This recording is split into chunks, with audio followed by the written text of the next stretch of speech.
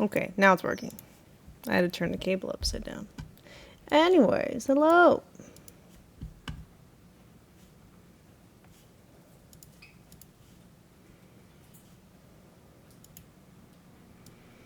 Now we are live.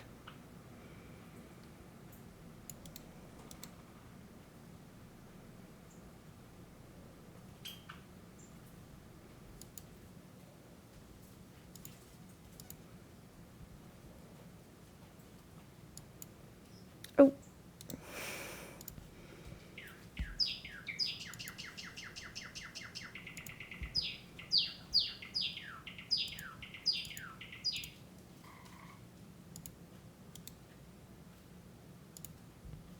There.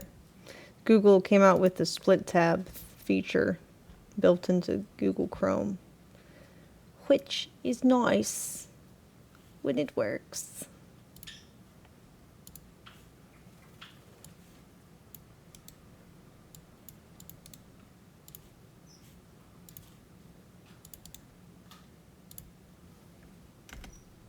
Just gonna put my chat in it only. There.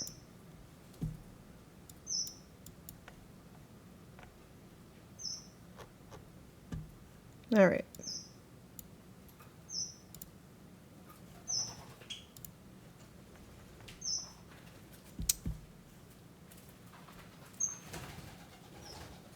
Okay. Now it's working. Someone from Kick says, I think I'm in love with your husband.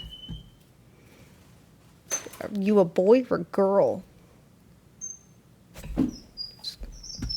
That's nice. Fight you.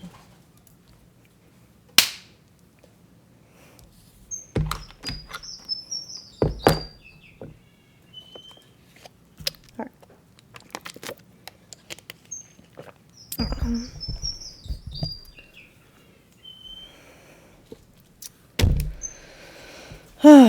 I just got back from hanging out with my family all day. And tomorrow I'm going to hang out with my mom all day. Which can be nice sometimes. My mom means well. Her personality is just liking to complain about nothing a lot, when we could just be enjoying the moment. It always has to be something wrong. Not enough to fix anything, but just enough to complain about it. So we'll pray for me. Pray for me to survive.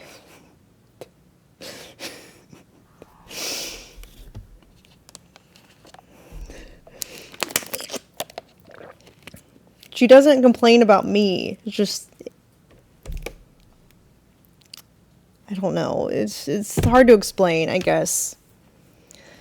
She'll be like, she'll always find, I mostly observe it between her and my father's dialogue. She'll always just find something to push back about, even though she doesn't want to actually push back. She just feels like she has to push back for some reason. I don't know where that personality gets developed. It'll be like, we went to see the Christmas lights the other day when they were driving me home from the Christmas concert at church. And she's like, oh, well, you know, they probably turn the lights off after 9. People got to sleep in the neighborhood, you know. I'm like, Mom, they don't do that. They're rich. They can afford the electricity, because it was like a rich neighborhood we were looking at. And then she'll just be like, well, you know, the lights hurt my eyes. I'm like, well, I mean, we don't have to go. She's like, no. We should go if y'all want to go. I'm getting tired, though. I'm like, well, you can fall asleep, Mom, in the car. It's fine. I'm not going to judge you. And she's just like, oh, well, and the sugar will probably kick in. And she's like, always has to be combative. Because she had dessert at the restaurant. She's like, oh, it'll kick in. Like, she just can't ever just, like, live in the moment without arguing about nothing. But she's not actually protesting. It's just, like, part of her, I don't know. It's not even a catchphrase. It's just, like, some people speak in normal sentences. She speaks in complaints. I don't know. It's weird. Oh, camera. All right. What are you doing? You were off all day.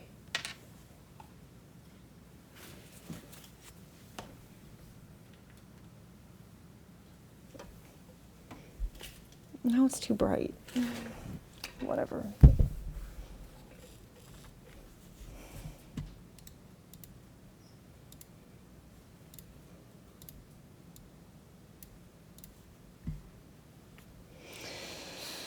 Anyways, no Steve baby anxiety. Maybe, I don't know.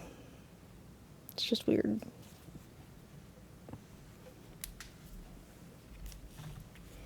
When it gets rough, tell her the earth is flat.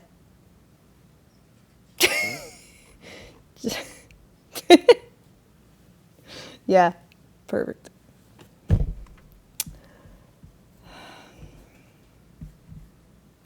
But anyways, we're going to see the Nutcracker, so that'll be fun. Well, I'll make sure I bring nuts to crack. Just like mid-performance. Really loudly, hopefully.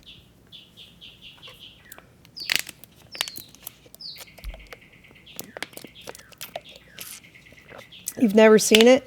I wish I could tell you that it's great, but you're not missing much. All right. I don't know. Why go then? Because Mom wants to go. It's part of her Christmas present because those tickets are expensive. I think it's just nostalgic for her, which I get.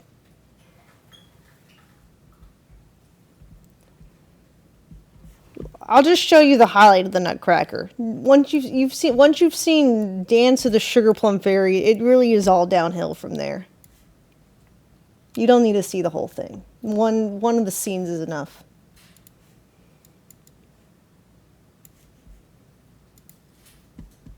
Someone tipped $9. Thank you. I don't know if that was supposed to be TTS. I don't even know if I have it enabled right now on this. Whoops. I just enabled it on this scene.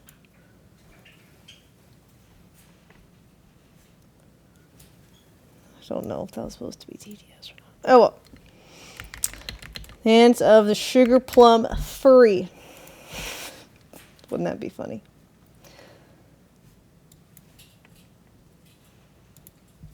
The Sugar Plum Furry. Kind of disturbing, actually. All sticky fur and everything.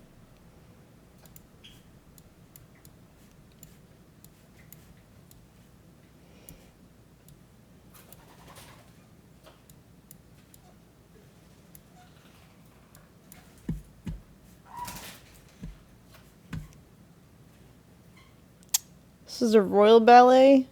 Sure, why not? That's probably as best. This is as best as it gets, probably.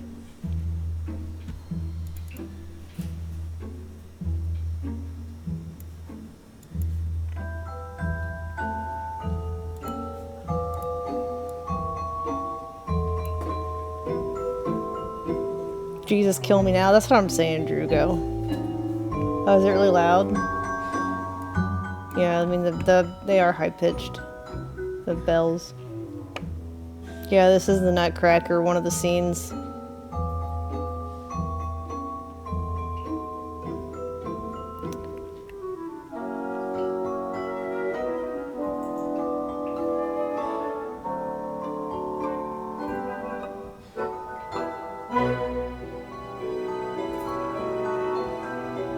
I'm probably gonna fall asleep during it.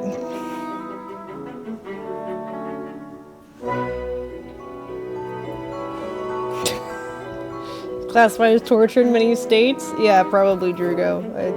I'm inclined to agree. But, you know, if Mom wants to go see it, then that's what we're doing.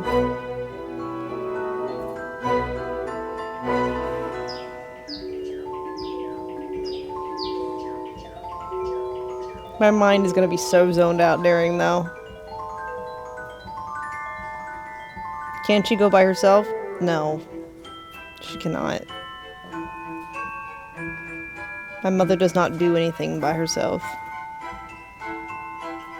Who would hear her complain if she was alone? Oh my goodness.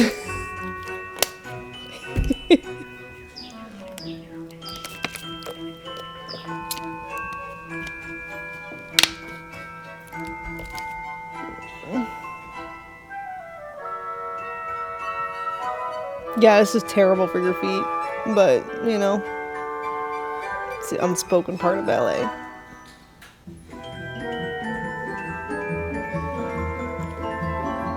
I feel like this is like the Olympics of ballet at this point. I mean, what other ballet goes on yearly, like on an international level? Like, I can't name a single other ballet, to be honest.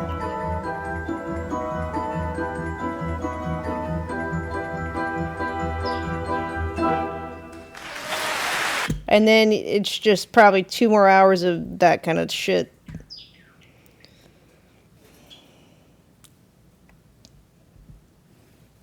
So fun.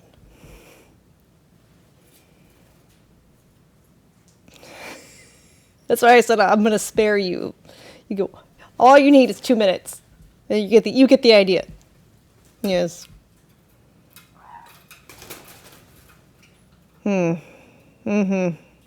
Or maybe not quite 2 hours. Maybe like hour 45 minutes if we're lucky, judging by these recordings.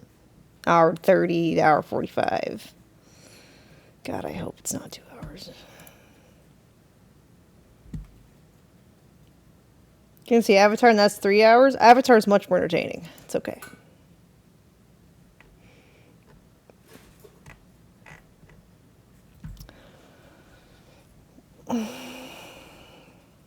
It'll be nice because it'll be 2 hours where my mom doesn't talk and complain, except maybe during the intermission. You gotta pick your poison: the complaints or watching the ballet. Yeah. Pros and cons.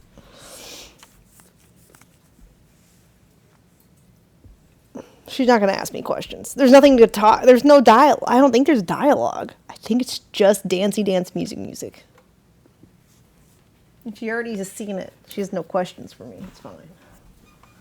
But she will be hanging out, I guess, in the afternoon. So she could be inquisitive then, I suppose. But hopefully she will be pleasant because I'm spending money on her.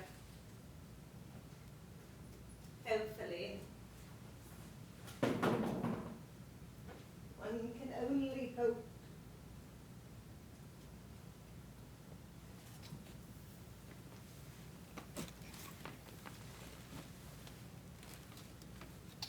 I think these are too heavy right now.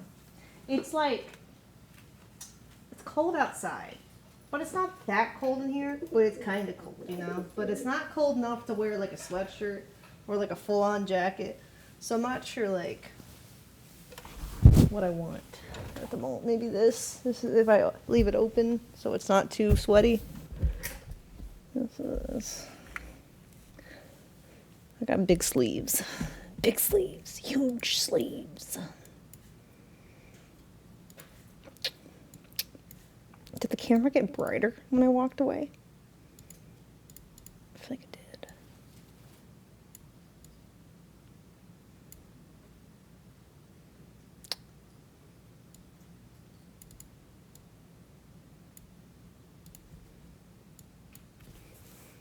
Okay.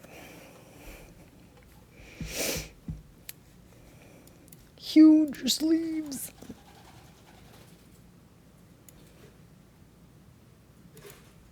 It's a bit nippy today. It's just a bit. Secret from who? I don't know. It's how I combat the haters.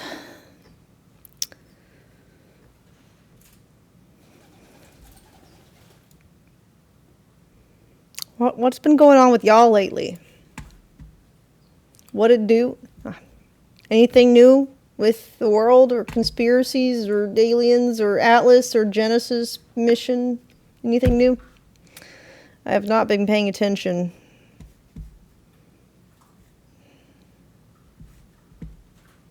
No. Yeah, any new tunnel openings? Probably not. No reptilian agenda news.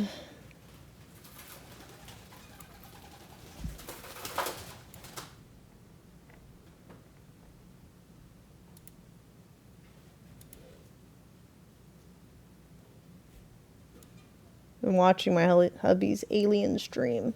Shee! Well, that's fun. Maybe.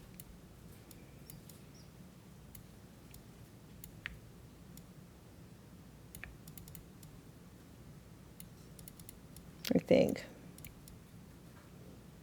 I don't know. I haven't been watching. Have they seen any aliens yet?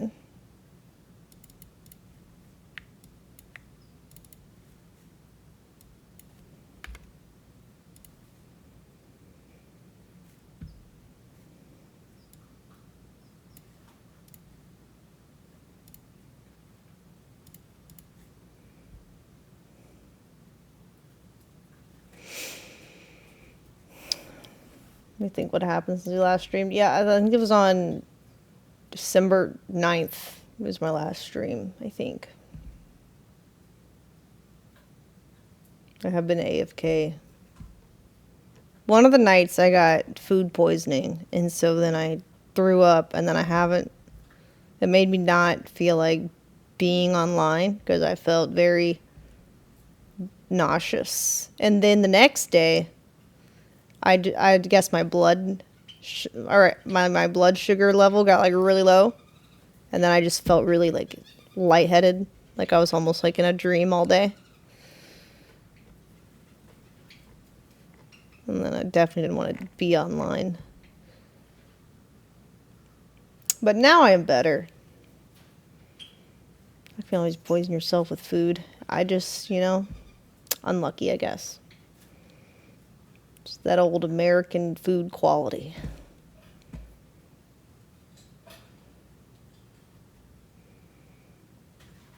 Yeah, spent more time with family. Yes. Yes, yes, yes.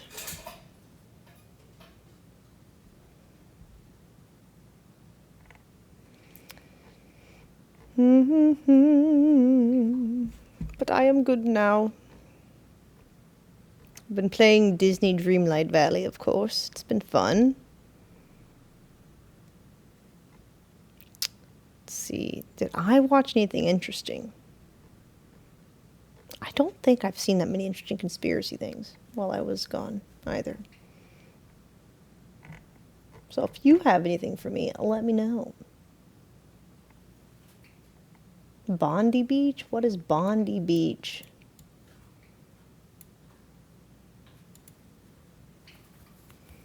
Why, camera? Oh my god. Every time I get my camera quality to be the color I want, it resets on me. Fuck you. Why are you doing this to me? What am I gonna do? Terror shooting? Oh, I didn't hear about it. I don't watch the news or check it, I guess.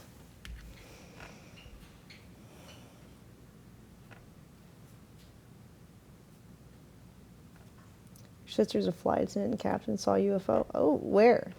Is there pics or videos?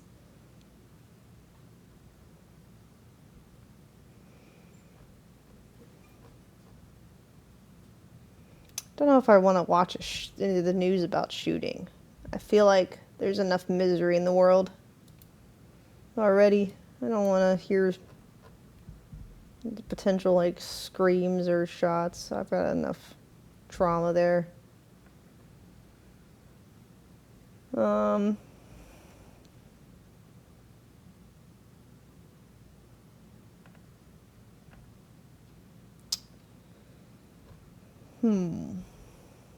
Spend more time with offline folks. Yeah, I have been. It's been really nice, actually. Returning back into society, sort of.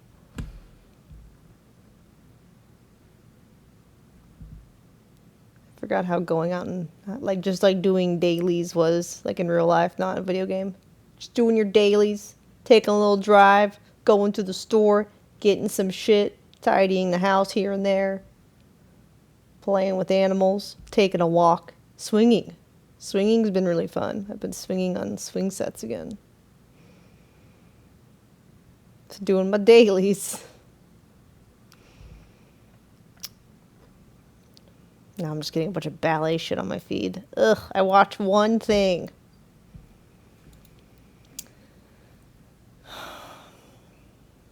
Oh, God. Don't need the Danny DeVito alien eels. Oh, no, wait.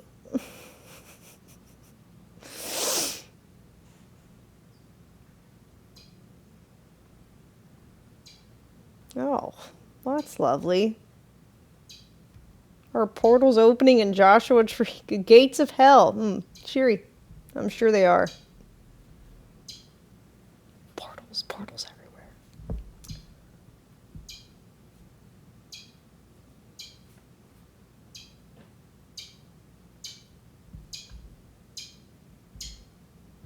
So what do we think the Atlas 3, whatever, is it an I or is it a 1? I guess it's an I. What is the Atlas? Do we know? You sent me a Y files? Okay. Let me take a looks.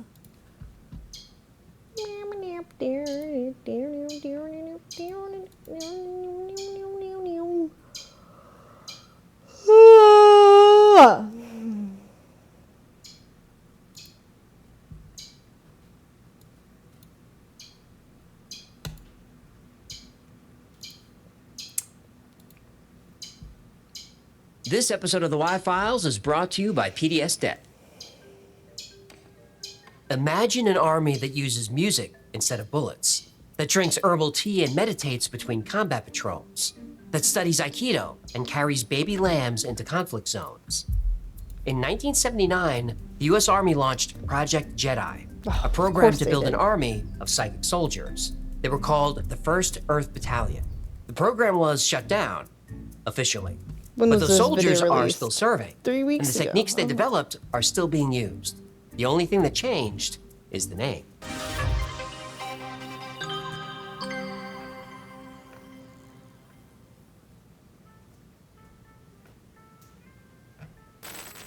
There you are. I have 17 missed calls from you. Oh, yeah. Look, I need to borrow the company card. It's kind of an emergency.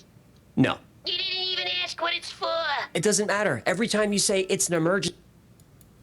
Is thriving. Last time, Gertie's suing you? That was the beef. Just Escape debt with proof that bills or collect EEB. times you gotta handle your own package. Yeah. Okay, great.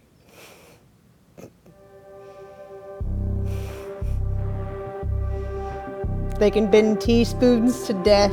It's 0900 hours at Fort Bragg, North Carolina. With their fingers out. At the Special Warfare Center, soldiers run urban combat drills. Paratroopers practice jumps. And at Building 41156, another unit runs a different kind of drill. They're trying to kill goats with their minds. The fuck? Savelli stares at specimen 17, the 2-year-old brown and white goat. The room is silent because the goats are silent. Their vocal cords were removed to keep them quiet during these experiments. Oh, so you can't hear For the 20 torture. minutes, Savelli stares. Great. Then the goat's ears start to twitch. Its eyes roll back. It falls over. A military veterinarian checks the animal. Its heart stopped. The experiment worked. These are the men who stare at goats. And if you saw the movie with George Clooney, it wasn't fiction. It was a real U.S. Army program called the 1st Earth Battalion. Ew, have any men tried staring at cats? Stop it. The unit was created by Lieutenant Colonel Jim Shannon, a decorated Vietnam veteran with one of the most unusual records in military history.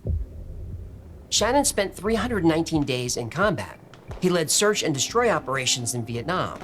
His unit was part of the 173rd Airborne Brigade, one of the first major Army units deployed to Vietnam in 1965. They operated in the Iron Triangle, one of the war's deadliest zones. The 173rd suffered massive casualties.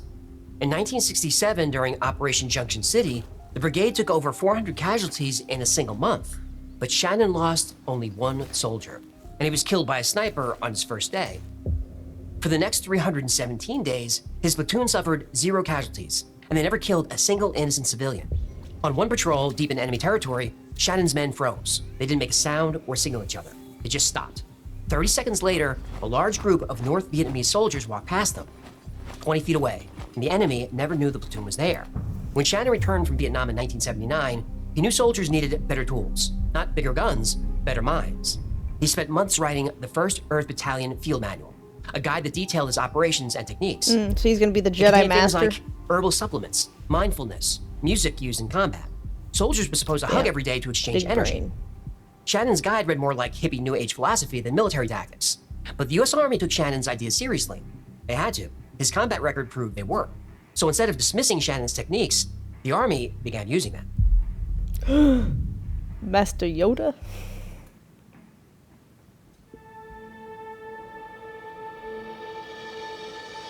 Jim Shannon believed he had a special kind of intuition that saved his platoon in Vietnam, and he wanted to teach that skill to the entire US Army. And all those techniques are outlined in the 1st Earth Battalion Field Manual. And this might sound made up, but it's a real document, and you can read it right now. It's been declassified and archived online. Shannon wrote it at Fort Leavenworth in 1979. He taught future generals from 11 nations while he developed his vision for warfare's future. The manual was a self-help book for creating warrior monks. Soldiers would receive ginseng regulators, natural supplements for night vision, and divining rods for locating hidden enemies. For hand-to-hand combat, pressure points from Tai Chi. And these weren't just to disable enemies, but to heal wounded allies. Shiatsu massage for combat first aid. Hypnotherapy for weapons effectiveness. The manual also covered hygiene and affection. A specific hand soap cost $7,600 a gallon. Shannon claimed it had mystical capabilities that could alter time. Then there was the warrior hug. Soldiers were expected to hug each other 3 times a day to exchange energy. Did he look into the benefits of a little friendly towel snapping? I don't think so. Even the uniform was unique. Biodegradable materials that wouldn't harm the environment. Built-in solar panels for charging equipment. And color-changing fabric that adapts to surroundings. There were embedded health sensors to monitor vital signs in real time. And Shannon described all this in 1979. Smart fabrics, wearable health monitors, adaptive camouflage, technology that wouldn't exist for another 30 years. Now, the unit's command center wouldn't be a sterile room with maps and radios. It would be a cerebral environment with breathing exercises, relaxation music, and isolation tanks. Commanders would float in darkness to achieve expanded consciousness for better decision-making. It sounds like a tech startup. Did they have beanbag chairs and kombucha on tap, too? Actually, yes. Shannon taught something very similar to modern biohacking. I knew it! Zuckerberg is a warrior monk! A lizard warrior monk. One of the crazy things when you do these live Q&As is some of them are very silly. So we got one. Mark, are the allegations true that you are secretly a lizard? I'm gonna have to go with no on that. I am not a lizard. But keep the high quality comments coming in. There were lots of food recommendations. No more turkey loaf sea rations. Instead, they ate algae-based protein bars, dehydrated vegetable cubes, and fasting protocols were designed to enhance mental clarity. Then there was psychotronics, the use of sound frequencies to affect the mental states of the enemy. In November 1979, Shannon presented the 1st Earth Battalion Manual at the Task Force Delta Conference. Military leaders from multiple commands attended. And when they heard Shannon's ideas, they didn't laugh. They took notes. One general specifically was fascinated, General Max Thurman, future commander of the 1989 invasion of Panama, and considered one of the Army's most brilliant strategic minds. After the presentation, Thurman pulled Shannon aside with an offer: build and lead the 1st Battalion. Not on paper, not in class, in combat. Build it! Assemble the armies. General Max Thurman saw the potential in Shannon's manual, and he wanted him to lead the new unit into battle. Shannon said no. He felt the 1st Earth Battalion was more powerful as a concept than as a literal fighting force. He believed the 1st Battalion should fight for the planet, not just for the United States. He wanted troops to carry loudspeakers into hostile territory to play indigenous music and words of peace. He wanted soldiers to bring baby lambs into combat zones as living symbols of nonviolence. Hold on. The guy who murders goats says goats are symbols of nonviolence, huh? I admit, I see the contradiction. Shannon even described a sparkly eye technique, a form of nonverbal influence to calm enemies through eye contact. Yeah, sparkly eye technique. That's not a combat strategy. That's how I ended up with 3 ex-wives and guppy support payments up the wazoo. So Shannon passed, but the Army didn't need him. They had his field manual. And by 1980, Special Forces operators meditated before weapons drills and practiced Aikido in full combat gear. They studied ancient martial arts pressure points between live-fire exercises. They implemented Shannon's nutrition strategies, intermittent fasting, optimized macronutrients, supplements for cognitive enhancement. In 1979, military nutritionists dismissed this as hippie nonsense. Now it's standard practice. Nonsense. At Fort Bragg, in a classified facility, Project Jedi tested whether human minds could be weaponized. The GOAT lab was just the beginning. The program's biggest champion was Major General Albert Stubblebine III, He West looks Point like he's seen graduate, some master's shit. degree in chemical engineering, 32 years of Bro military looks service. cooked. Stubblebine was commander of the U.S. Army Intelligence and Security Command, INSCOM, responsible for all Army intelligence operations around the world. 16,000 soldiers under his command, every spy, every analyst, every codebreaker. He stood in his office in the Pentagon. He stared at the wall across from his desk. He took a breath, focused his mind, and ran straight into the wall. Platform He hit 9 his and head 3/4? hard. Oh, Again, okay. Well, and again. Oh, and we're again. trying to? Stubblebine Alright. believed he could walk through walls. He figured that atoms are mostly empty space, and if he could just get his own atoms to align with the wall's atoms, he would slip Eventually, right through. he broke the wall. practiced every day. He also tried to levitate, which probably didn't work either. Sometimes Stubblebine stood on his porch and stared at the sky. He tried to break clouds with his mind. A major general. He screamed mentally at cumulus clouds until they disappeared. This man commanded Army intelligence during the height of the Cold War. He's in the Military Intelligence Hall of Fame, and he was absolutely convinced that Jim Shannon's 1st Earth Battalion manual was a blueprint for the future of warfare. Under Stubblebine's command, the military's psychic programs escalated. He hosted spoon-bending parties. High-ranking officers were required to attend. They gathered in a room with silverware. They stared at the metal until it melted. Some of them swore it worked. He brought in psychic Uri Geller. Stubblebine wanted to know if Geller could telepathically erase computer disks, or even better, possibly trigger nuclear launch codes. And Stubblebine had believers everywhere. Colonels, majors, intelligence officers. They'd all read the 1st Earth Battalion manual and they saw the possibility. Millions were invested in classified psychic warfare programs, driven by the fear that the Soviets were doing the same Okay, thing. chat. Do you think anyone has actually bent the spoon with their mind? Like, do you think that it's real?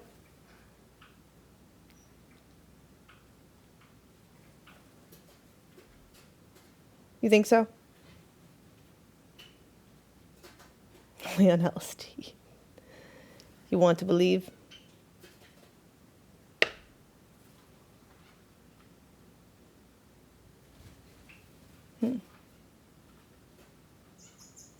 There's a lot of fakers. Yeah, I feel like there would be a lot of fakers.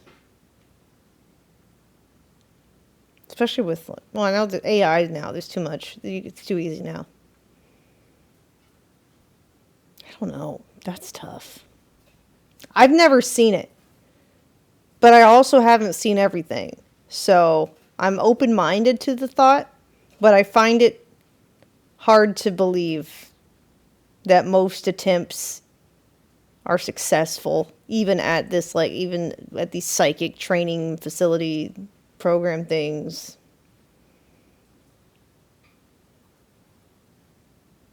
I don't know. Everyone, start trying now.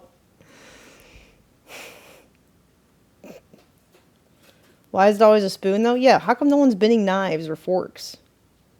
That is true. Interesting.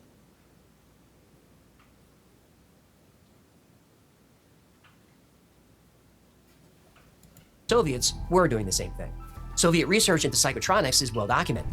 The Cold War wasn't just missiles and tanks, it was minds. And whoever harnessed human consciousness first would have an unbeatable advantage. So Stubblebine gave the order. The psychic programs were going operational.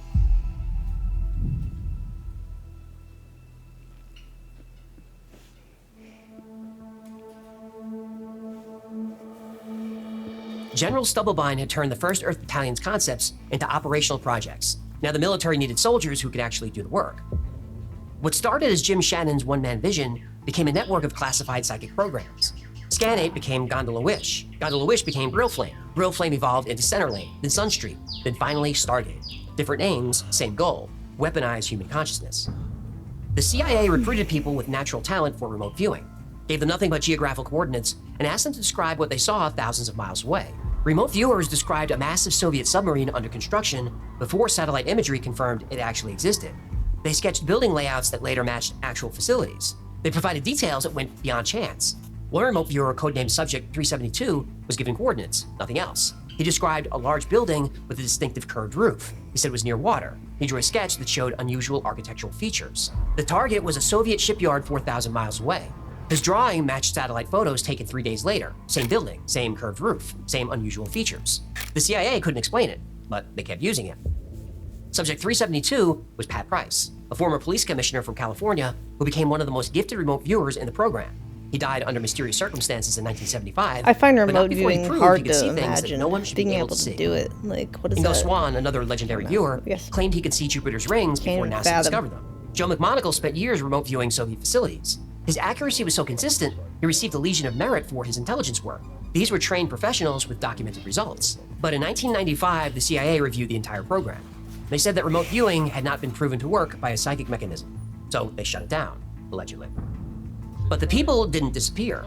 Major General Stubblebine retired and founded SciTech, a private remote viewing company.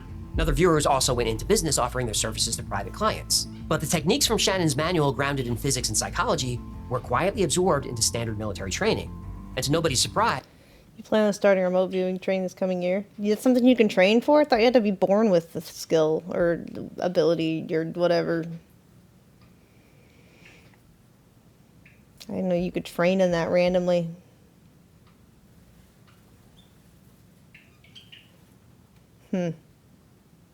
It can be taught? Ugh, I don't know if I'd want to learn.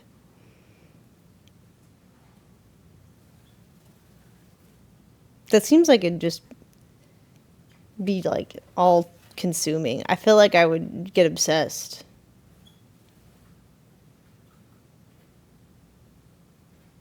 I don't know. I feel like that's too hardcore for me. I think I would pass if I was offered. as these techniques worked. Don't think so. Mm-mm.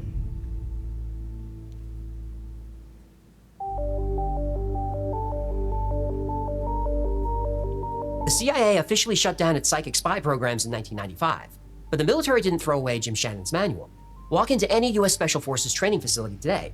You won't find soldiers staring at goats, and you won't see generals running into walls, but you will see other techniques from the First Earth Field Manual. Special operators practice controlled breathing before high-stress exercises. Navy SEALs use mindfulness techniques to maintain focus during operations, and Army Rangers train in heightened sensory perception doing and this stream intuitive right threat now. detection. Shannon provided the philosophy, the modern Army provided the budget. In the 90s, the Army released two documents, Force 21 and the Army After Next. And these documents are almost identical to Shannon's manual. They just removed the hippie language. Neuroscience confirms what Shannon intuitively understood. The prefrontal cortex responds to meditation. The parasympathetic Wait, hold on. You have to open yourself to other things you can't normally see. You mean like demons and shit? Because that, I feel like people think they want to be able to see it, but I don't think you'd actually want to be able to see demons and stuff. Because if you can see them, it's easier to be afraid of them. And when you're afraid of them, that's when you get fucked up. Because they need to prey on your fear and shit.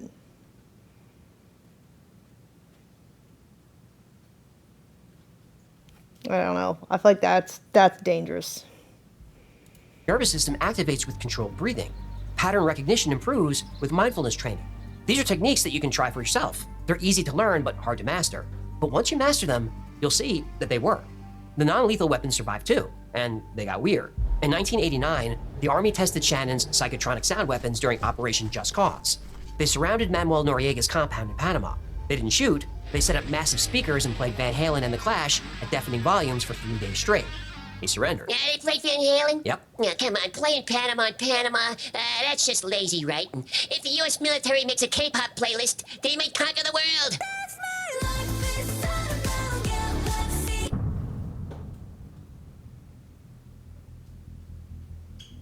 In 1994, the Air Force Wright Laboratory proposed a halitosis bomb, a chemical weapon to give enemies severe bad breath. Ugh, I guess it's still better than the flatulence grenade. Then came the gay bomb. They wanted to spray aphrodisiacs over enemy troops to make them sexually attracted to each other. It was a real funded Just like Pokemon out here. proposal. Oh, did the K-pop work? I didn't ask and they didn't tell. Yeah, nice. Skitty Other used non-lethal to technologies Shannon envisioned are now standard equipment. You're immobilized. Sticky foam that immobilizes targets. Common techniques for crowd control. Electronic vehicle stopping devices. Colonel John Alexander, a former member of the 1st Earth Battalion, became known as the father of non-lethal weaponry. And Shannon had a technique called omnidirectional thought, when today the Army calls it multi-domain operations. The idea is that soldiers have to perceive threats across land, air, sea, cyber, and space simultaneously. The warrior hug is also used. Soldiers build emotional bonds through physical contact. Oh, did they get hit with the K-bomb? No, but this became the foundation for modern combat psychology. In units that emphasize team cohesion and emotional support, they show lower rates of PTSD. Modern counterinsurgency emphasizes winning hearts and minds. Special forces train in cultural sensitivity, language skills, and community engagement. It's warrior diplomacy. All of these techniques come from Jim Shannon, so his vision wasn't wrong. In fact, it was way ahead of its time.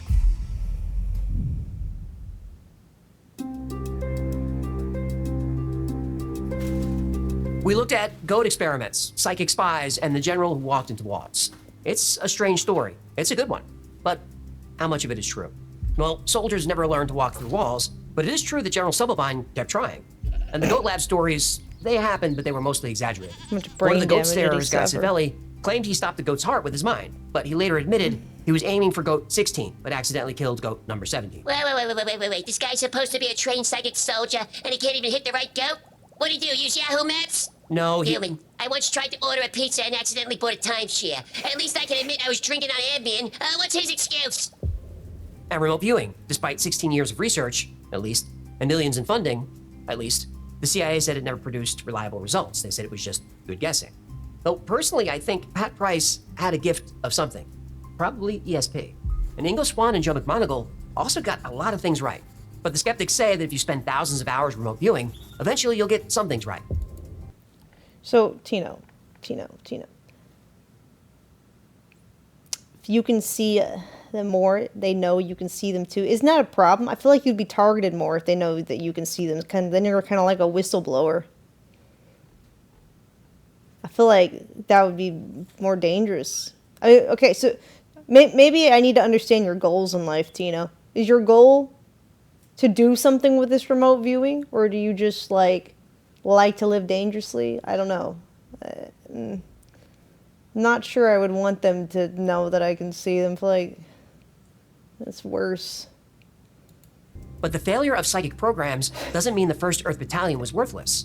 In high-stress situations, the human mind is capable of far more than we realize. Shannon's Vietnam platoon proved that. His soldiers weren't psychic, they were just really well trained. If you can develop a high sense of situational awareness, it looks like predicting the future when it's done right. And soldiers who can settle their minds during combat can compartmentalize fear and make better decisions.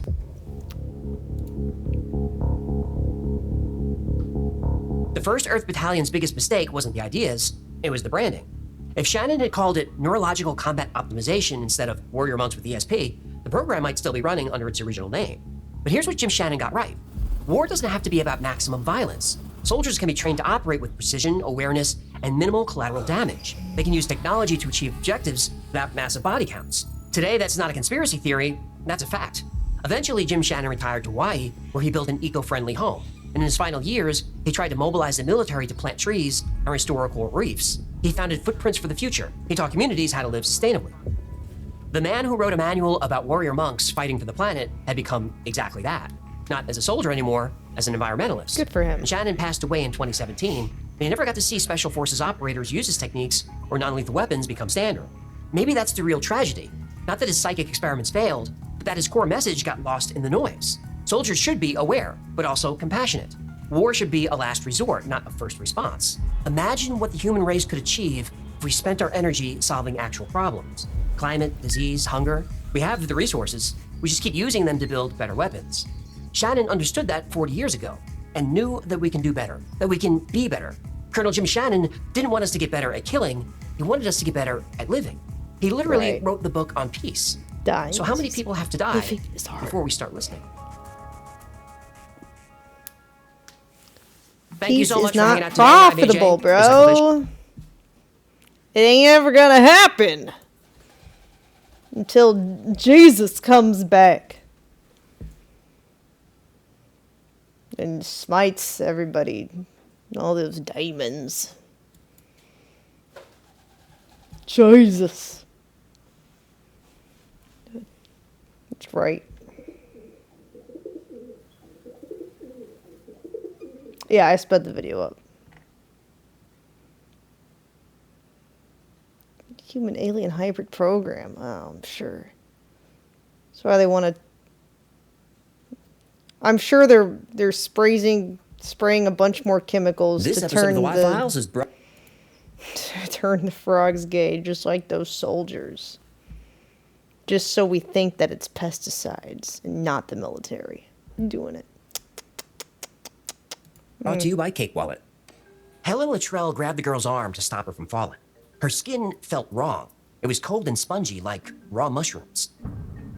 Then the sunglasses slid down the girl's face, and for the first time, Helen saw her eyes. They were large, too large, and they were dark green with vertical pupils like a cat. Helen couldn't look away when the girl's thoughts flooded directly into her mind. She was terrified.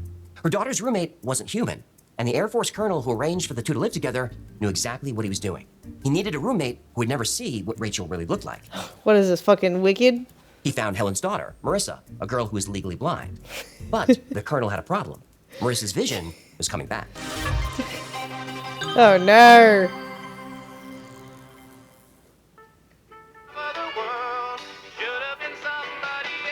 Yeah, Not Huey, revealing, just a good Huey, story? We have a catastrophic situation. I'm trying to relax and watch my stories. Oh, I'm sorry to interrupt you. You can buy your... Helen's daughter, Marissa Luttrell, lost her vision at 13, a complication from childhood diabetes. That would make going to college challenging.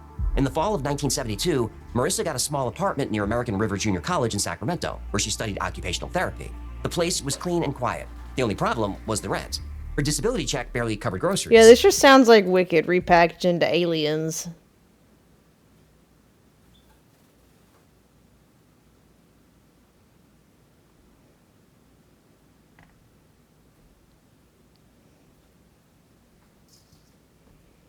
I don't know. I feel like it's gonna be not worth my time. Aliens.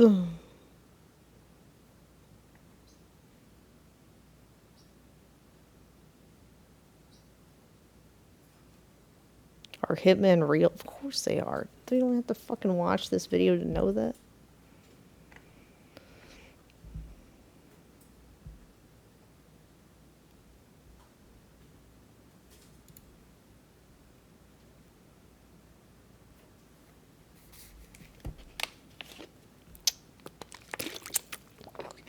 All right, let me get the boring.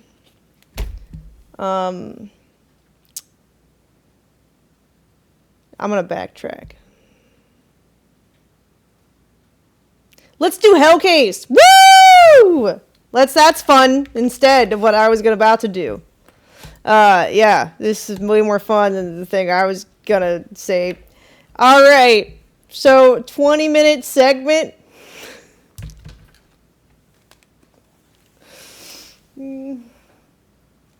And then we can do something else. Now you're curious, though? I was going to say Dreamlight Valley, play my boring game. But we're going to instead do something super fun, like Hellcase. Let me take my screenshot of the timer. Okay.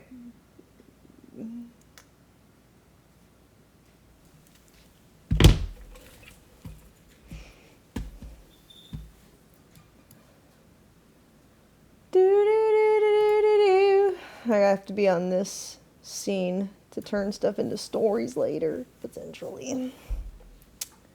Instagram.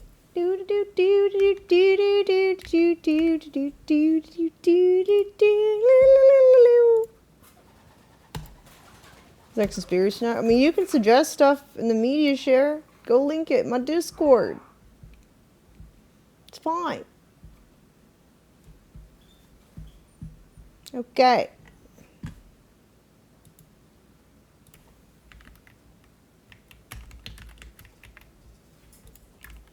Play my little music. Oh gosh, it's super speed. There we go. Okay. Oh, I'm on the wrong browser.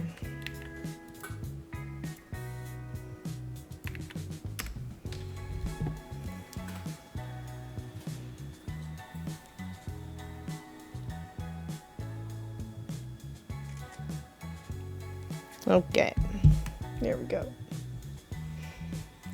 Let's check out my giveaway from last time. My giveaways, history of my giveaways. Giveaways been started. Slayer has won. Woo! Let me start a new giveaway. I gotta make it private this time. Private. Ammo 9.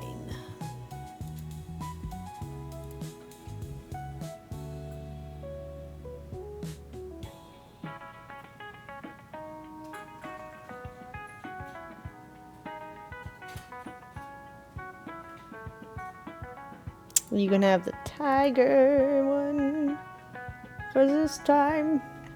Let's make it shorter as well. End it on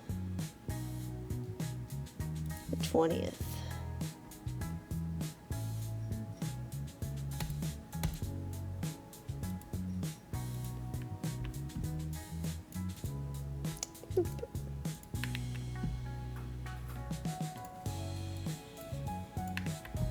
There we go.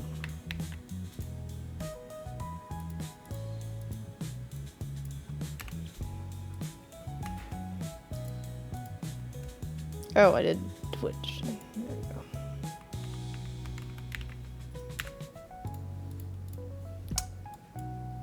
Ay, ay, ay, ay, ay.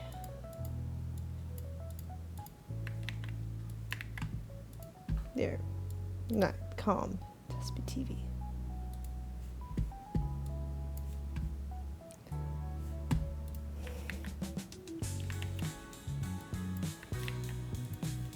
Create. Oh, I have to name it 10.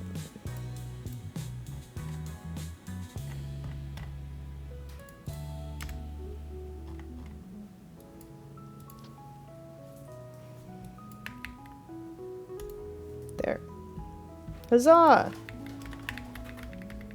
Put the link in the chat.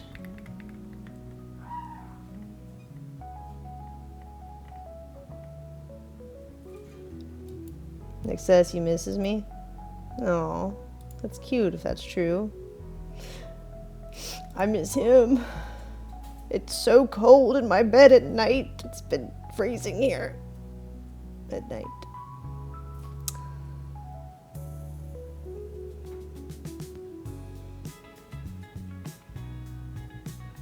Let's see. Okay, dokie. So now we have this giveaway going on.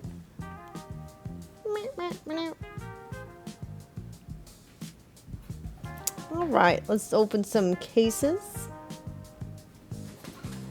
Oh, what are these? What are these cases? Nah, it just has not. Whoa, that's a lot of knives. Shit. It's almost too many things that you could get. But hey, what if we get something good though? I'm gonna try one. 150.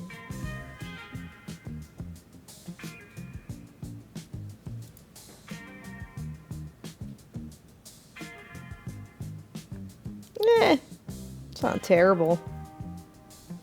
I got one worth 85. Could be worse. Oh, that would have been nice.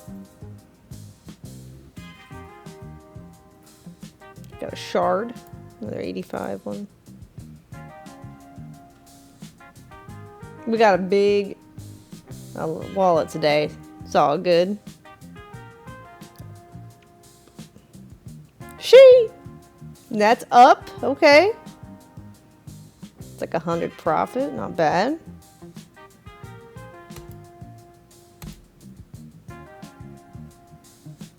Let's see. Let's see. Someone pulled $1,300 one. That's crazy.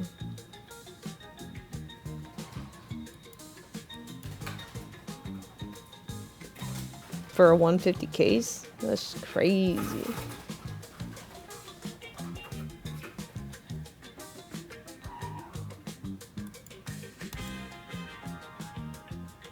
It's not terrible odds right now.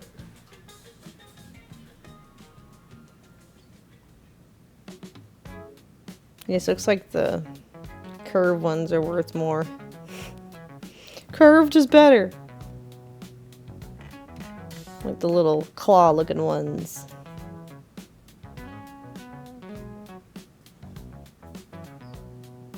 This one looks like a shark to me. Like a little shark fin. Boo-doo-doo-ba-doo.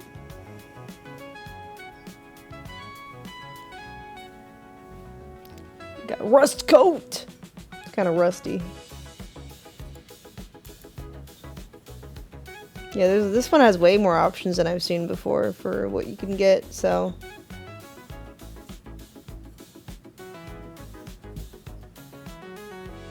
Oh, that's a big one. 646. Dang, that's pretty good. And we got a shard too. Shee.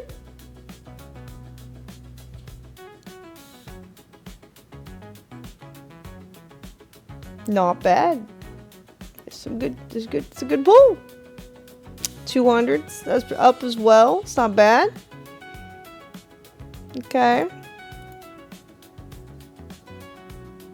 Keep some of them for upgrading.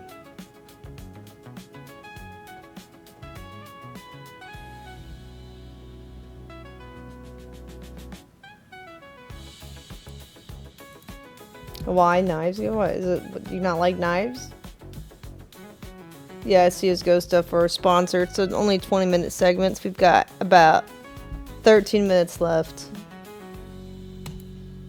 in our segment. Opening some cases. We'll try some upgrading. There's also a giveaway going on right now. It's free for if you make a Hellcase account. You can check it out if you like CSGO or whatever.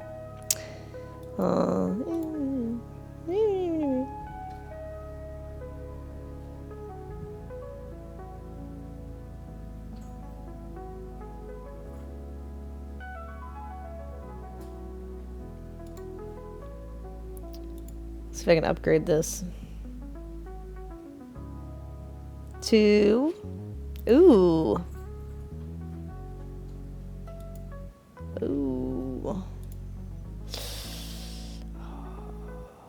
These are cool. I like these gloves. Let's see if I can get it. The upgrade.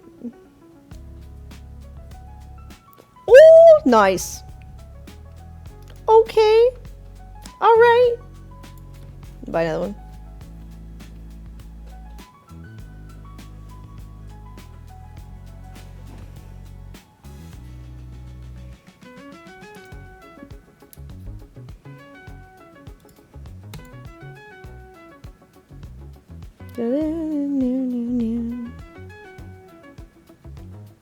Oh, those almost pretty colors.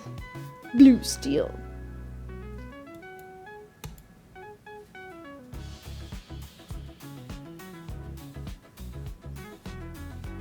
Got that safari mesh. Let's go try the upgrade now. Let's see.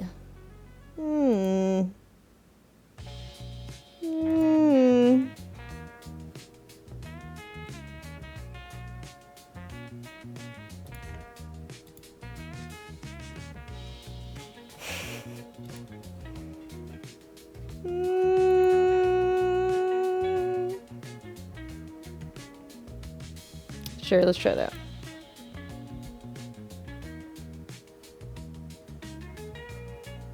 Oh, no, didn't get it. It's okay. Do another one.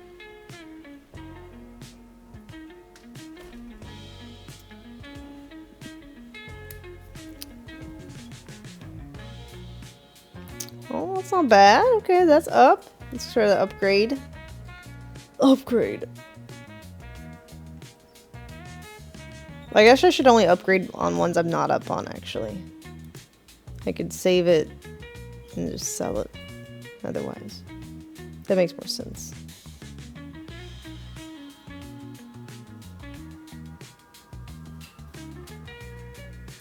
Okay.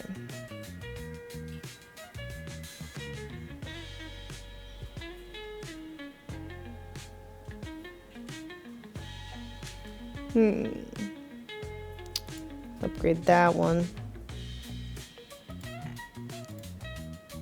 Fire. Upgrade. Nice.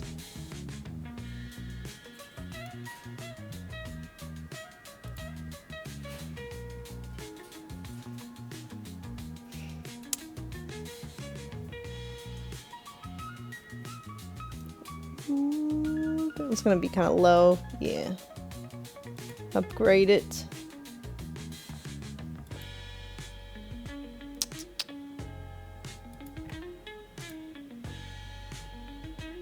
Maybe.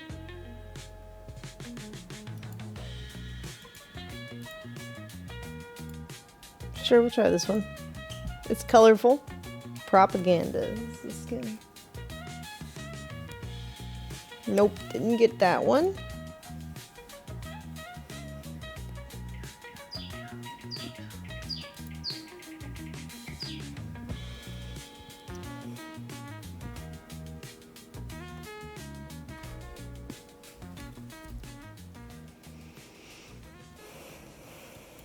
Try the upgrade. Oh, it's okay.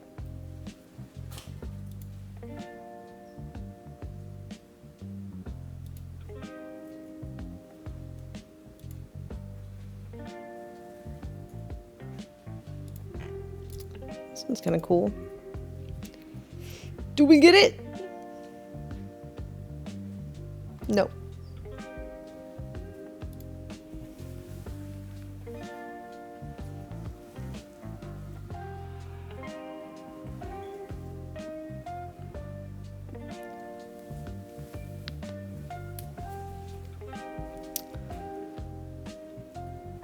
All right. That's pretty good. It was almost 300.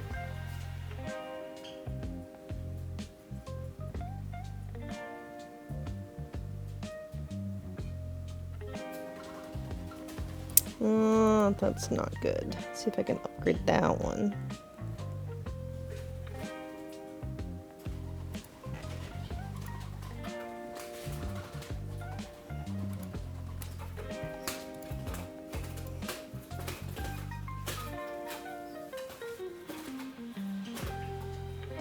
Nope, didn't get that one.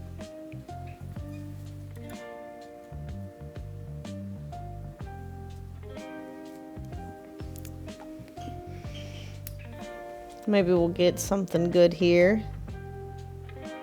Oh, I should upgrade that.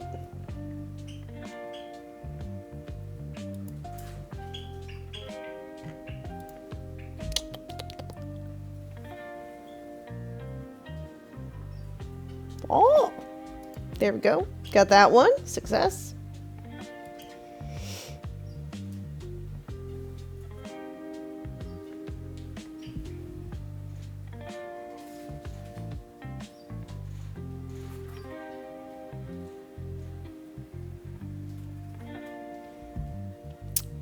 Meh.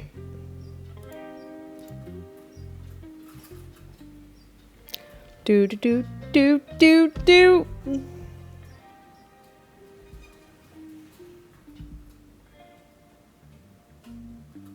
That was really bad.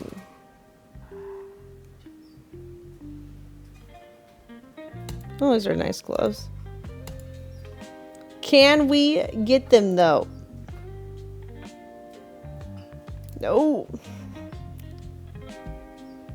She just hates me right now. We had a few good pulls with this box. I'm not terribly disappointed in it, but it seems like our luck might have run out. All right, let's try a different one.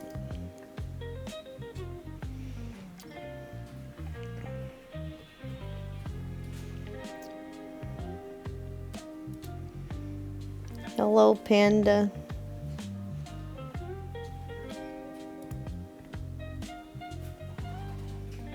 Panda knives. Though I haven't seen any pandas on these knives. I don't know why they're called that.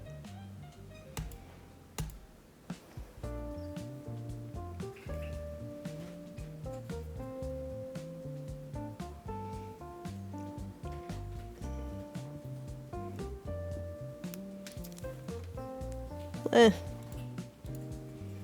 These are subpar as well.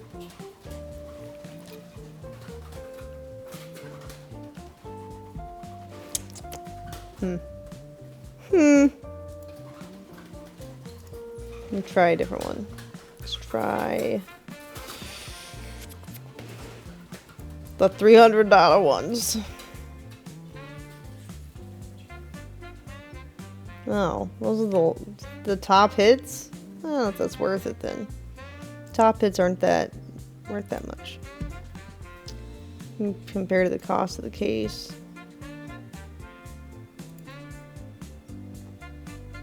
This one's got a good one. Try this one.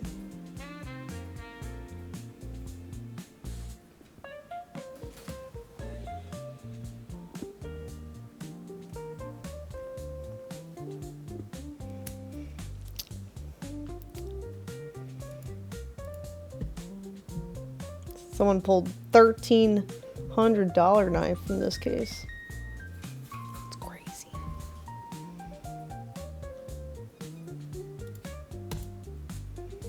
So far, though, I'm not doing well with it.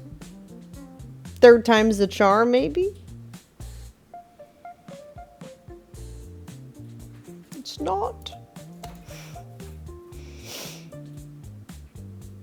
Nick is trying to raid. Nick raided me. Wow. Thank you. You're almost done with this CS segment.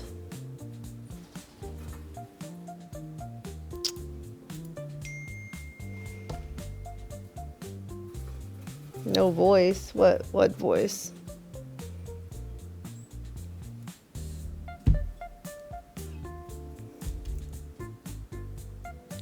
Oh, he lost his voice? Did he yap too much in the cold? The dry air? So sinus infection? Oh man. Sick? Oh no. It's not fun.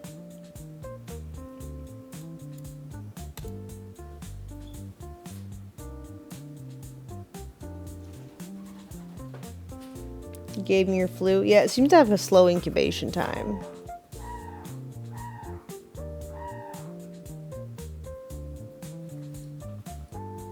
That's why it's going through like the whole house and family very slowly. Because it's like you don't get sick until after a few days of being exposed to it. So you don't know you're sick and then it creeps up on you.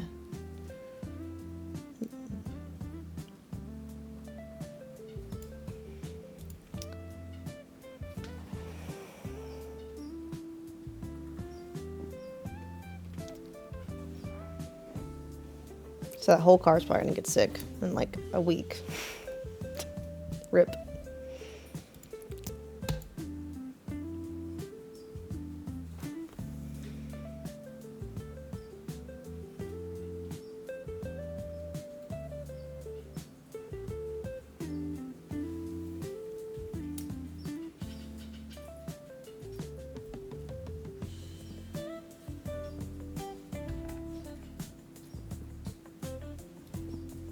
Your family all got exposed at the same time? Dang, that sucks. Alright, what if I do like 3 at once?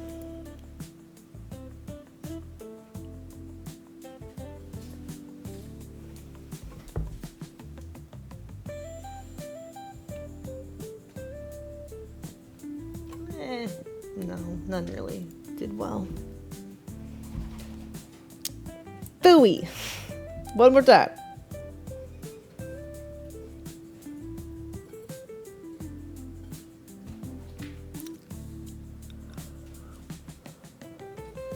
Woo! We finally got one.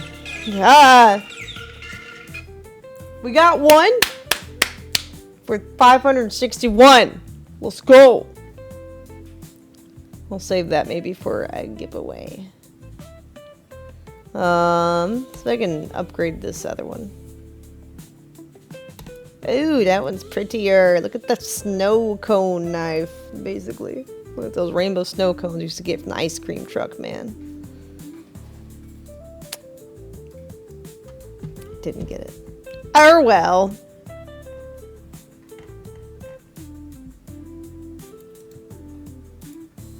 Check out the giveaway. Anyone enter yet? 8 people have entered. Nice. I'll put the link in the chat one more time for you. And then we'll draw the winner on 4 days. I think it's Friday, right? I think I put Friday on there. Sounds about right. Friday. Sweet.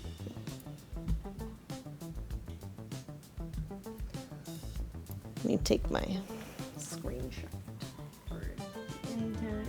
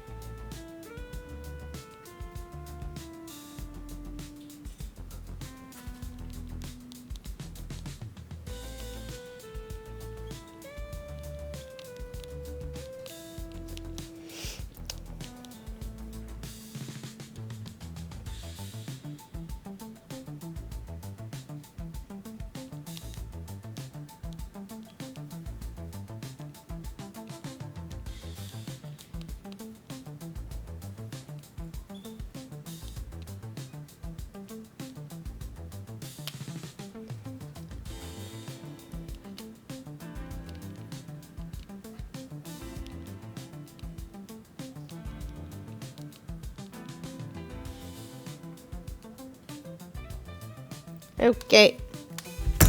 Linked it there.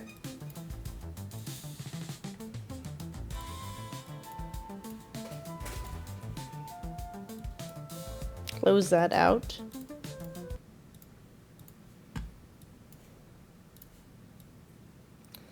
Bloop.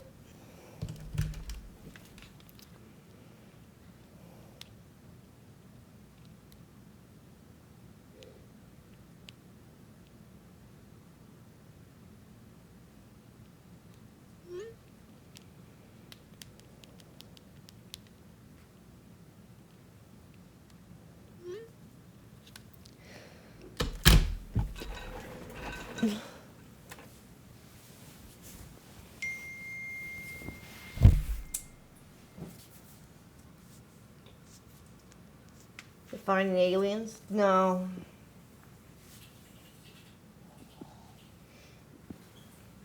Not yet, I guess. But I don't know if they've actually looked. I don't know. Has there been like an active search yet, or was it too cold?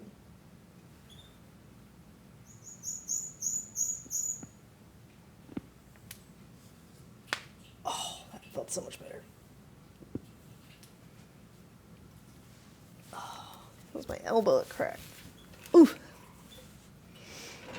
Do I play CSGO? No, I do not. No, I don't. So you might ask, Amouranth, why did they approach you for the sponsorship? And fuck if I know, but you're welcome for all the giveaways.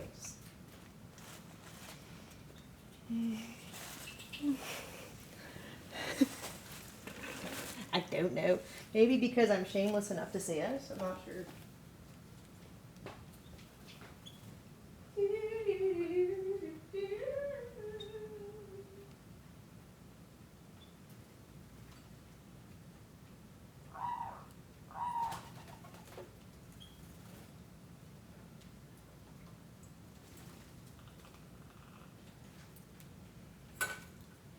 I found a lighter jacket, shacket, shirt thing. This will work. Ah, that's like the perfect amount. Paint goes good with green. Okay.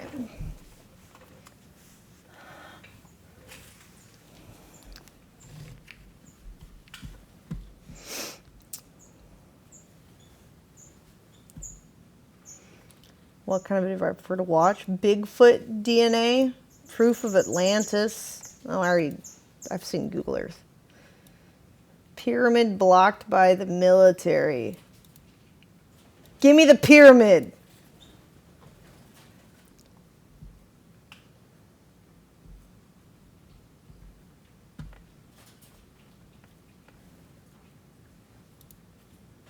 And he really wants to be banned. I mean, I guess.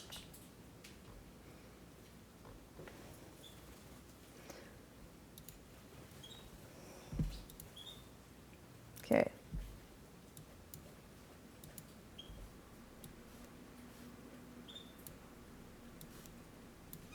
Give me that damn pyramid.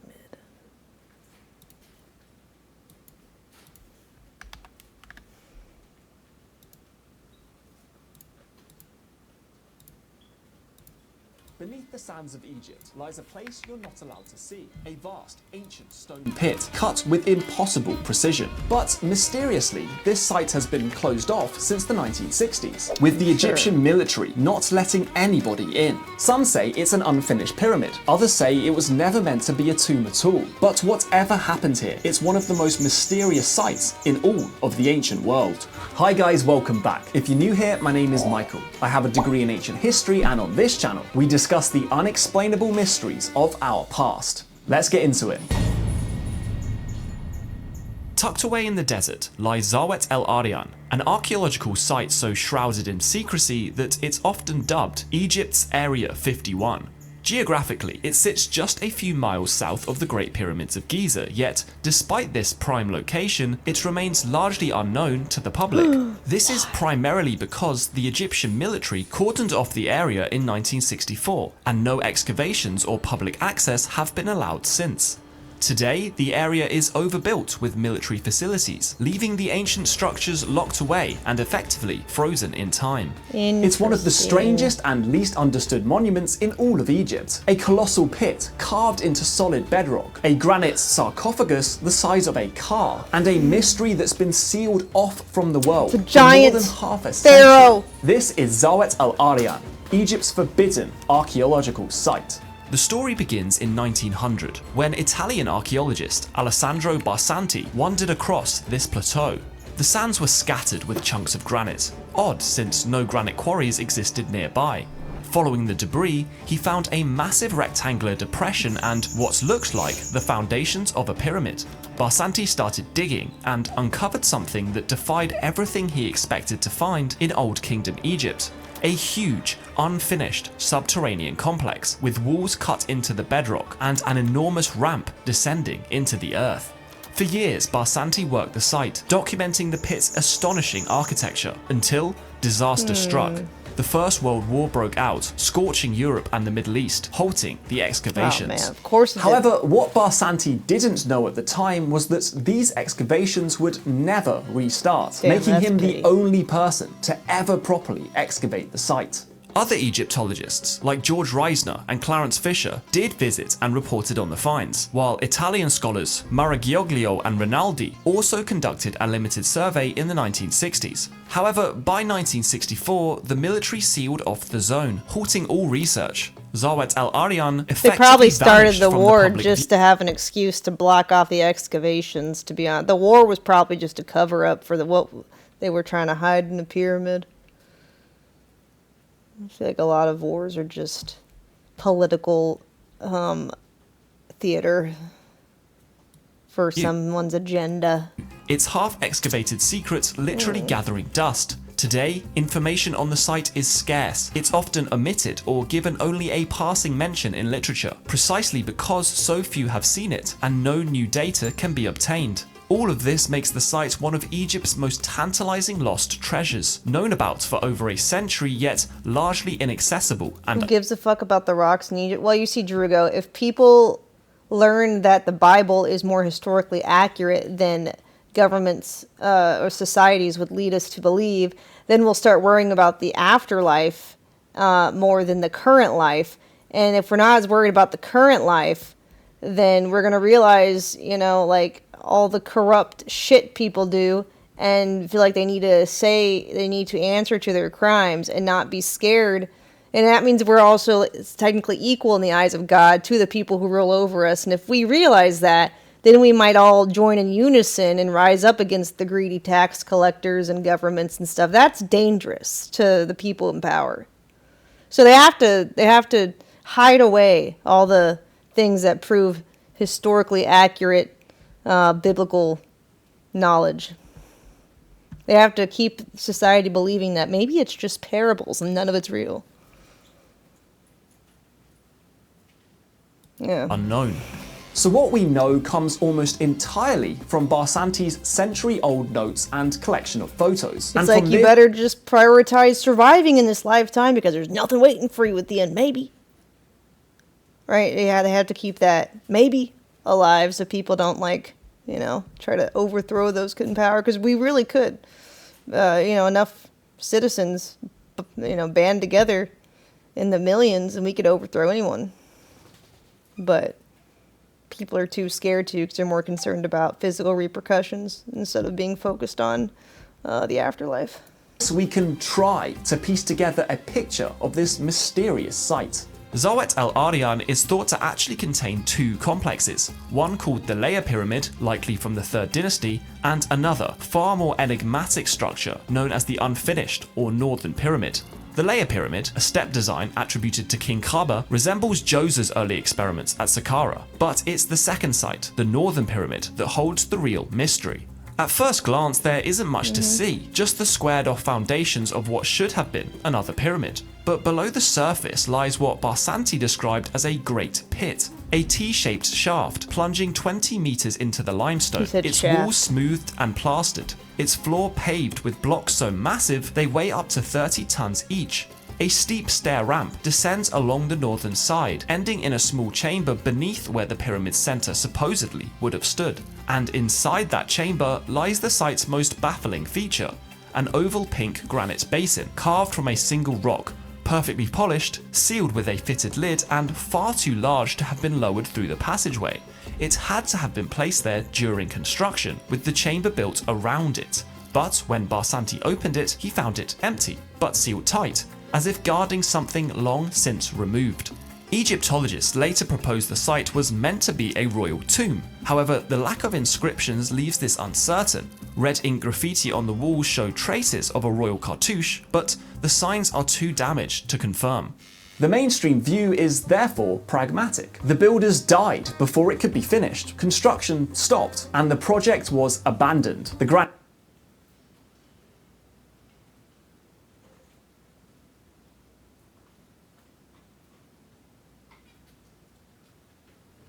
I wonder how they would have died. Maybe a huge flood. Or maybe they were sought out kind of like after flood giants in America and killed by the Native Americans. Granite tank was to be the sarcophagus, the pit, the substructure of a pyramid that never rose above the sand. But even the experts admit that something about this doesn't quite fit. Enter Keith Hamilton, an independent researcher who re-examined Barsanti's drawings, photos and measurements in detail. His study, The Great Pit of Zayat al-Aryan, A Layman's Guide, offers one of the most rigorous modern interpretations of what this structure might actually have been. Hamilton points out that the layout is unlike any known pyramid tomb. The chamber sits directly beneath the open sky, with no evidence of the long descending corridors typical of Egyptian royal burials. The floor blocks were interlocked with precision rarely seen even at Giza, alternating granite and limestone in an intentional pattern that looks engineered to bear immense weight or pressure. He also noticed something curious. The granite tank isn't centered like a coffin would be. Instead, it's offset and partly sunk into the floor, with channels carved nearby that once could have carried liquids. To Hamilton, this hints that the structure might not have been used for burial at all, but part of a larger giant hot tub? Mechanical or hydraulic system, possibly involving water. If true, then calling it the unfinished pyramid may be misleading. Perhaps it was finished for its intended... Alright guys, if we get enough subscribers during this hot tub stream, we perform death by snoo snoo. Alright, let's make it happen, people. Just not the one we assume. Whatever its function, however, the craftsmanship is extraordinary. The builders achieved tight tolerances and right angles through tens of meters of solid bedrock, without copper tools strong enough to easily cut granite. The oval tank's surface was so smooth that Egypt's director of antiquities at the time described it, saying, quote, "Nowhere is the power and mastery of the old Egyptian architects so suddenly and strongly obvious as here." And yet, after all that precision, the project simply stops. The ramp ends abruptly. The walls rise halfway as if the workers vanished overnight. There are no burial goods, no mummies, no signs of reuse, no signs of burial at all. Only silence and mystery.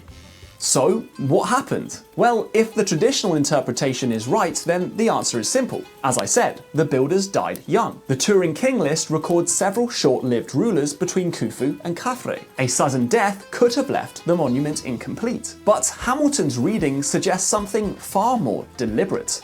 He proposes that the Great Pit may have been a testing ground, a place where early 4th dynasty architects experimented with new ways of handling weight, pressure or water, where different stone densities were combined to distribute stress. Perhaps the builders here were testing structural principles for the great projects that followed. It could have also doubled as a ceremonial platform, where rituals connected to kinship or rebirth took place. The open shaft facing the sky would allow sunlight or starlight to penetrate directly to the granite vessel below, a symbolic union between heaven and earth. The very name inscribed on the wall, Saber Ka, Star of Ka, might echo this concept. In that light, the site becomes something far more profound. Not an abandoned failure, but a bridge between two worlds, spiritual and architectural. But of course, none of this can be confirmed, because as we're about to find out, no one can enter, as the site has been sealed by the Egyptian military. Yeah, that's sus. Now, I do a lot of research on the topics I cover on the channel, and when I'm working remotely or using public Wi-Fi, it can feel like I'm exposing myself to hackers and other bad entities on the internet. So to ensure that I'm safe, I use today's sponsor, NordVPN. When I connect my laptop to public Wi-Fi, it feels like I'm inviting hackers, but with NordVPN, just one tap means I encrypt my traffic and hide my IP, so I look like I'm browsing from a safe, private spot. But that's not all. They've got this feature called Threat Protection Pro, which stops phishing sites, fake shops, malware-hosted downloads, all the sneaky stuff the regular VPNs often ignore. Sorry, I got busy reading the chat. Reveal the shape Go. under military VPN for the 1960s, Zawet El Aryan has been under military control. Satellite images show the faint outlines of the pits and ramps, now surrounded by barracks and fencing. A few old aerial photos reveal the shape of the complex, but no one has been allowed inside to verify its condition. Reports claim that the Great Pit was used as a rubbish dump. Others say it's been filled in for safety. The Egyptian government rarely mentions it. Academic publications refer to it only in passing. In a field where nearly every stone of the Giza Plateau has been measured to the millimeter, Zawet El Aryan remains an information void, a blank spot on the map. And that void inevitably breeds speculation. Some researchers argue the precision of the stonework points to lost technology, or even a pre-dynastic civilization with advanced engineering skills. Others see the military secrecy as evidence of hidden discoveries, perhaps chambers beneath the pit or artifacts too controversial to reveal. There are also intriguing similarities between Zawet Al Aryan and other mysterious ancient Egyptian structures featuring massive granite installations. The Great Pyramid of Giza contains granite chambers and sarcophagi, while the Serapeum at Saqqara houses enormous granite boxes weighing up to 100 tons each. The Saqqara Pyramid complex also features underground granite installations of unknown purpose. It's a theme of huge granite floor and lid-like structures, suggesting these features may share a common but currently unknown function. On top of this, the T-shaped structure is carved directly into the natural bedrock, with walls that were smoothed but never covered with stones. The chamber at the end of the shaft was never completed. Only Oval the floor tub. Must received be a hot finishing tub. work, covered with those massive granite blocks. This raises a fundamental question. Why would the ancient builders transport and install such colossal granite blocks to create a floor where the ground beneath was already naturally limestone? These questions are interesting, and Hold the on, fact let me that go no back one to can the check blueprint Such a above. fundamental question. Granite blocks at the end. Oh, interesting.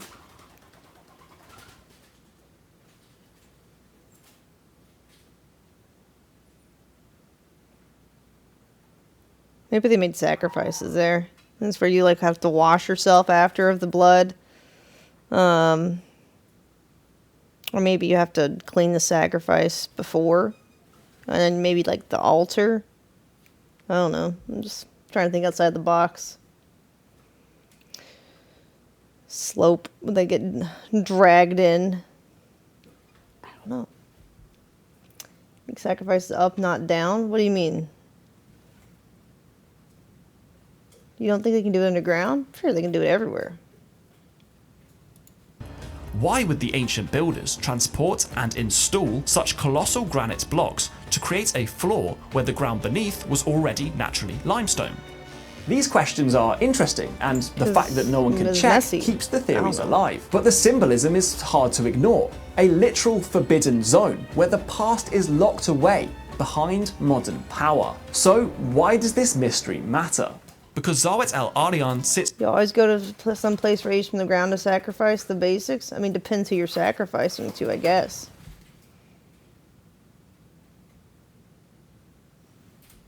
on the hinge of one of history's greatest enigmas: how Egypt made an almost impossible leap.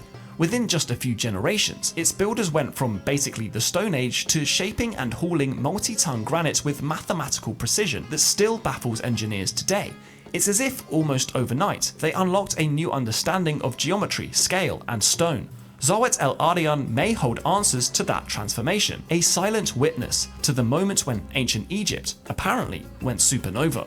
It also challenges our assumptions about what a pyramid site was. Clearly, not every monument of the early dynasties fits neatly into the orthodox model of Egyptology. Some, like Zawet el-Aryan, may have served hybrid roles: part tomb, part temple, part cosmic experiment, or part something else. And the lack of inscriptions doesn't mean ignorance, incompleteness, or failure. It might mean secrecy. Hamilton ends his study with a striking thought. Perhaps the Great Pit was never meant to hold a body, but to embody an idea, an experiment in stone, a place where the Egyptians tested their understanding of earth, water, and sky, the very And they played forces music their religion there. equated with Do you creation remember itself. If that's true, then the unfinished walls aren't a sign Something of in failure. September. They're the visible trace of great attempts to master nature through just design. a music hall. Standing there today, They if you could disco stand there, danced you'd see nothing but desert wind and had concrete crazy fences. parties. Beneath your feet, the giant pit still waits in silence, its granite basin empty, its purpose uncertain. The same sunlight that once poured into that open chamber still falls there every day, unseen by human eyes. Perhaps one day, when access is restored, archaeologists will return with new tools and reveal what Barsanti only glimpsed by torchlight. Whether this was truly an abandoned tomb, a temple of the stars, or something If they haven't even restored access stranger. by now, they're probably not going Until then, however, Zawet el-Aryan remains Egypt's forbidden site. A monument not They're to more what likely, we know at about. this point in the timeline, they're more likely to continue building the pyramid than they are to allow more excavation. the ancient world, but to just how much we don't. Thanks so much for World's watching, getting guys. weird. If you I don't enjoyed this know. video, please consider leaving a like, a comment, or a subscribe down below. I'll see you next time. It's gonna become some Illuminati bunker or something. I don't know.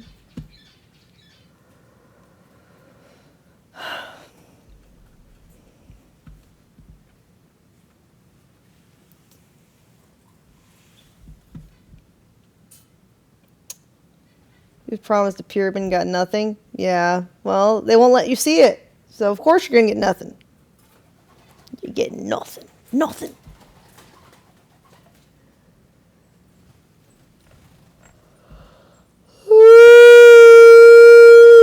I want some like snacky. I know it's already 3:20, but I had caffeine too late in the day today. And even though I'm yawning, I'm not like tired enough to go to sleep.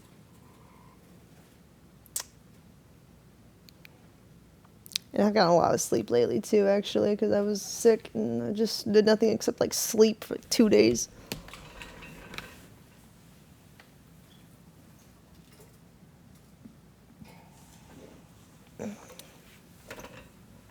Let's go get a snacky. Little snacky. A snacky.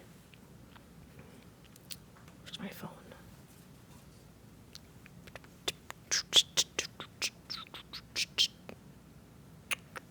I just don't know where I put my stream phone. Huh. Don't remember. There.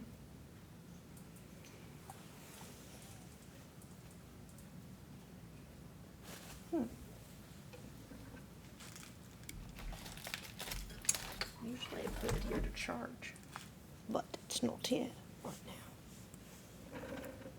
now. Oh, here it is. I see it. It's under some stuff. What's on?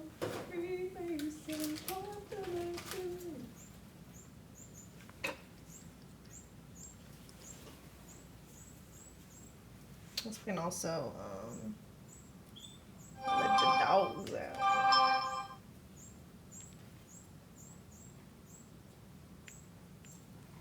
I don't think it's only 40. It's only going to get warmer too until it's not getting below 40. So we can put the dogs out. I thought it was going to be colder tonight, but it ended up not being that cold.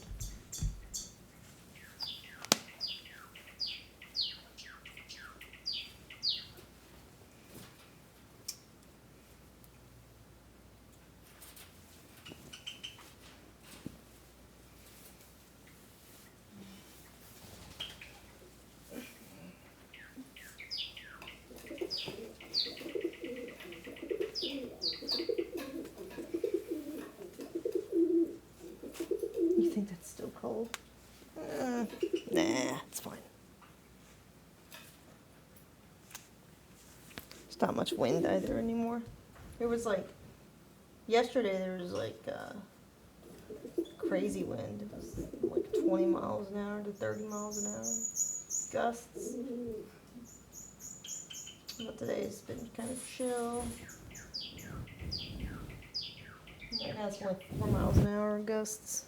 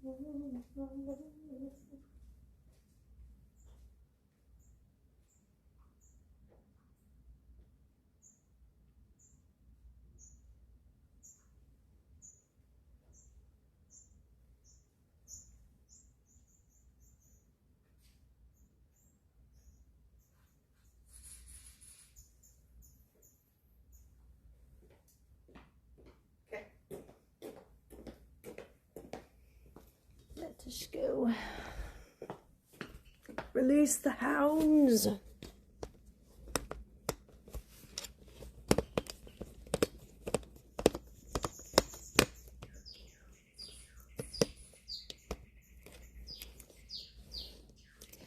What is this? Why is this thing not like locking in place? Oh, there we go. Okay, now it is.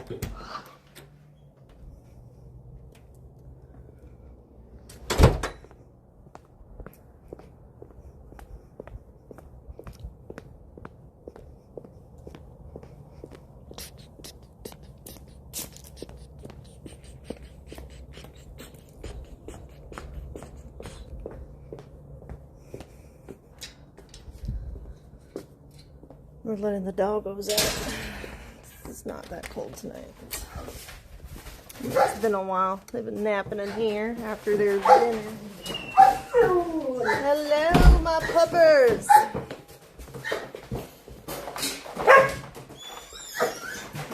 thought I was gonna get freezing tonight, but it seems like no, it's not.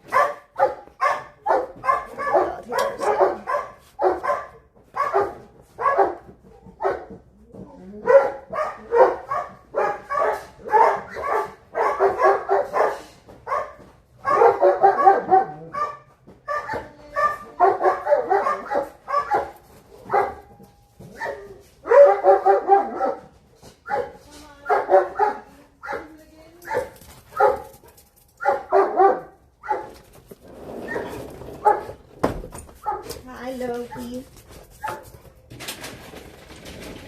Do you smell your brother on me? Smell Prince on me? I was cuddling with Prince, yes, when I was at Jimmy's house. I was cuddling with the bro. Oh, got Ella. Okay. Hold on. Road to chaos. Hi, Ella. Can you smell him too?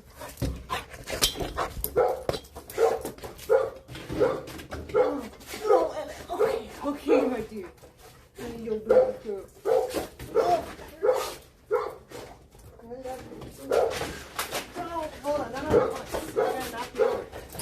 Hi, Ryder. Hello. You smell Prince? Yes. What's your bro? Yes.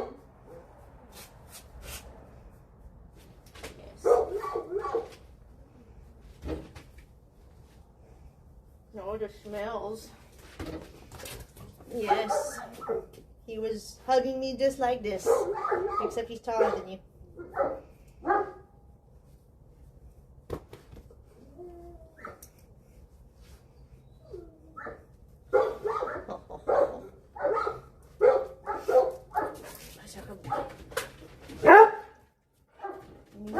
Needy boys, yes. But good boys. Oh, and Miss Ella, spoiled, entitled princess. Love you too, Loki. Yes, that's right.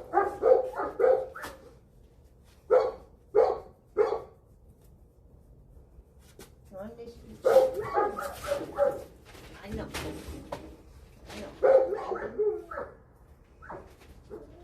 Yes. I love y'all. My babies. My babies. My babies.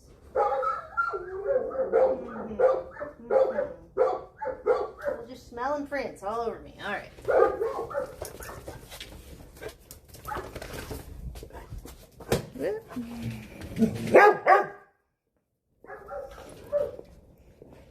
Come on. Oh. Ow. Oh, my goodness.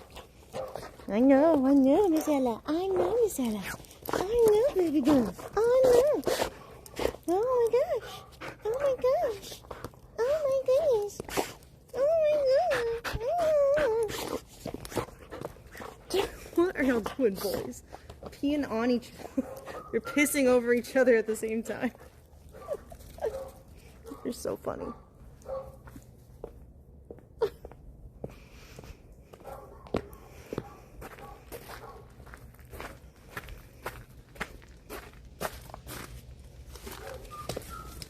Whoa. Okay. Hold on. Off. Back. Wait. Okay. Let's go.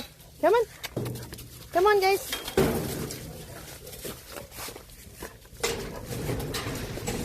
This yard was built for dogs. All right, come on, crazies.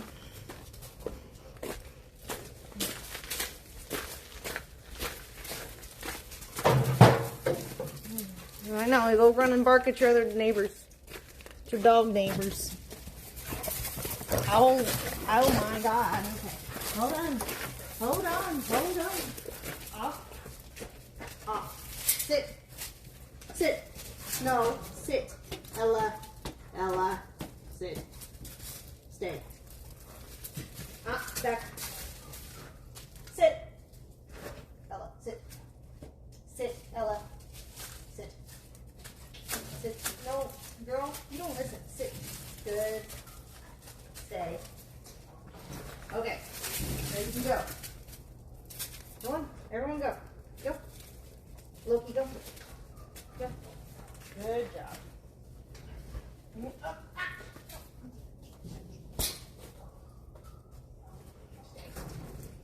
Stay. Go on. Stay. Okay. There's the yard all the way. It goes all the way that way. There. Let me get a rock to hold that down. They're trying to tear up the aperture.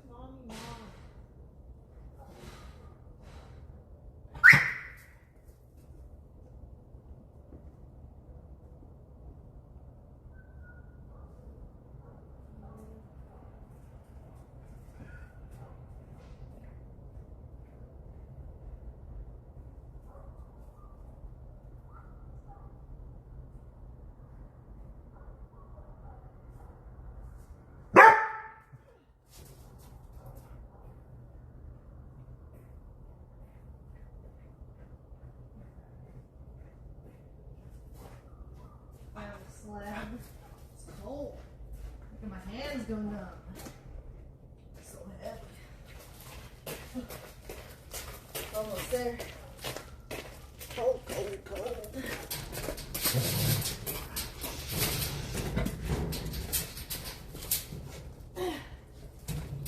Oh gosh.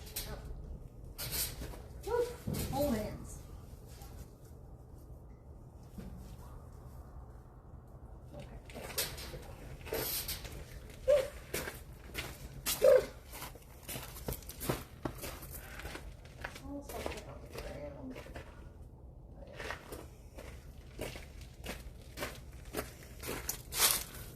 Where did this come from? Because it's a snapped Ethernet. I just found it here.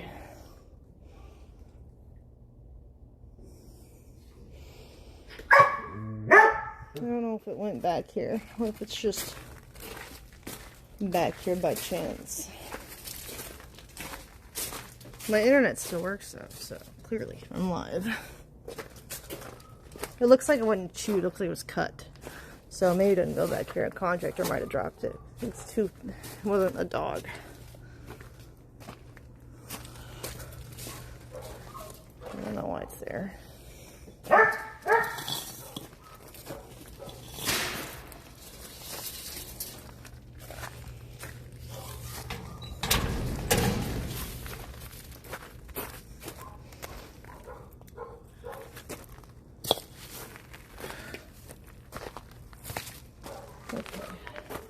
Let the others pick up that poop so Princess doesn't just go straight to it and try to eat it.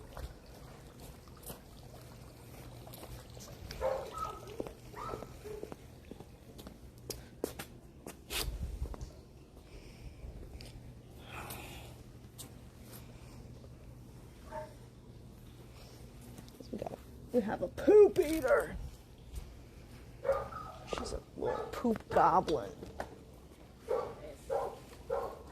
She's crazy.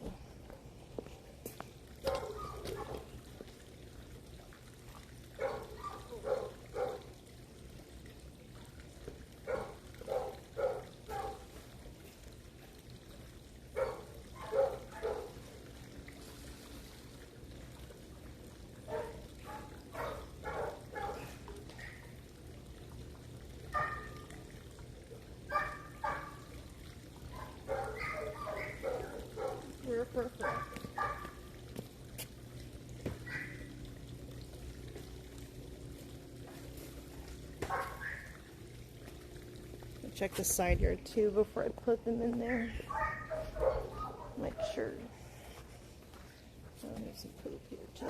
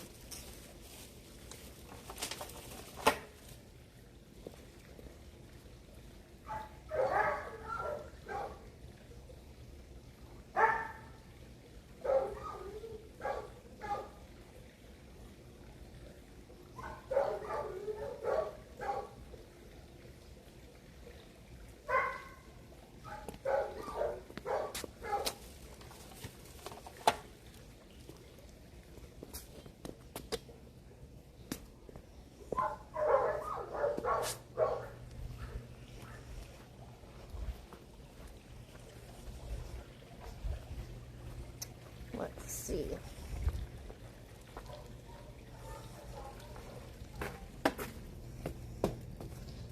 Gotta check this yard for poop.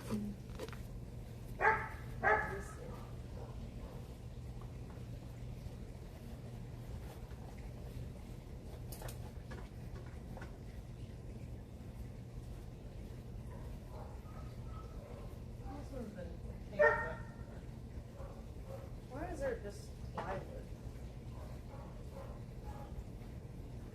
Hose leaving plywood for dogs to chew on.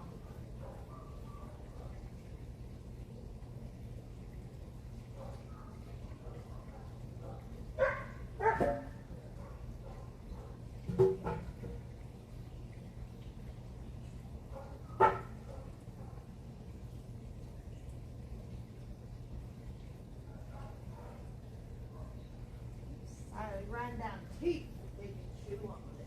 Not good.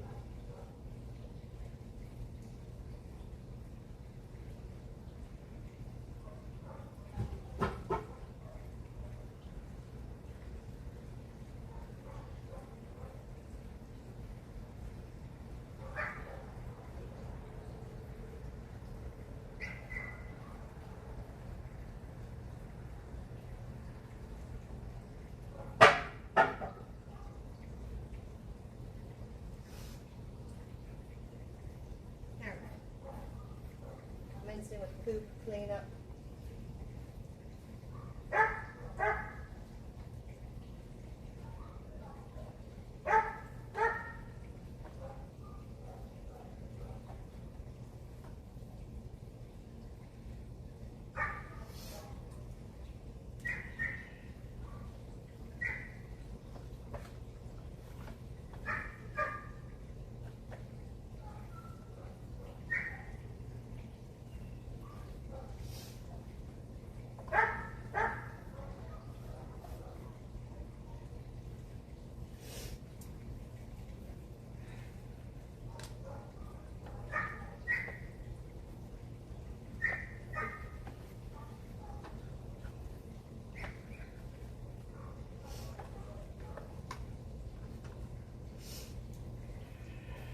Most of it.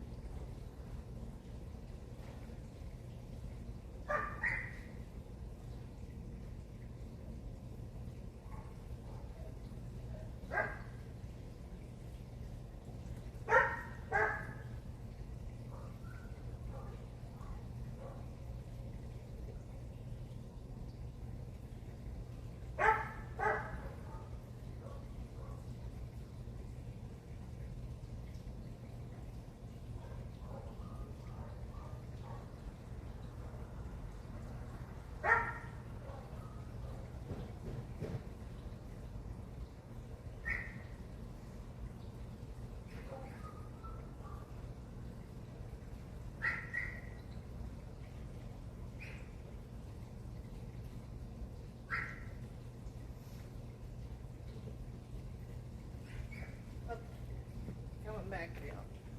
I didn't forget a batch. Get the next group put out here. Rawr.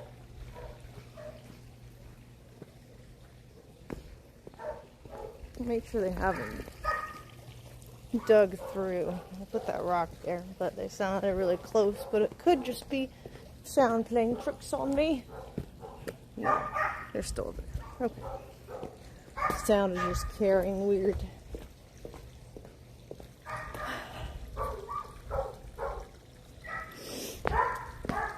Okay.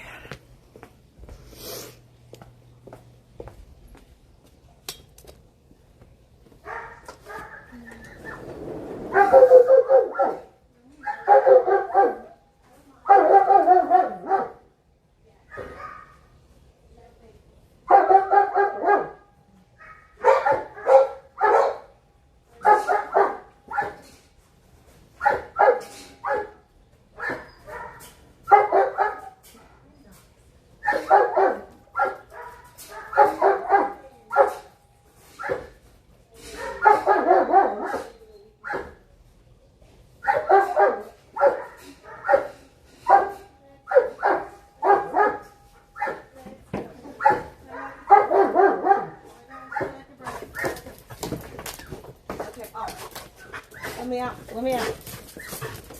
I know, I smell like your brother. Oh my gosh. Oh my goodness. I smell like Prince. Yes, I do.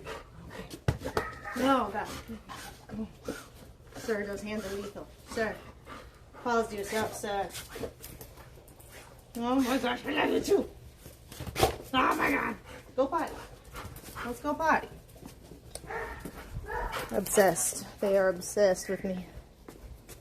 Yes, I'm well aware.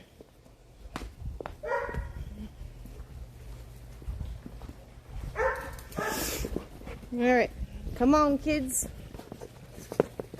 Let's go. Let's go. Come on, Knox. Okay, okay. Ready, Knox.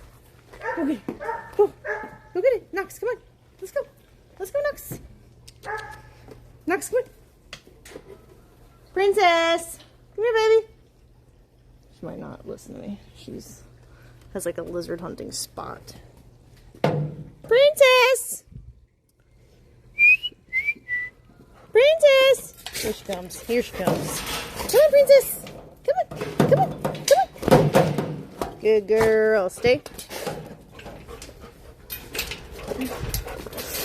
I know.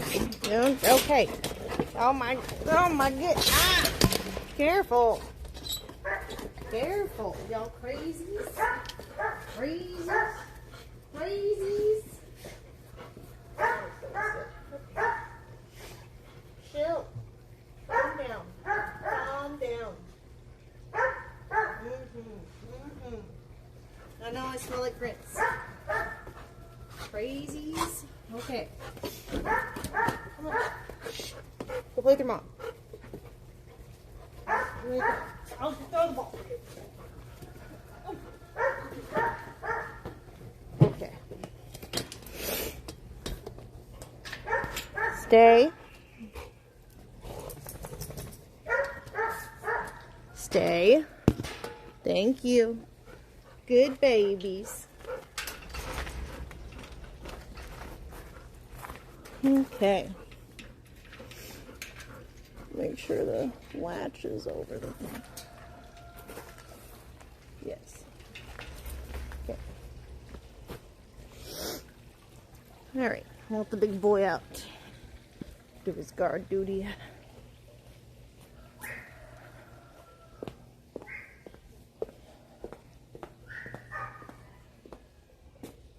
This one doesn't stay clean. I don't know why. The others stay pretty clean. That one does not. I mean, he has 3 other waters, but you know dogs are always going to drink the nastiest one. And I guess his poops are fine. He's on all the heartworm and whatever, so. Alright, be free!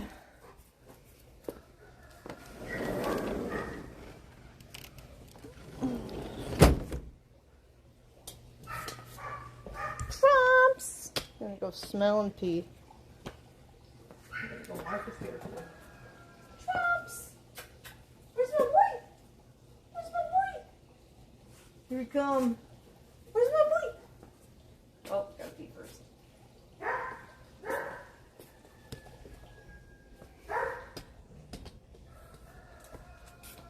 Where's my boy? Where is my boy? Hello!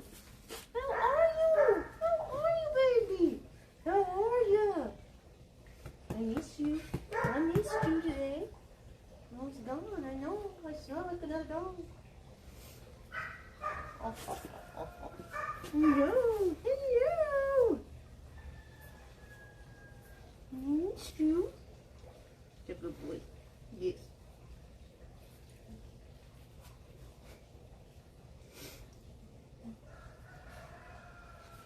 You in a good sniff? He's like, oh.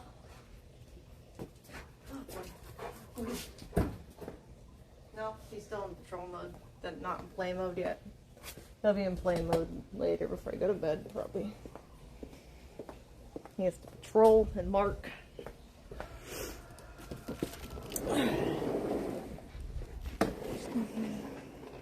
Stay. Good boy. Okay. The box still works. Very nice. Oh, God. Some poopy on the shoe. It's a little one. There you go. I have to wipe off. Scrape off. It's like up, though, like in the arch of the sole, so. I have to use like a rock. Close that door better. Air conditioning doesn't leave it.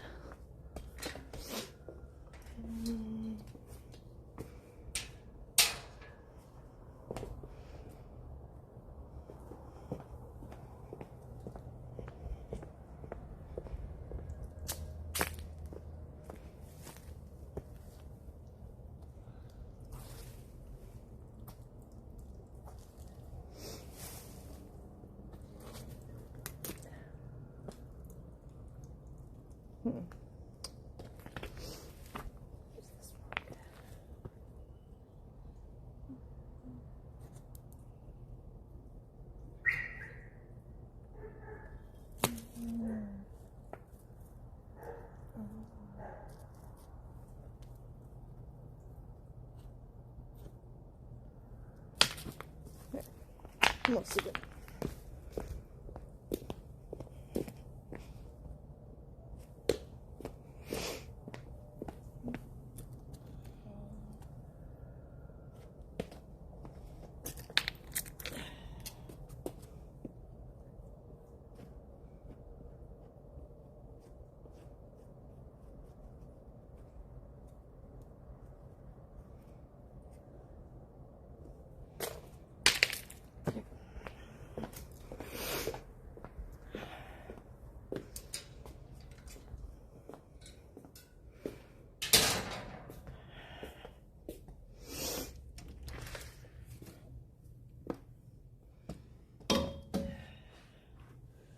I'll leave the shoes outside now. Germs.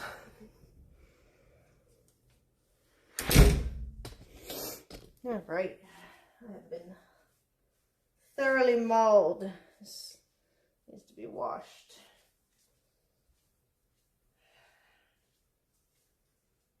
My goodness. Oh, my pants. They got me good. That's okay.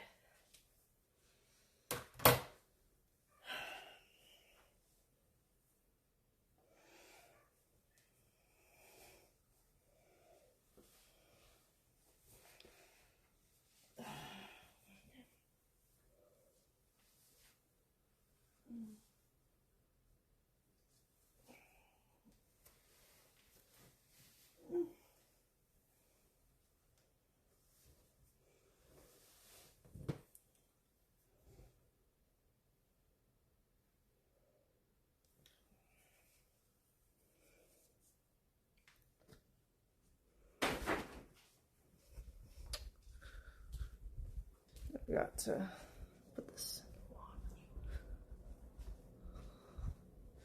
Why the restroom secret? Because shh, don't let the Matrix know I lived. Shh.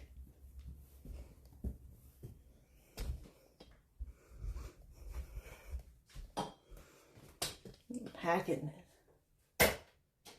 Got the hacks on. Cheats on. Okay.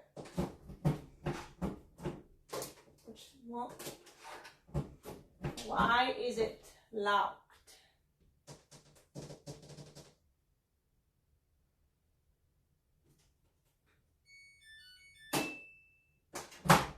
Thank you. I gotta change my pants. Wash them too.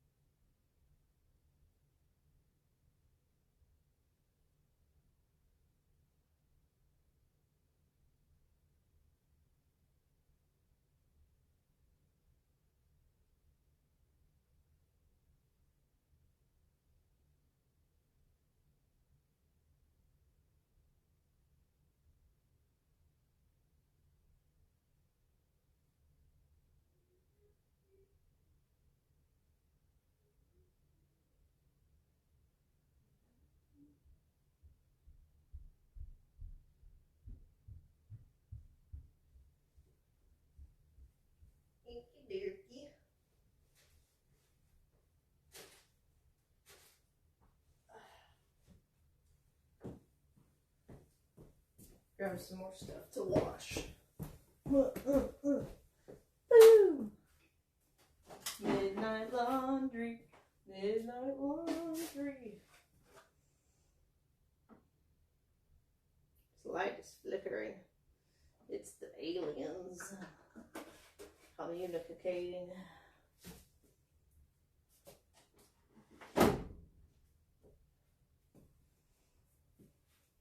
Clearly. We'll do, so normal is fine.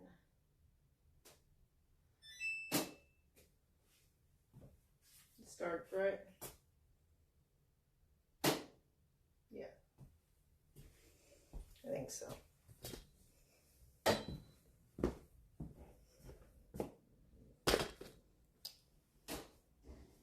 Yeah. Do do do do do do do do do.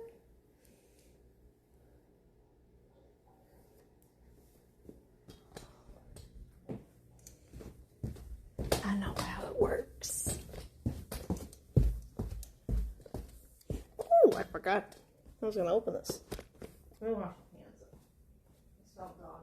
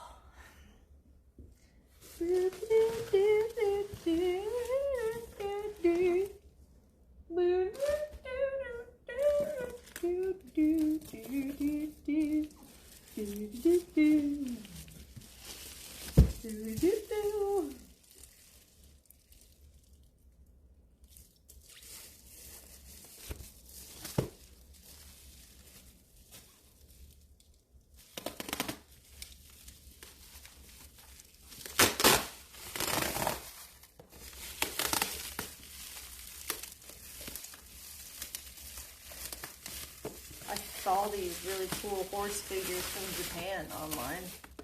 They're like very realistic and they're drafty.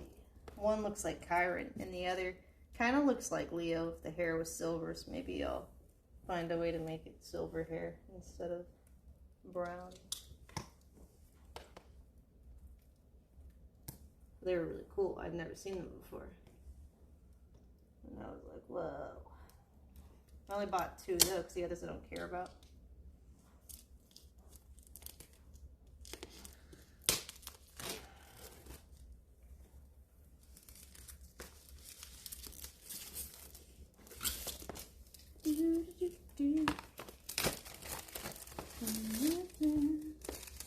I don't have any of these. These are Japanese. They're not Briar. They're awesome.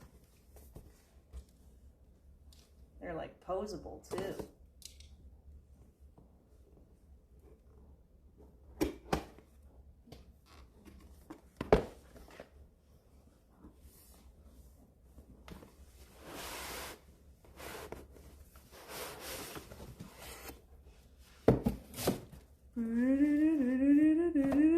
Whoa. This is cool.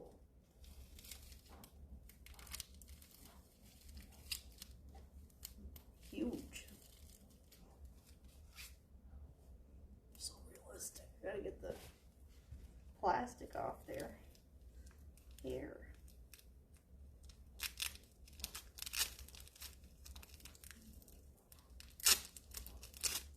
Ooh, the tail's posable. Cool. I could totally wrap silver over that. It's like it's just like faux fur. Be easy.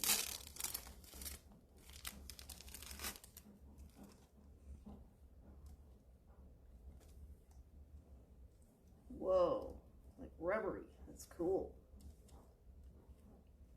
Oh yeah, we could totally make that look like Leo. Sheesh, these are awesome.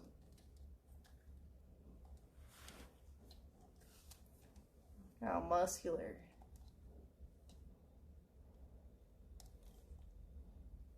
Sheesh. Maybe we could make like a silver one for it. They're like ball joint horses. Like, so cool. Let me see.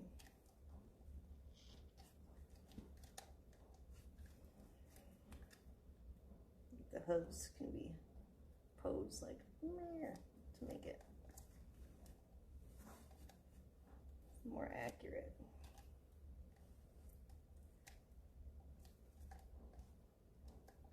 Oh, this can rear up more, I think. So it's got like sections that move. And the neck can come down. Oh, that's cool.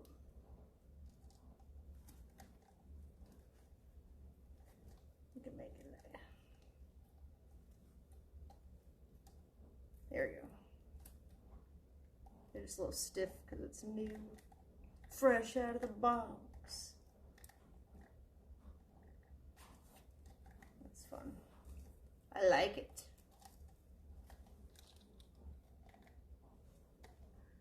That's cool.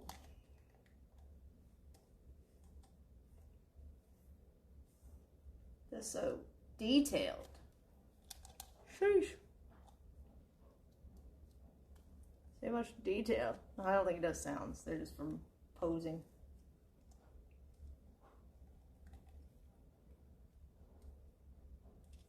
Cool. But you could like put a little stand on it or whatever if you wanted to keep it in a rearing position. You could have it like in a running position or whatever. That's cool. Oh, it can do a lot of poses. Oh, it can even lay down. I guess the legs can rotate. That's pretty cool. That's nifty. I've never seen one that can lay down. I guess they can really pick their feet up. Sheesh. Maybe that's... Well, I don't know if the one with feather can do that. Was the one without the feather? Maybe I might have to make slits in the feather for them to be able to bend like that. We'll see. But that's cool. Sheesh.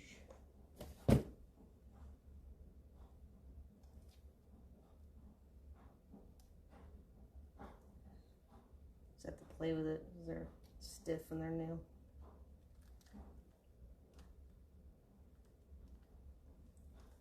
Super cool.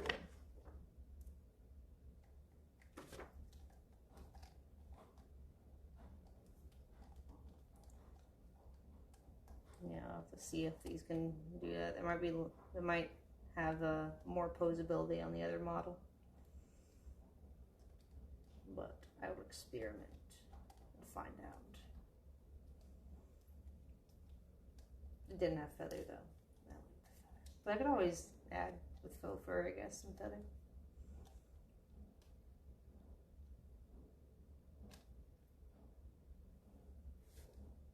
Bringing the speed back down for now. Let me open Kyron's.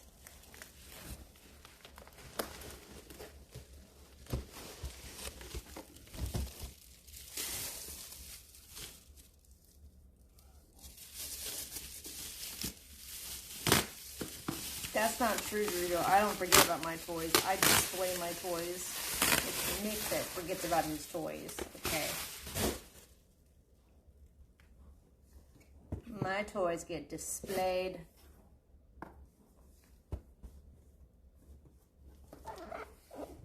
I appreciate my toys.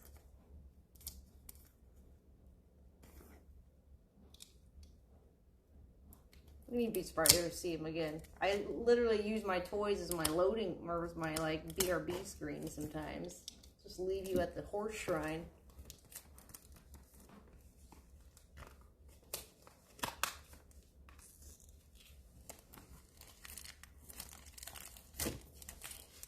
You see from your experience, it's not the same as my experience.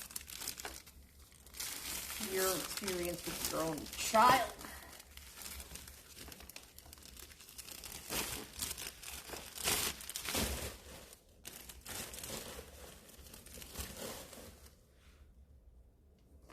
Oh, liar. We've got my spirit toy collection all the time.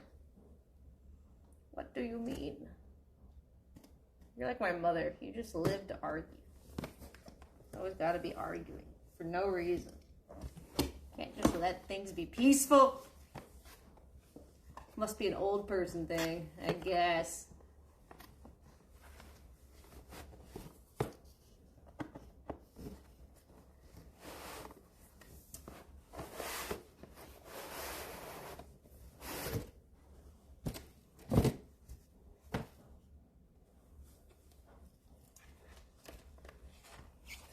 You betcha. They like to argue.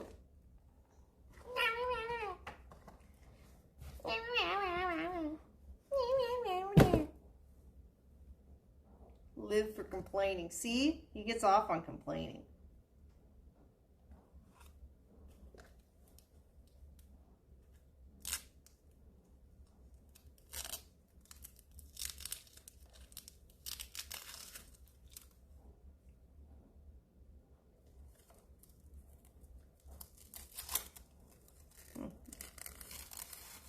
I received Spirit's new bit the other day, and on the label, the shipping label, it said it was from Big Black Horse LLC.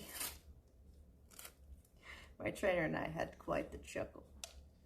They really missed the opportunity to call it Big Black Cheval, but oh well, too fancy, I guess.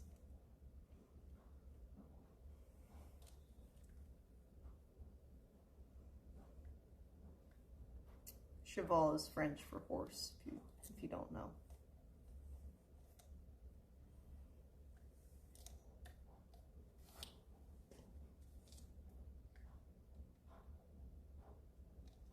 Or if you wanted to do the Spanish route, I think it's Big Black Caballos. Caballo, or whatever, but it's spelled Caballos.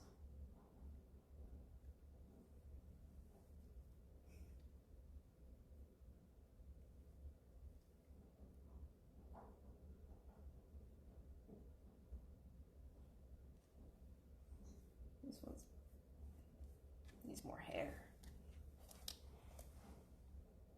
Looks like Kyrian with the big hooves. Needs more hair though. Man, give him some extensions.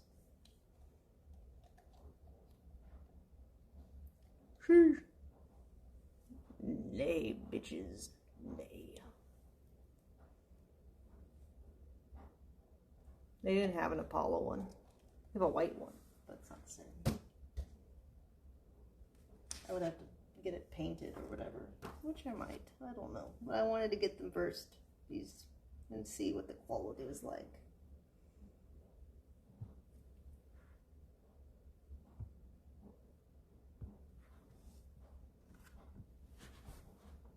But I like it.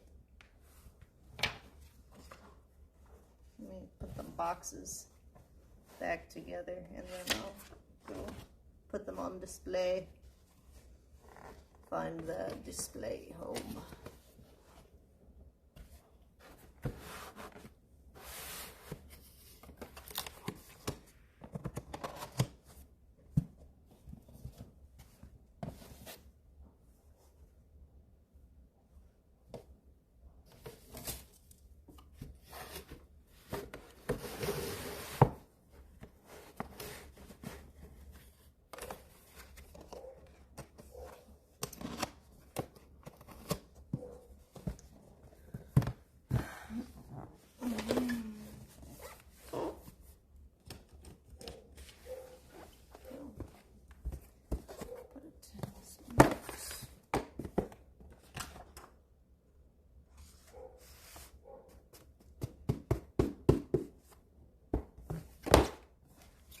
they? Like 100 something each.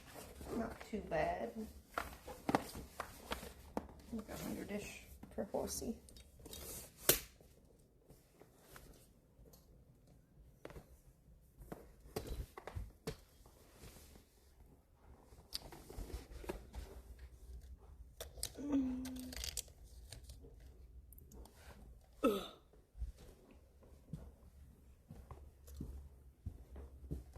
Can you be my PA?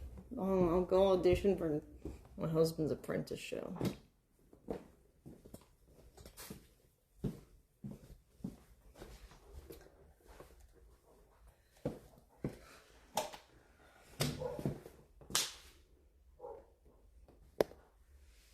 I should put that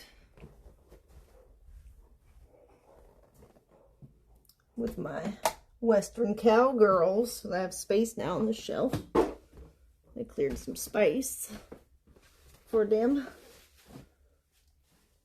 Oh, okay. Ooh.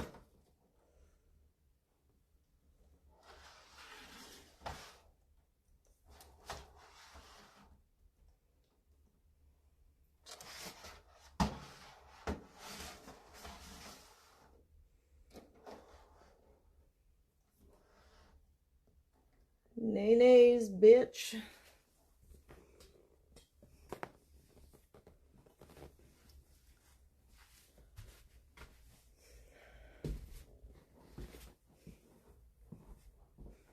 Oh, those dolls are too big for those horses. They have horses also. Some boxes in here, though.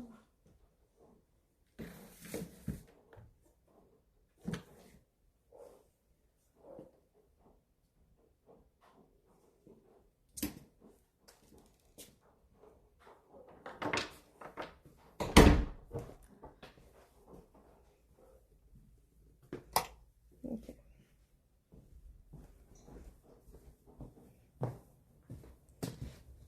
Now I want my snack.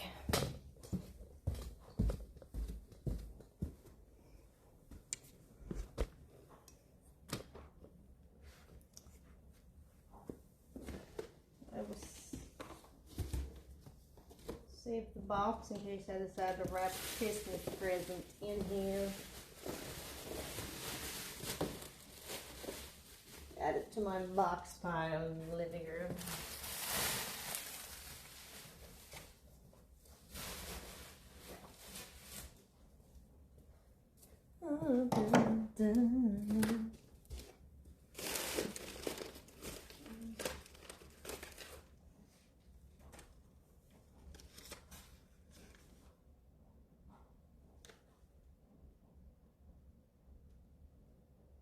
Oh wait, that was.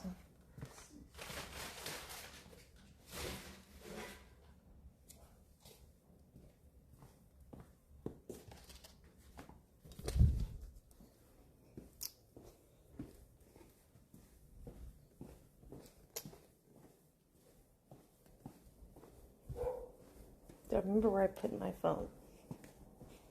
Don't think I put it in the washer. Pretty sure I took it out before then. It could be in my closet. Or it could be in the kitchen. Let's say probably the closet. So I would have felt it heavy in the washer. Oh no, it's over here on the counter. Yeah, I didn't think it was. Okay.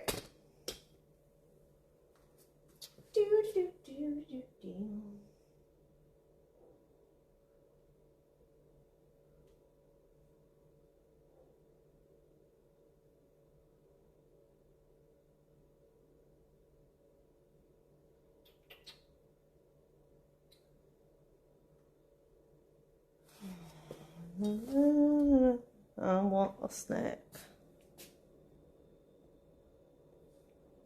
What song do I want to listen to?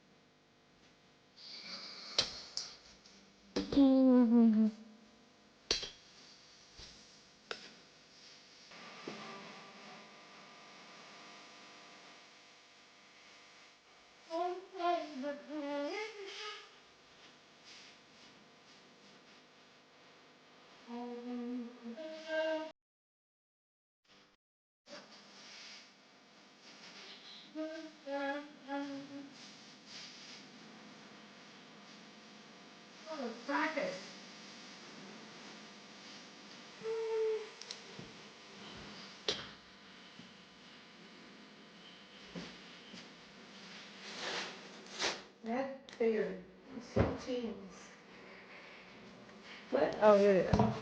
Right here.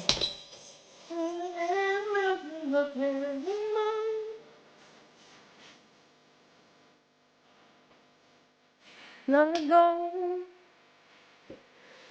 stories told of my own, and proud as an eagle's spring. I was blind when it got the sky. I was blind when it got the town.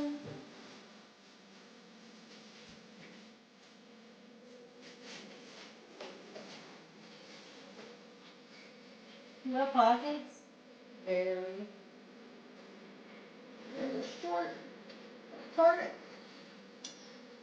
Hey, so the first time.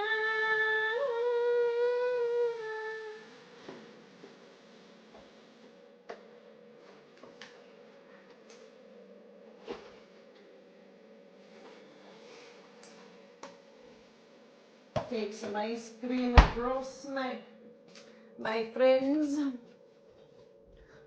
Take some ice cream across.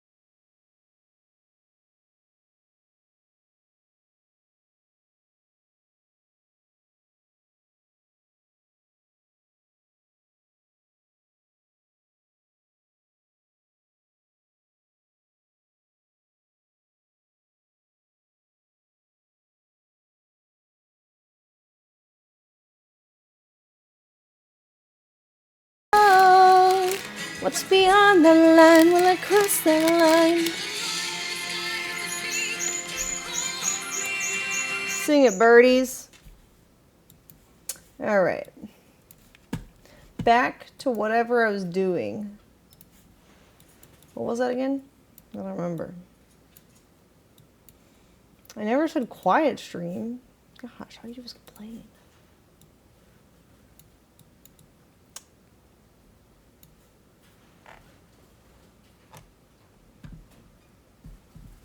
So mad.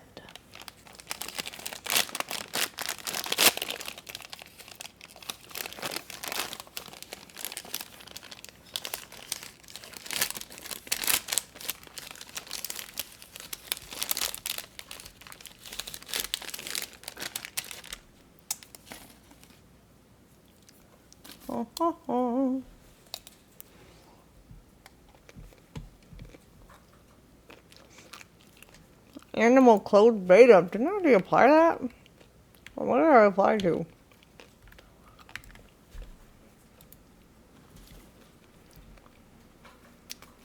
We applied to some beta. Wasn't it this one? Let me look at my email.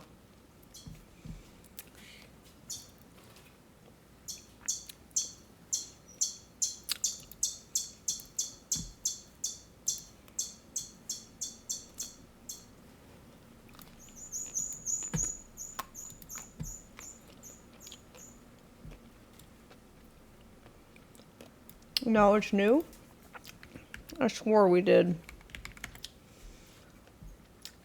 Well, what did we apply to then?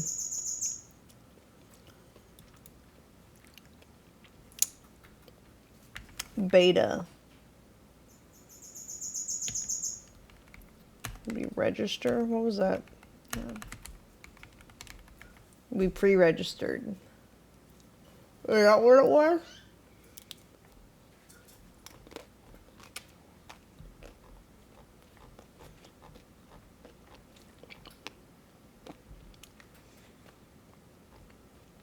So that's a different. It's a different one.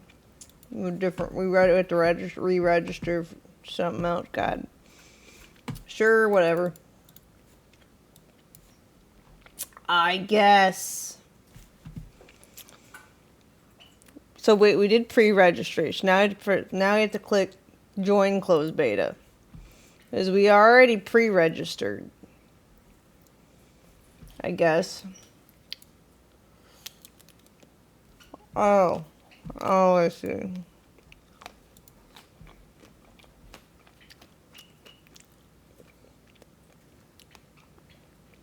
God, I feel ashamed with this fucking loading page.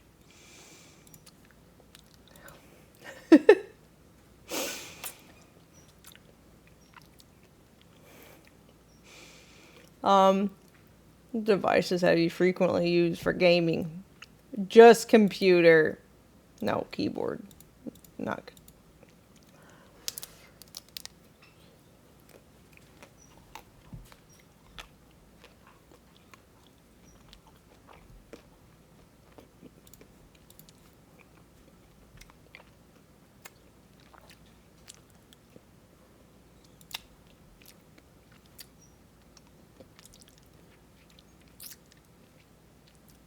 Wait, there were test versions? Why didn't we get to play those? Damn it.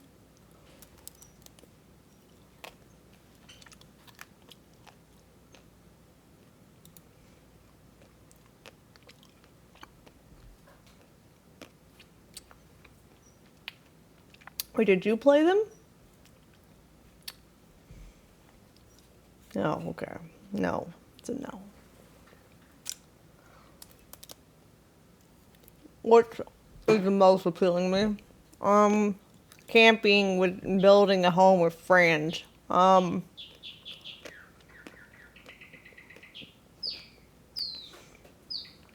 Beautiful open world scenery. None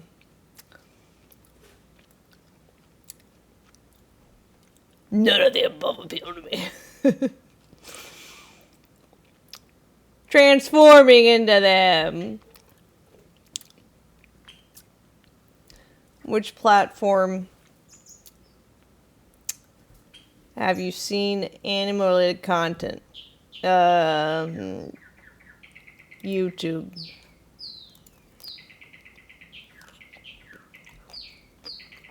When you heard about it for the first time. It's just like when parents would just call anime animu. Is that you watching the animu?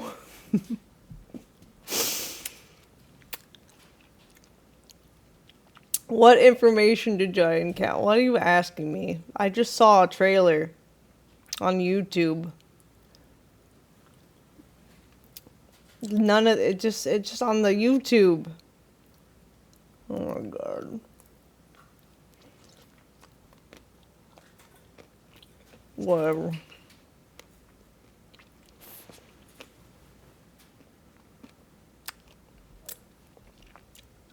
How much time have I dedicated to playing video games the past 6 months? Certain days.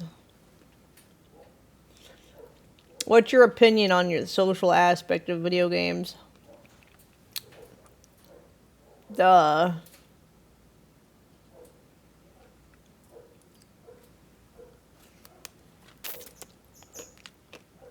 I enjoy them.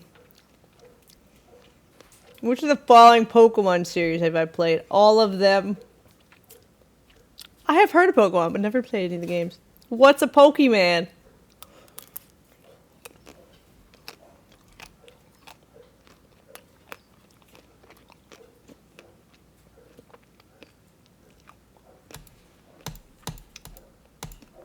Wait, no, not that one.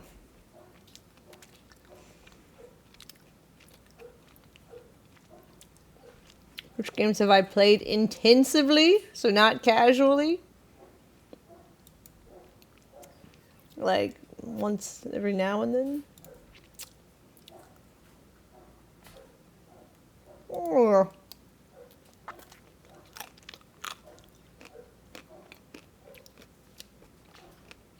surprised Pal World's not on here. Oh, here it is.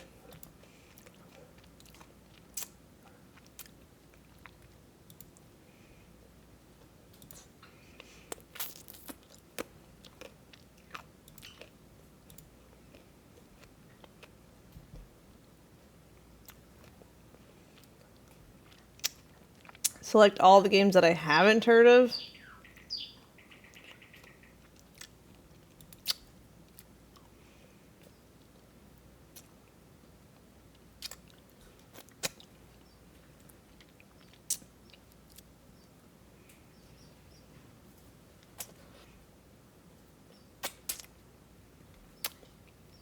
Wait, can I go back? I've realized I should just be answering this to optimize my chances. Can I go back and say I played all of them intensively? I forgot what the objective was.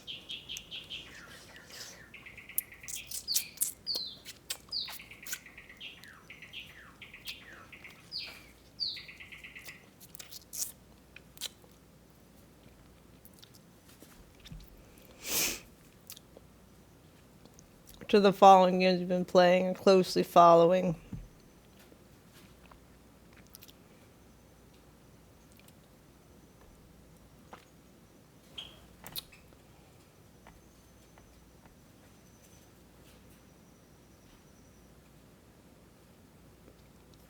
Dude. Wow. I guess the following. I was like, I don't think anyone's played Grand Theft Auto 6 yet.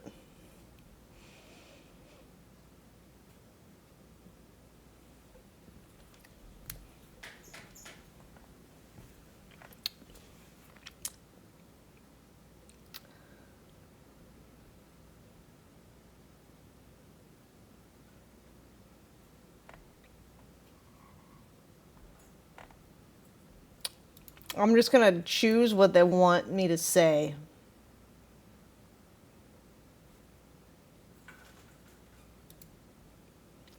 Okay. Which of the following games and experiences or content types do you value the most?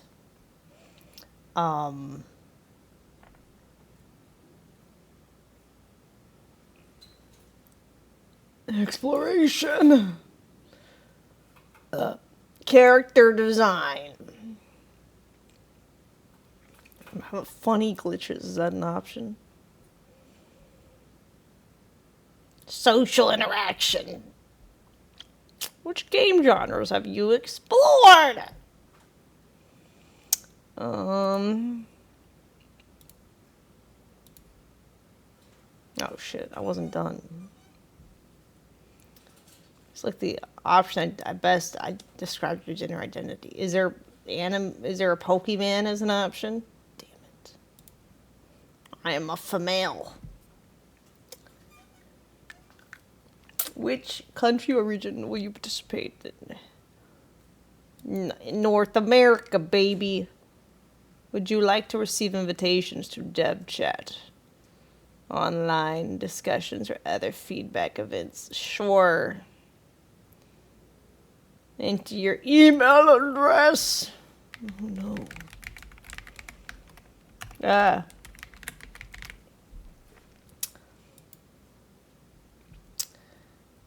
Oh God.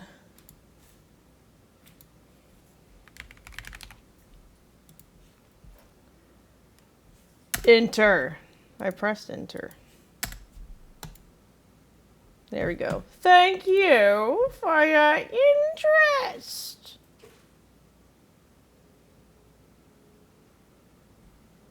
You just sent a Steam link. Try the demo. The demo?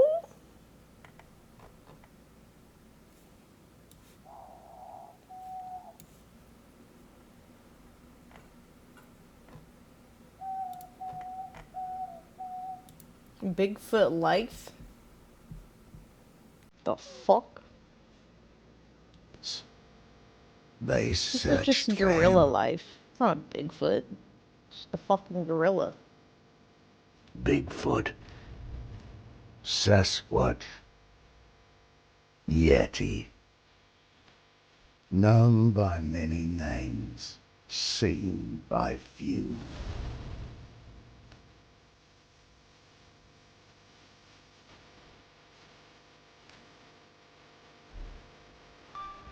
Did it look fun, Grigo, or meh?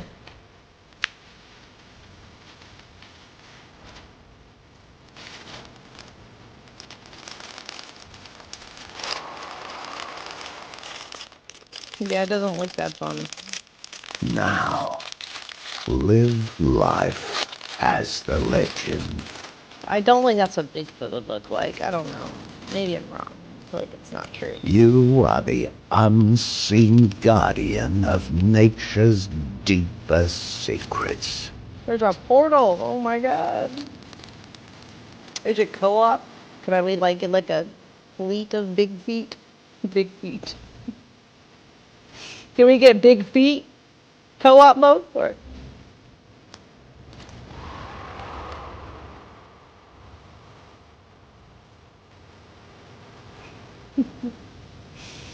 is that a hobbit? What the fuck is happening? Maybe there's co-op.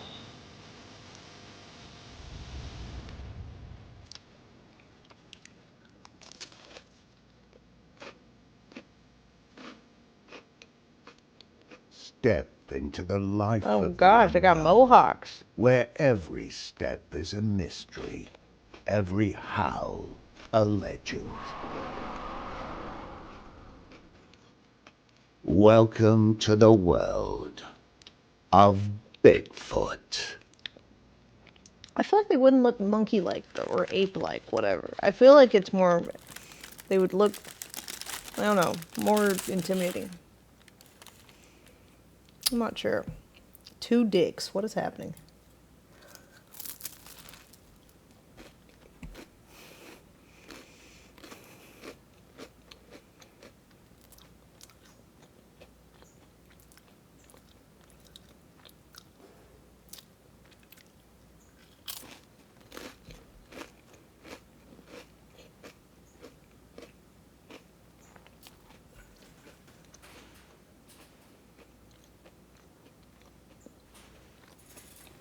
No one says a documentary. It's a game. Well, why not?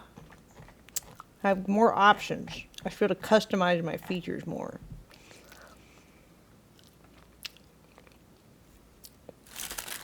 Save the fox. More like sacrifice the fox.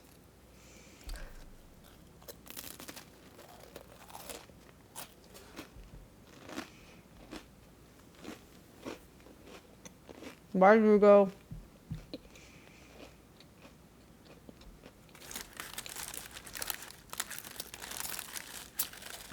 Maybe you have to start off as a small foot, like a hobbit, and then evolve into a Bigfoot.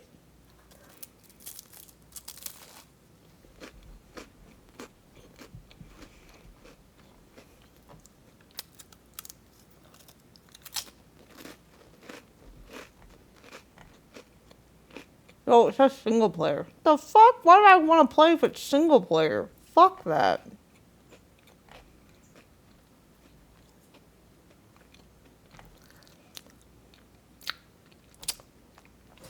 Single player's boring.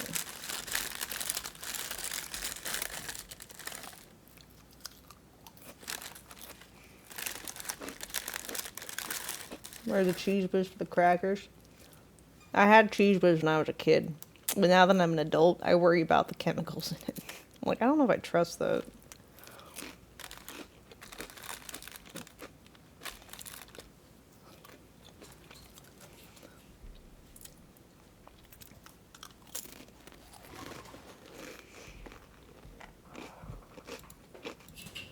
I got co-op finally on my Disney game. I don't know if anyone would play that in the community. I don't know if anyone else has it. You have to like unlock certain shit before you unlock the co-op.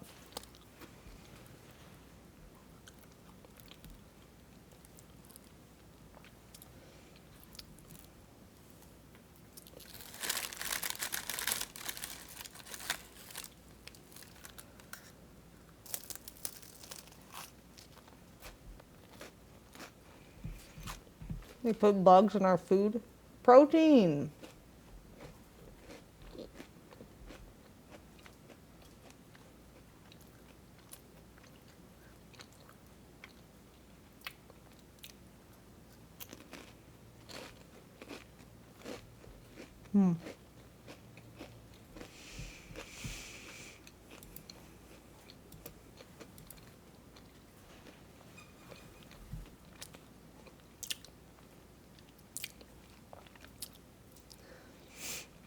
FBI agent, the ritual. Pagan rituals an FBI agent was never supposed to see in the kingdom of darkness look bad. Ooh. Hey everyone, before we get to this week's show, this is just your weekly reminder What to are the comments like?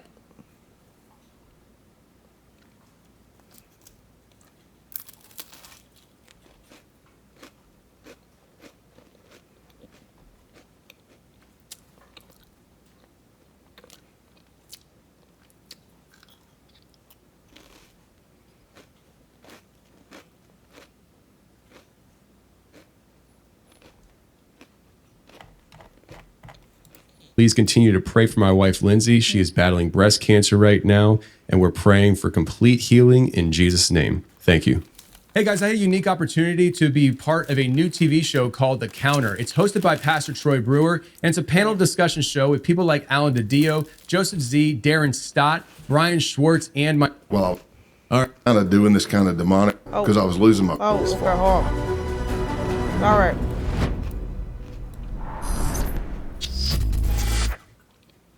Yeah, I started diving into witchcraft, and then that led straight into Satanism and devil worshiping.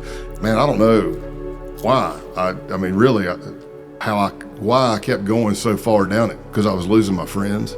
I just got in a dark place, man. I was really studying it, like Aleister Crowley, you know. I would go rent all the movies that were horror, and I would watch A to Z. I started kind of doing this kind of demonic thing. And I remember scaring people.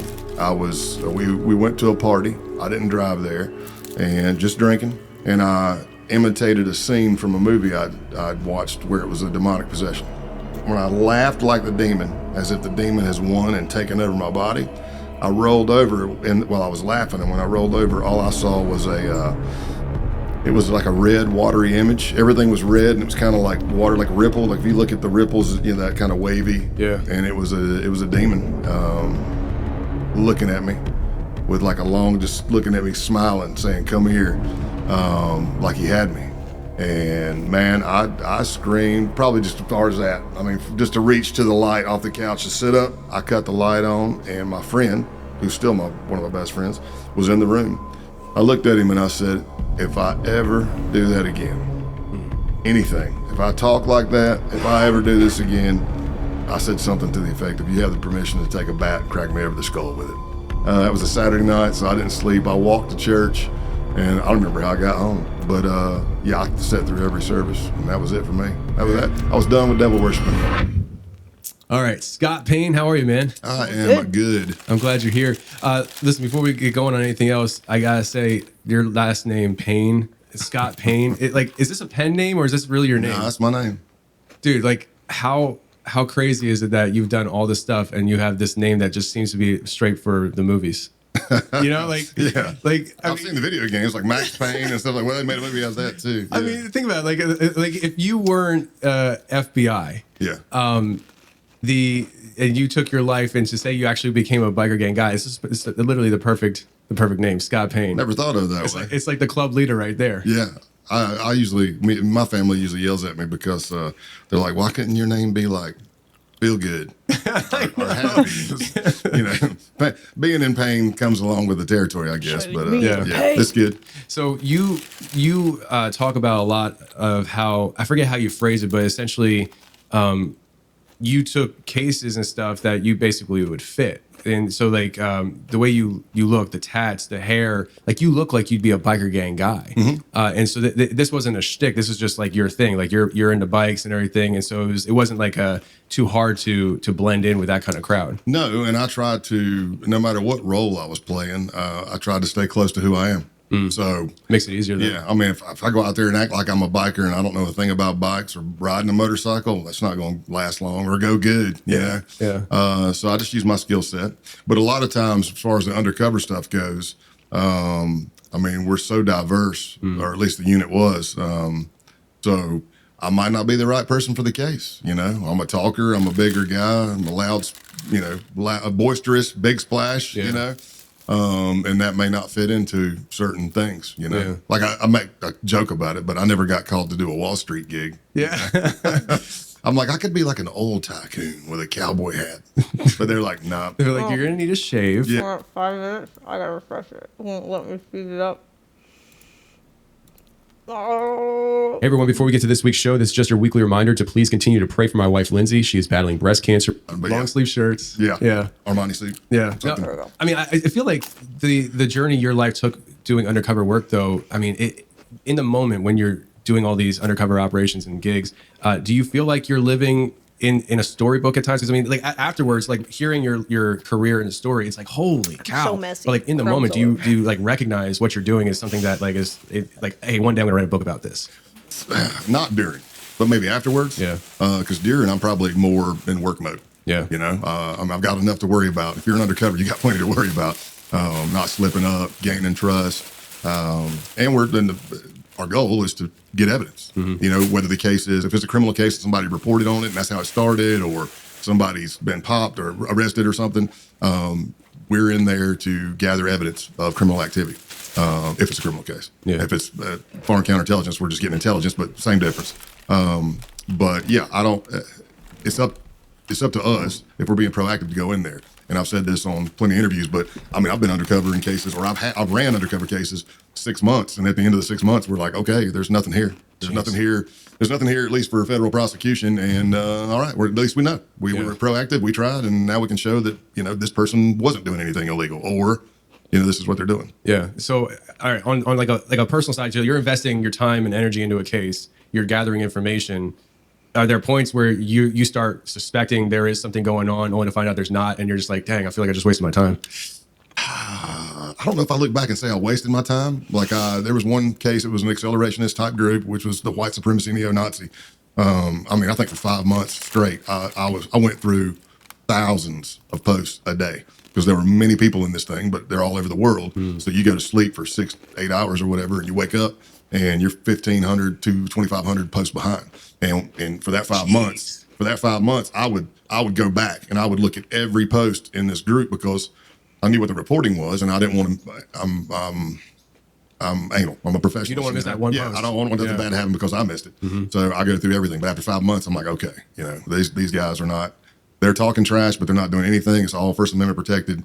And basically, I'm not going to keep doing it for another 5 months. Yeah. I'm like, I'm done. Yeah. It's taking a lot of time, Too much but work. we did our due diligence, and you can show, okay, well, we've met these people or whatever, and it's all documented. And, maybe later on they do something that puts an investigation back on them, or maybe there's all kinds of ways to end that, or not necessarily end it, but close out that part of it. Like if I'm a case agent, I may just say, okay, now let's go pull you over. Let me call you and say, hey, can we meet? And then we'll talk about what was going on. Yeah. So when people get on the radar and they'll be, I guess they'll be talking stuff online or whatever. Is it more often than not that people are more talk than anything, or is it like they just never have the right environment to actually execute on what they're talking about? A little of both. It's going to be a case by case basis, but I think, like, if you look at the majority of people talking trash, like just on the white supremacy side, or the anti-government side, because that's what I infiltrated. Now I've got peers, mentors, and people I've been blessed to mentor that have infiltrated the international terrorism, extremism side, or the far left extremism side. But I'd say the majority maybe is trash talking, but that's one of the big issues working domestic terrorism. There's no domestic terrorism statute, so you're sitting here looking at this barrel of fish, and you're seeing thousands of people posting some of the most horrific, hateful stuff you've probably ever seen, but it's First Amendment protected. But how do we know which one of those may turn into the next active shooter? Yeah. Who kills people at a black church in Charleston, or Yeah. shoots up a school, or shoots up a Walmart, or whatever. So that's why you got to stay vigilant, and you're just always going and going and going. Yeah, I can understand that. It seems like a storybook, though. Just reading about your life and hearing you talk about it and stuff, it just seems like holy cow. But when it's all started out, and stuff, we were talking a little bit about before, and before we started recording, you brought up the spiritual warfare aspect of things, and I totally want to go down that route because I mean, like that I talk about that stuff a lot. Just I don't think people totally understand the aspects of just our everyday existence in life and the spiritual warfare that applies to it. And then with the stuff that you were involved in, I can only imagine. But the background of you is you were raised in a Christian home, and even like your grandparents or grandfathers were pastors. Yeah, both grandfathers. Yes. So before Southern Baptist. yeah, I was really surprised by just the twists and turns of how your life took because my grandfather he was a pastor as well, and I've gone through dark periods of my life, but I've never done the witchcraft Satan worship stuff, and I was just like, how does somebody who has two pastor grandfathers raised in a Christian home in their teenage years go down that path? Like, how did that all kind of happen for you? Well, for me, looking back on it, as you get older, you can look back and you kind of see, oh, okay, I see what happened there. For me, it was the 80s, and It was the 80s. my parents had gotten divorced. And I basically just developed an I don't care attitude. Because it would be like, hey, are you okay with this? Yeah, I don't care. You understand what's happening with your mom and dad? Yeah, I don't care. And not saying that's what did it, but I just got this kind of like I don't care attitude. And I had a friend who introduced me into like the witchcraft stuff. And I mean, I think I started playing music when I was in like 7th grade. So we were already like doing little rock bands and stuff in high school. But in the 80s, I mean, I love hair metal. I still do. But I mean, certain bands would have the, pentagram, all this stuff. But I started diving into witchcraft, and then that led straight into Satanism and devil worshiping. And really, if I'm looking back as a young man, kind of lost, it's just you want to belong and you're looking for power. It just feels like, oh, I can get more power this way. And man, I don't know why. I mean, really, why I kept going so far down it, because I was losing my friends. I was doing this shtick where I would act like kind of like a Freddy Krueger voice, but worse. And I just got in a dark place, man. I was really studying it, like Aleister Crowley, contracts with the devil, things like that. And I was, I would go rent all the movies that were horror, and I would watch A to Z. And I started kind of doing this kind of demonic thing. And I remember scaring people at like a keg party or something. I remember making people cry. Cry? Yeah. Wow. Guess I was just talking evil stuff. And, I pretty much kind of blocked it from my memory. I don't remember stuff I was saying. You ruined the party, man. Yeah, I know, yeah. And my friends, who we're still a tight group today, but we all think it's because of the generation we grew up in and the things we went through. We're still super tight, that main crew from high school. But I was losing them as friends. And it was kind of like, man, what are you doing? Yeah. And I didn't care. And one night, we went to a party. I didn't drive there. And just drinking, no psychedelics, nothing else. It's just alcohol. And I remember at that point, I was kind of full blown on doing the shtick and the skits, and I imitated a scene from a movie I'd watched where it was a demonic possession. So what you hear is like my voice. Your question about Mr. Crowley. No, I have never taken a deep dive. I'm kind of like, I don't know, I'm nervous too. I don't know. I feel like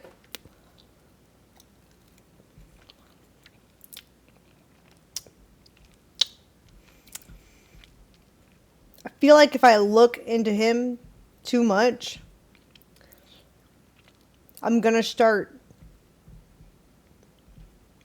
getting people in the chat who are curious about it more, and I'd rather them be more curious about people who have, I guess, gone through it and seen the other side and like been redeemed, rather than just have knowledge floating on my stream about redemption.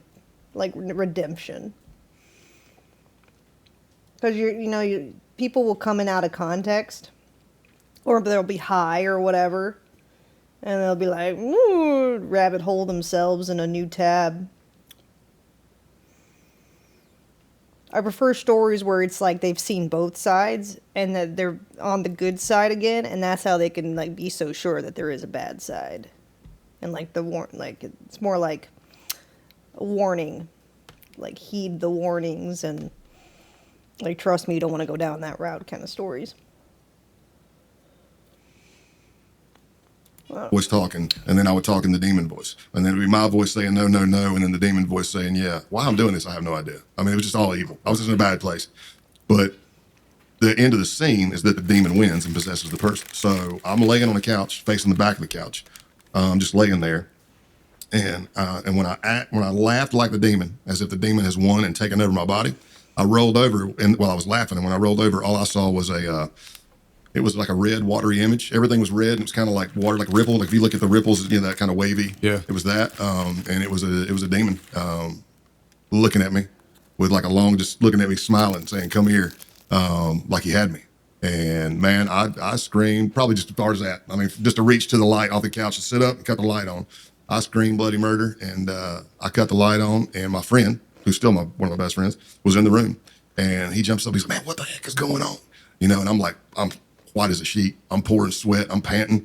And he's like, what happened? What is it? And I'm like, I looked at him and I said, if I ever do that again, anything, if I talk like that, if I ever do this again, I said something to the effect of, you have the permission to take a bat and crack me over the skull with it. And everything in the room went calm, and he looked at me like it wasn't even him. Like the Holy Spirit just filled him. He looked at me because his baseline, it wasn't his normal baseline, facial expression, everything just went, and he looked at me and said, I told you, didn't I? That was it, man. I didn't sleep. I walked to Edwards Road Baptist Church. It was a Saturday night, so I didn't sleep. I walked to church, and I don't remember how I got home. But yeah, I sat through every service, and that was it for me. I was done with devil worshiping. So it took seeing demonic entity, and you were just like, I'm out. Yeah. So when you were doing that, you mentioned about the idea of power in teenage years. I can understand that. Was that the goal though? To like, because you were studying Aleister Crowley. Like, I mean, that it seems like, because I have a friend who kind of went down a similar path at one point, and for him, it was all about like gaining power. He's a very talented musician. He wanted to kind of rise these ranks. He wanted to use every power he could to do that. It's kind of in there because you got that old proverbial crossroads story, right? You sign a pact with the devil so you can make it as a musician, kind of thing. Yeah. I was looking at stuff like that. I just kept going. Yeah. You know, I didn't do anything halfway. And I still probably don't. I really don't do anything halfway. But yeah, I was in it to win it, man. And I was at the point where I was ready to sign in blood. But what I found out later, growing up, is that even though they may not have known what was going on with me at the time, I had prayer warriors. Like my grandmother, my mom, my dad, and they didn't know they had no idea what I was doing. But those prayers were there the whole time. Yeah. I think it's important to emphasize the power of prayer. I mean, absolutely. I you know, I'm in the middle of the season. I told you about my wife. Like, I'm in a season right now where I'm constantly asking for prayer. I mean, I remind people every time we open up a show, there's a clip that just says, hey, just a reminder, my wife has cancer. Please pray for her. Because, like, I'm extremely sensitive and aware to the power of prayer now. I have been, obviously, but it's just like, it's one of those things where when you put yourself in, when you're in a situation where you're like, I need prayer, it's like all of a sudden it's like a heightened sense to it. And it's just like, it's easy to say it when you're going to say, oh, I'll pray for you, you know? Yeah. But when you need the prayer, it's like, please, everybody pray for me, you know? But that's really cool. So you're doing that as a teenager, you get through that. Do you think that if you would have stayed, say you didn't have that experience with that demonic entity and you would have kept on going into that, do you think you would have even wound up in law enforcement? Oh, probably not. Yeah. Yeah. There's plenty of things I can look at and say I wouldn't have gone into law enforcement. But that's helped me throughout my career.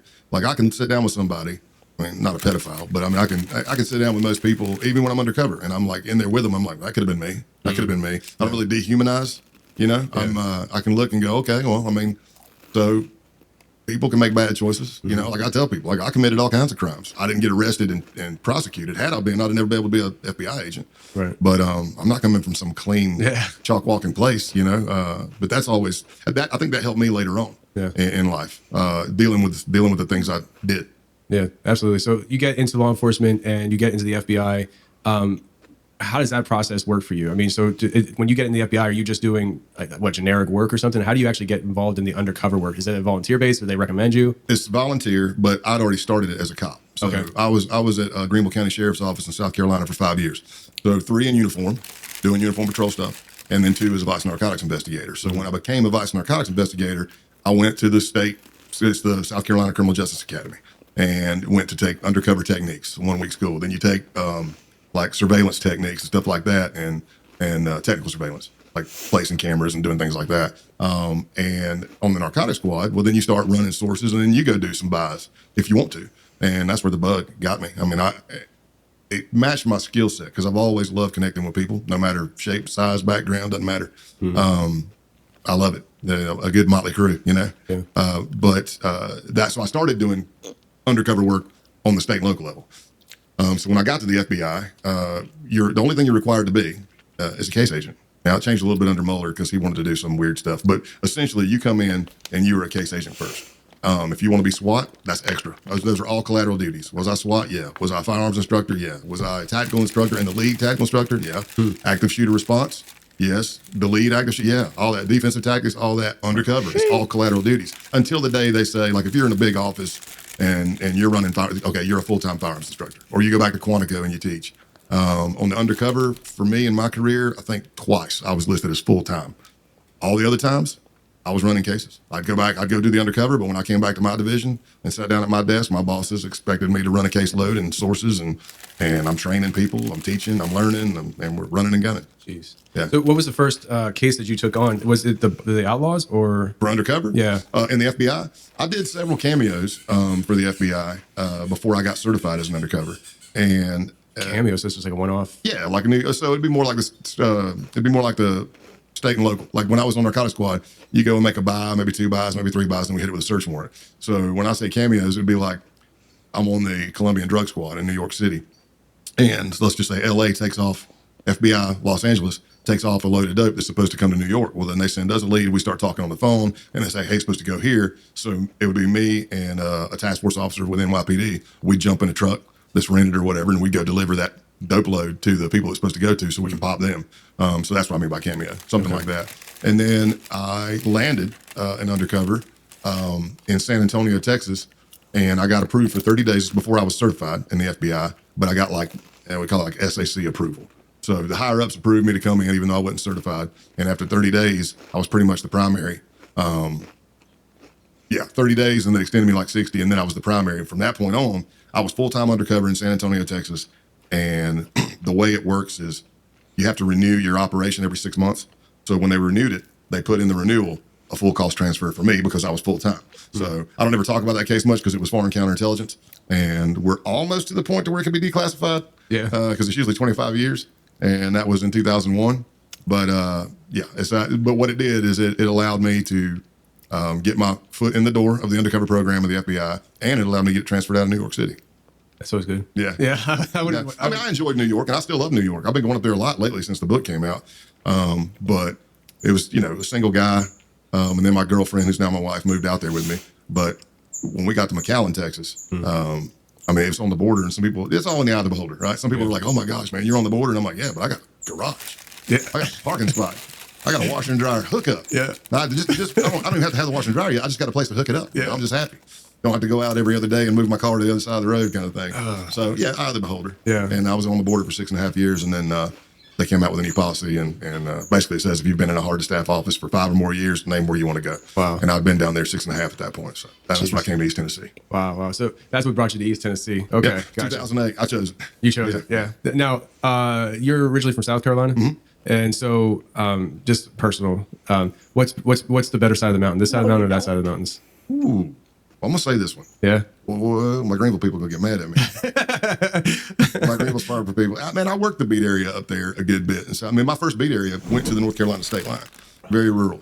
But yeah, we didn't have like right here where I live here, man. 30 minutes? You're in the Blue. Smoky Mountains. You're in the Smoky Mountains. And you're all over the place. You can go up to Fontana Dam. You can get right to Tail of the Dragon. Whatever you want. Mm-hmm. I'll say here. Yeah, I know from this studio we can be up in the mountains in about 10 minutes. Yeah, and it's just great. Plus, also in this area, even though you do have a lot of lakes surrounding you, and some rivers in the Greenville, South Carolina area, here we got seven major lakes, 3 major rivers. Yep. You got 75, 40, 81. You can be in Chicago in 8 hours. Yeah. It's pretty good spot. Yeah, I've done it. No, I love it here. I love it here. When I came down from Philly, I was actually planning on going to Nashville because of what I do. I was like, probably Nashville's a spot to settle in at. Yeah. But when I was driving through West Virginia and I saw the mountains, I was just like, I don't think I can go past Knoxville. Yeah. And so here I am to stay, I'd say. So I don't know if it was before we started recording or during this recording, but you mentioned about, I think, working a case in the Appalachians. Well, I was just talking about the accelerationist groups talking about taking over property. That's right. And creating their own ethno state. So was that like a real concern? Well, I mean, the concern is, are you going to harm people and commit crimes to get it, kind of thing, which generally you probably have to do. Well, I'll take it back. You can buy property, but at some point we probably do something. Yeah, I know, right? Yeah, yeah. So no, the accelerationist group, which is kind of like for the book, that's kind of the story. It starts with like the intro is me meeting this group for the first time face to face, and then the book ends with that takedown. Because even though I did other undercovers before I retired, I didn't mention them in the book because they were still active. Yeah, and I didn't know because this. By the way, in order to do a book, if you were a former FBI, it has to go through FBI pre-publication, and that's not just FBI pre-publication unit. From this book, chapter 3 and on is all FBI cases. So if it was a biker case, then it has to go through that unit that works with biker clubs. If it was a domestic terrorism case, it has to go through the domestic terrorism unit. If it was a public corruption case, same thing. Because it's all undercover, it's got to go through the entire undercover unit. And then they go to the field office. So if I did a case in Boston, it's got to be approved by Boston. And it's all to make sure you're not burning any active sources, active undercovers, active cases. You're not giving away classified information. So yeah, it took 8.5 months just to get that. Did you have to edit down anything? Like a lot? Not a lot. So it was pretty much all cleared? Yeah. Well, yeah. Because, I mean, we did our due diligence. Yeah. And I get they got to do their job. And we get along pretty good. And I understand the process, but they're just really understaffed and underfunded. So it takes a long time. But, yeah, I put it through there. And, we didn't have a lot of redactions. I've known some people who got their manuscript back and it was like all black. You don't have a book. Yeah, like, start over. Yeah, you got to figure out what you got to talk about. Are you going to tell me which part you blacked out? No, you got to figure that out. All right, let me start looking. Yeah, but it wasn't too bad at all. So you referenced a couple of times about I don't know how to describe it because I mean you mentioned about paganism, but you also mentioned about in one of the stories I heard you telling about the what would Satan do bracelet that you saw. That was the biker case. Was that the biker case? Like, do you? And we can go into these stories for sure, but like the overall senses, I guess, with what the different groups that you were working within. Do you because like from my perspective as somebody who's never gone through it, but I'm very devout Christian. Do you feel like there is a satanic element that kind of just is underlying a lot of this industry? Would we call it an industry? Like because it just criminal activity. Criminal activity. Yeah, it just feels like there is a certain level of darkness, whether they acknowledge it or not. It just feels like there is this like demonic undertone to a lot of this stuff. I would say yes, but I've definitely felt it more on some cases, or just me being a case agent and interviewing somebody, or arresting somebody and then interviewing them, and they've murdered tons of people, and you're looking at them and they were raised in another country. By the age of 13, they've probably already killed 8 people. They've seen people murdered and laying in the street rotten, and they got to step over them. And your brain's not even set up. You're not even developed yet. You're a kid. So you look at some of those people, it's that 1,000-yard stare. Yeah. They're just like gone. Yeah, short of a miracle from God, in my opinion. It's just they're just gone. And then you sit across the table from some people, or you meet them in an undercover environment where they are just evil, and you're just looking at them and going, "This person's just evil." Mm-hmm. You can feel it, you can see it, and I mean, I know what evil is. I mean, I've seen it, and I've been it.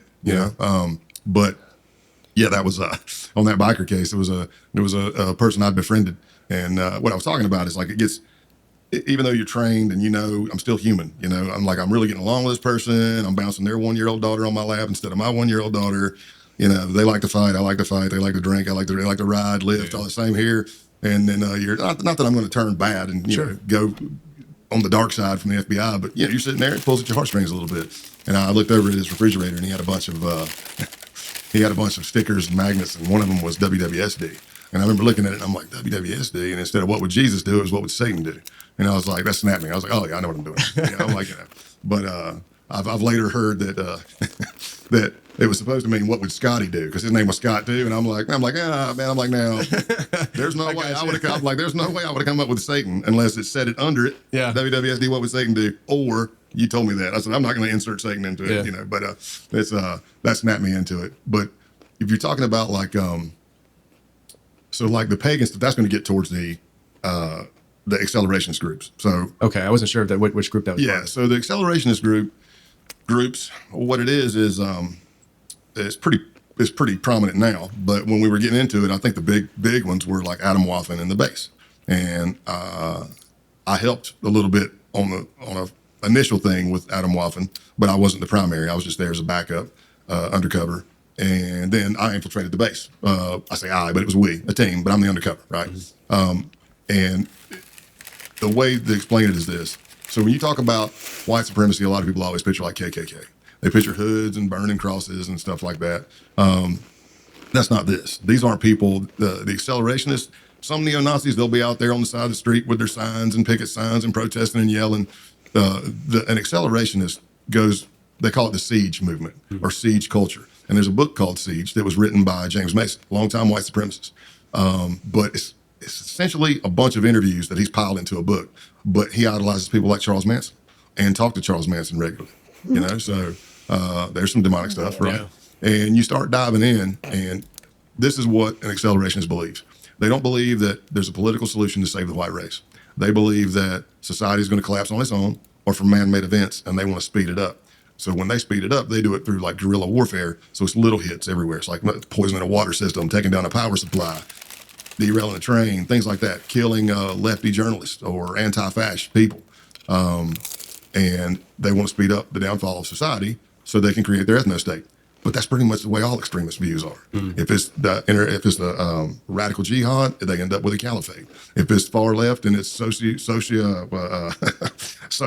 you know, it's funny because if you look, you know, far left here, far right here, they want to go far right's Hitler, but socialist, and then this is socialist. And you get down here, it's like y'all just want you just want something for free. You just want to sit around and do nothing and get free food and stuff. But all right, let's take a second to talk about our sponsor today, which is Common. But the sexual act between Adam and Eve. They look at Adam and Eve. They look at by infiltrate. commongoods.com/Tony. That's uncommongoods.com/Tony for 15% off. Uncommon Goods. We're all out of the ordinary. The accelerationists, they, at least the group I infiltrated, it said they would take Christians or pagans. But let's be clear. When I say Christians, it's not Christianity. They call it Christian identity. And that was brought in by white supremacists, Reverend Butler, the old Aryan nations. And they take the story of the Bible and they twist it. Like, so Adam and Eve, they look at Adam and Eve in the Garden of Eden, fruit of the forbidden tree. Eve does it. We're all, whatever, doomed, you know. They twist it to this. The fruit of the forbidden tree is a sexual act. Oh shit, Petey just hosted my kick. Thank you for the host. We're watching ex-FBI agent, former one, who's an undercover FBI agent and stuff, talking about the kingdom of darkness and pagan rituals that he was never supposed to see, but got exposed to. The serpent is a man of color, a.k.a. host. Satan. And they're saying that the sexual act between Eve and Satan birthed Cain. And that's what they call the mud race from that point on, non-whites. But the sexual act between Adam and Eve birthed Abel. And that's the pure white race. Wow. That's just one of the many views where they twist the living crap out of it. Yeah. Wait. Hold on. Go back.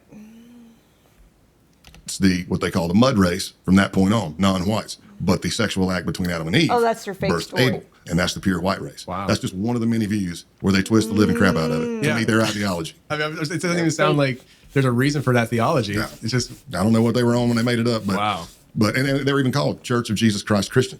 So you think you might be going to a church, you know, you got to be careful. So on the pagan side, I know, right? Can you imagine like out of town visitors that like, you know, like black people from New York or something, like, oh, it looks like a church. You walk in, it's like, oh, that's not the right one. You're not allowed in here. Wow. Yeah. So paganism, I've got friends who are pagans. Most of them are very peaceful. And there's different pantheons. So if you're in the Norse pantheon, which is a lot of people are familiar with, you got Odin and, you know, Thor and all these other gods and Freya, and it's a little bit Vikingish kind of thing, but it goes way deeper. But what the white supremacists do is they twist that to meet their ideology. In other words, like in that case, we had a block and we were going to go on, it was going to signify the wild hunt. Well, the wild hunt in Norse mythology is Odin and a bunch of gods going out and whipping their enemies all through the night. But in the white supremacy version, it's going to be us going out and ridding the world of anti-fasc and non-whites. So they just twist it. But what at least what I found through working with sources and working these types of cases, that generally speaking, most of your accelerationist groups, if you scratch at the surface long enough, somewhere in that group, you're going to find somebody that's got satanic ties. They're going to be like an order of 9 angles. It's white supremacy, accelerationism, very, very satanic. Wow. They dive into like That's almost like a celestial thing where they're talking about demons before I didn't get too deep into it. Probably good. Yeah, I'm just like, but it's demons and it's the demons and angel stuff, But you're going to find that Satanism, and then you've got, what is it, 724 or 764? That group that's out now? I have no idea. So that's another one. They are not necessarily all white supremacists, but they are accelerationists, heavily satanic. And when you get into that order of 9 angles and that 7, I should look it up, 2464. Jack's probably looking it up. Yeah, I know. 7. There's cases. 764. 764. Thank you. 764. So it's horrific stuff. It's Satanism. It's rape. It's pedophilia. Jeez. They're huge on it, and they're like going online. And most of the ones they've been flipping, and I'll explain flipping, or entrapping is what I should say, is tweens and it's boys. So they'll get somebody, and there's like even a scoring system. So they will either get you to do something bad on camera, and now they've got it, and now they're sextorting you, or just extorting you, period. And they're having like live view parties where you have to harm yourself, cut yourself open, and they're watching it, and they're telling you if you don't do that, they're going to send it out and basically dox you, but spread it all over the place. And it's very, very evil. I've seen this Discord group of like edgy teens. Ugh.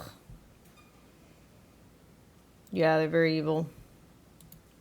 And they even call it like a bean. So if you cut a bean open, like a navy bean or a lima bean, that white. So when you cut through the fat, if you cut all the way through, that fat looks like the inside of a bean. So they call it a bean. That's just one of the things. Wow. It's pretty sick, demonic stuff out there. So if you scratch, what I was going to say is if you scratch the surface long enough on these accelerationist groups, at least up until the time I retired and thereafter, you're going to find probably somebody in there with an order of 9 angles or some kind of satanic stuff going on. Jeez, that's another level. So I had suspicion that would be, the case in some, but that's pretty graphic. Yeah. That's pretty graphic. Well, one of the guys in the base, so we were claiming pagan, and we had our blot, which is like the ritual ceremony. And the first one I ever attended and participated in wasn't really that bad. I mean, it wasn't evil, really, per se, except for one guy in the group. Well, I said I'm Norse pantheon. I prayed to like Rolo or something like that, and into the gods, and they understand what that means. Yeah, we're doing this whole thing, and I'm also being coached because I'm like, hey, well, how does this work? I know this, but how does that work? And the guy leading the blot was actually an Asatru guy, and it was different. But when the one member got down and started praying to his god, he said he was an Egyptian pantheon. Man, it was before I knew about Order of 9 Angles and stuff. But the stuff he was praying, I was like, wow, I was just praying for like the white race. And I was kind of, going with, help us conquer, blah, blah, blah, and the pure white race and just jargon. He was getting into some like demonic flesh, melting off bones, blood, demons. And I'm like, but we're all acting like we're still, at least I'm acting like I'm praying, and I'm sitting there and I'm watching, and while we cut ourselves and bled on, they carve runes in the wood and white supremacist symbols, and you cut yourself and bleed on that, and then we set it on fire, and while it's burning, you pray. And I just remember going, man, this dude is in a dark spot. Yeah. So that's when I first started kind of seeing that, but I recognized it because, jeez, it's the same old thing, different day, right? Whoa. So, all right. You're participating, acting in this ceremony or whatever it is, and you have to cut yourself. You guys carve the runes in the wood. All right, this is maybe a layered question. Going into your work, obviously you're going into undercover work. You're not totally sure probably what direction it's going to take ever. Right. But you start going down this rabbit hole of, okay, we're pagan, we're doing these rituals. Now I'm carving runes and cutting myself and letting it bleed on there. Did you ever feel like this is something that I might have baggage from spiritually that I need to work out? And did you ever afterwards feel like, hey, I feel like that brought something on to me, Not that blot. And again, I'm in work mode. Did I have to cut myself? No. But you didn't? No, what I'm saying is it's for the job. Yeah. For the FBI as an undercover. Do I have to cut? No. I can be like, I'm not cutting myself. Yeah. Forget you guys. But I saw what we were doing, and I'm like, I can stab my finger, like bleed on there. I was personally okay with doing it. There was the blot that we did on the Halloween night of 2019, and that's where things got weird. That's when that 4-day hate camp we did. They went and stole a ram or a goat. I still don't know the difference. It had horns. It was big. I don't know. I've talked to people. I'll Google it. I still get confused. I'll try to figure it out later. It's not on the top of my list to accomplish things today. Yeah. But either way, they stole this goat, and we had been training all day, and then they had the little holy spot on this 100-acre farm in Rome, Georgia, and that's where we'd done our blots before. And we went down in the woods with this goat and sacrificed it. Sacrificed it and drank his blood to kick off the wild hunt.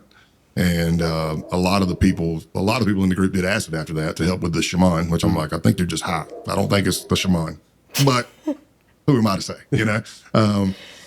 But Man, they tried to chop the head of the goat off. It didn't work. Shot it in the head. I asked them to put another round in it because it was still kicking like 2 minutes later. And then they sliced his throat, filled the cup with blood, and everybody's on their knees in a circle except for me because it's pitch black, you know, so in the middle of the woods. So I'm shining a flashlight for the guy who went by the code name Eisen. He's the one that led the blot. So he's got a sheet of acid. So he's going around to each person who wants to do the acid, and he's putting the hit under their tongue, and then they're chasing it with the blood. This is to signify the sacrifice, because this goat's now going to Odin, and this sacrifice is for Odin, and to kick off the wild hunt. And I went around, and by the time it got to me, my turn to partake in the blood, it was all chunky, and it was clotting, it was coagulated, and I'm looking down going, oh man, I really don't want to turn this up, you know? And I think it was pestilence that gave me an out. So I just took 2 fingers. I'm like, man, this is getting chunky. And I took 2 fingers and deep into the blood and then sucked all the blood off my finger. Yeah. So we did that. And then they chopped the head of it off, and we carried the head around for 3 or 4 days, taking pictures. Smells. Yeah, right. What a vomiting. The eyes I are could all not yes, do weird. that. And a lot of kind of some demonic stuff going on there, man. Yeah. They want to claim pagan, but there was, and again, it wasn't pagan. It was white supremacy pagan. But some demonic stuff. And then we went out, and the last night was a Saturday night. That was a Thursday night. So Saturday night, we go back down. And meanwhile, we're filming all this. This is all for propaganda videos as well, because we're trying to recruit more young men to become part of the base and be a white supremacist. I'm gonna have to ask you. I want you to finish the story, but I want to know, how does propaganda videos get distributed? Like, it has to be Dark web. distributed. Yeah, dark web. Okay. But we'll talk about it. But so we go down there, and now it's being filmed and everything, but we are now burning American flags. We're burning holy Bibles. And while people are yelling, F your Jewish God and death to America and all this stuff. And that one, yeah, when I came back from that trip, I felt like I had something on me. I felt dirty. And I texted my pastor. I was like, hey, I know it's hard for especially type A personalities to reach out for help, but man, I could use some prayer, because I'm like, I am not feeling it. You know, I feel weird. That rocked me. But there was a real cool story about the Bibles. They didn't burn. They didn't burn? No. We had a bonfire going. And I even went back and watched the propaganda video. And I'm like, I swear, when he took the Bibles, he opened them up face open and laid them down in the fire. At least three or more Bibles. And you know, the flames go up, and then the fire starts dying down after a while. And if you've ever seen a book or a magazine in a fire, you need that kind of roughly layer on the pages. And one of the members starts stoking the coals to get the fire going again. And then a Bible just opens up. Ain't even, like, the outside's charred a bit, but nothing. And I'm telling you, he laid it down like this. And I've heard people with, you know, science saying, well, you know, a lot of Bibles, the pages are made out of clay. They don't burn. I'm like, whatever, bro. I saw American flags burn. I saw all kinds of stuff burning that day, you know. And here's the kicker. So that member who went by the code name Punished Snake starts tearing out page by page. Gets the fire going again. Stoke up the coals. We got a bonfire going again. And it dies down eventually again. He's stoking the coals. Bible number 2 opens up and it's not burnt. Jeez. On the inside. And one of the members in the group, when that happened, and it's on the recording, and when he flipped it open, he goes, man, these effing Bibles just won't burn. And I remember like looking, like I didn't do it like openly so people could see me, but in my mind and in my heart, I was looking up going, yeah. You know, I was like, that's nice, man. I got you. I'm picking up what you're putting down. Yeah. But yeah, man, it's just it's some weird stuff. And there was evil there, for sure. I remember the first time walking down to that blot area. I remember walking down in the woods. I'm a grown man, you know. I've been through a lot. I'm not saying I don't get scared. It's not saying, look, you're some super tough dude. It's just that I remember walking down in the woods, and we're walking, and it's pitch black, and you can't see anything around you. And I started getting scared. Because now I'm going down to this blot. I'm like, well, is this satanic? Is this pagan? Are there spirits? And I just remember thinking, because again, I'm a jokester. But if you've ever seen the movie Devil, this is M. Schimmel, that guy, not with the guy. Yeah. He did it. And I remember I would have never watched it, but I was stuck at a hotel and I'm flipping channels. Yeah. And I'm like, how can you make an entire movie about people trapped in an elevator about the devil? And I'd flip over and I'd flip back. I'd flip over and I'd flip back. Next thing you know, I'm like, oh, this is okay, all right. Yeah. So I was thinking in that vein, I'm like, well, if spirits and stuff start flying around, I guess I'll just try to kill everything and we'll figure out which one's the devil. Yeah. That's what I was thinking in my head. I'm like, but I remember walking out, I was getting butterflies. I'm like, and I remember thinking to myself, I'm freaking, I'm actually getting scared right now. This is, you know, but I'm walking down. It was eerie. Yeah. I mean, I would be terrified. Yeah. Because, I mean, It wasn't Christ field. no, yeah, It's completely different feeling. Yeah. And so you're going down in the woods and I mean, yeah, I guess you know the people to the extent of your research and what the relationships you built with them to that point. But man, like anything could go sideways down there. And I mean, I guess Look who you're hanging with. Yeah. Young white supremacist accelerationists with guns.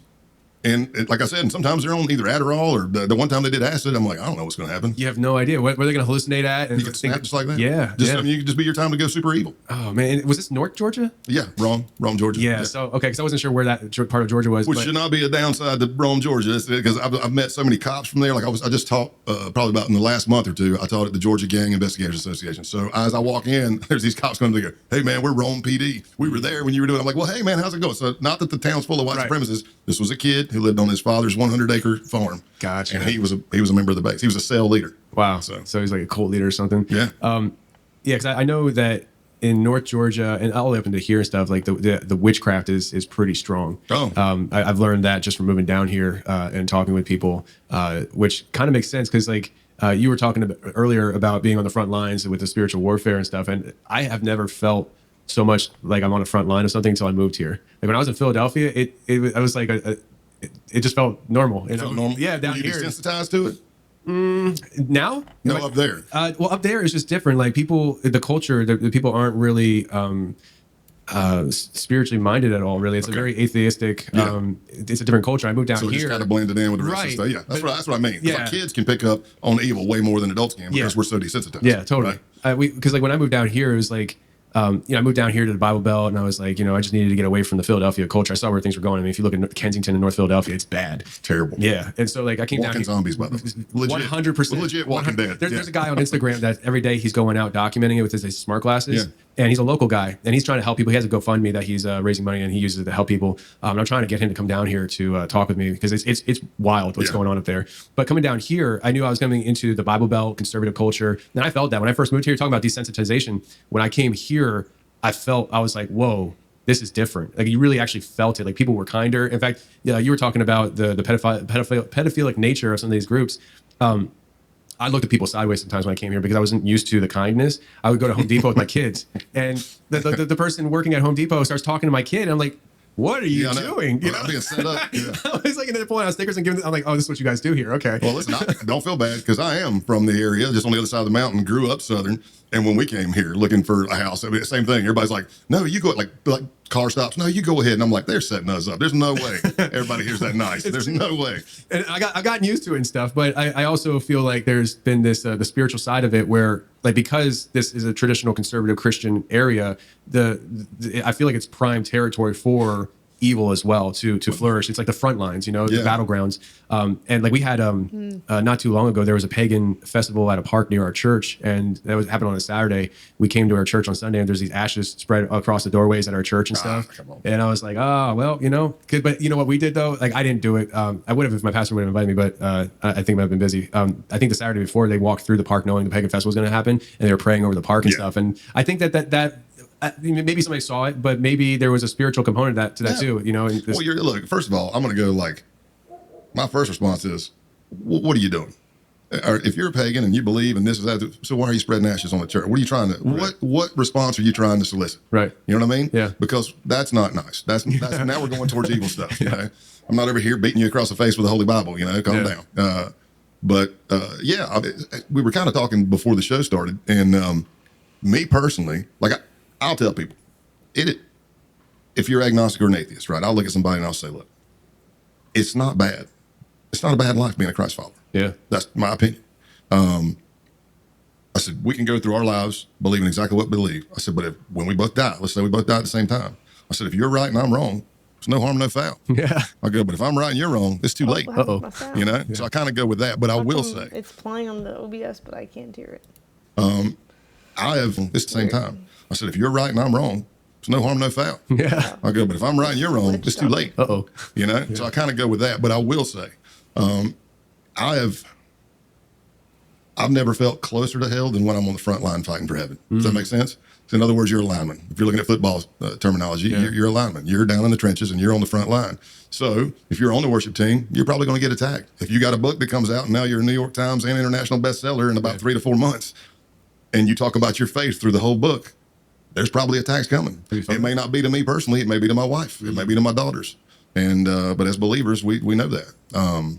But what I'll say as a believer, at the end of the day, the devil has no power. Right. Nothing. That's another thing about devil worship. I'm like, no matter what you do, you're not going to beat God. It's unbeatable. Yeah. He's unbeatable. Yeah. She, whatever, you know. Yeah. And that's where I always find some solace. That's where I find it helps keep me grounded. The small groups or life groups, whatever you want to call them, the Christians, the people I've surrounded myself with, or the groups that I've been in. There's been times where I've been really struggling, and maybe I can't tell them everything about the case I'm doing. Yeah. But I can tell them enough, and that's that moment where they put you in a chair in the middle of the room and they lay their hands on you and say a prayer over you. And I'm telling you, when they did that, first time that ever happened to me, man, when they took their hands off of me, I was like, I can run through that wall right now. Man, I was like, let's go. Yeah. Let's go. I'm ready. I'm ready. I'm focused. Let's Yeah. go. But you got to have that, in my opinion. Yeah. Did you ever find it? Because I mean, you said about calling your pastor. Where's the line when you're undercover working a case? Where's the line between real life and not real life? I mean, are you allowed to have communication like with like your pastor and stuff? I mean, like, So, I'd be yeah, I see nervous what to you're blow my cover. You know Yeah, what I I mean? see what you're saying. I would not call my pastor from my undercover phone. Right. Okay. You know, I would wait till I got my FBI phone back, or, I mean, if You don't have to preach to the choir, Jeremy. I've had Jesus since I was a child. Okay, I grew up in a very Baptist home. Just you don't have to try to convert me. I'm already saved. I needed to, I would do what I did with my wife. I would buy a burner phone that comes I'm back to good. nothing. And then maybe I'd throw that to my pastor and say, hey, Go I'm a big spam under. another streamer. If I need something, if you don't mind, I'd like to call you. You can do that. You can do that. But it's not the best operational security. I'm sure somebody at FBI headquarters would have a hissy fit, Yeah, but I appreciate it. It is what it is, Yeah. you know? Yeah, I wouldn't call from an undercover phone though. Was it hard at times? Because you mentioned about being in the one guy's place and bouncing his kid on your knee. Yeah. Like, I mean, at some point, it's got to feel like this is my life. You know, like if you're acting, I mean, Essentially, you know what I mean? Like, Yeah. it's just like, I don't know. Like, I just, Yeah, was there ever a method point acting. where, I don't know, like, I hate to ask this question like this, but like, was it hard to do your job because it's like, Why does Jesus love everyone though? Because he knows that, like, you know, every human. I don't know about like the human hybrids or whatever, if that's a thing. But every normal human, for sure, is innocent, and they only get, you know, they're not like, they've done bad things, but they didn't start off that way, right? They're not born evil. You're not born evil. You have bad life, bad environment, exposed to bad people. There's possession. You know, it's like people aren't just born evil. A lot of people are a victim of circumstance too. Bad RNG. Yep. like the human side is like, man, I'd rather not. sometimes. Like, were you tempted to overlook things, you know? Not overlook, but maybe throw them a bone and say, why are you doing this deal? And then when they're like, what do you mean? You're like, bro, you told me that you got out of the game because you got 4 daughters and you didn't want to go to prison. So what I'm telling you is don't do this for me. You said you didn't want this life. You don't have to do it. Just saying. Yeah. And they're like, nah, I'm in. You're like, all right, well, I tried. You know? But in that particular case, yeah, that guy I liked. Yeah. I still like. Yeah. Love that dude, actually. Does he know who you are now? Yeah. Yeah. Yeah, I mean, goodness gracious. Yeah. You know, I went from like, I opened up an Instagram account. I think I went after Joe Rogan. I think I went from like, I don't know, 100 followers, and now I'm like over 10,000, which ain't a whole lot, but that's a lot to me. Yeah. You know? Yeah, people start seeing you. Yeah. You know? And then some of the people some of them I put in jail started trolling me, and I just eventually blocked them because they were just saying stupid stuff. But it's funny. I still laughed about it. I was like reading it going, I can totally see this guy high typing this laughing right now. I'm Yeah. like, but yeah, but I tried to treat people with respect, unless it's time not to, you know. But on those undercovers, sometimes you do bond. But again, I'm still in work mode. Like, you know, did I bond with some of the people in the white supremacy? Yeah, not over white supremacy, but I'm like, okay, well, this is something I like to eat. You like to eat? Okay, there's one thing, right? We kind of go that route.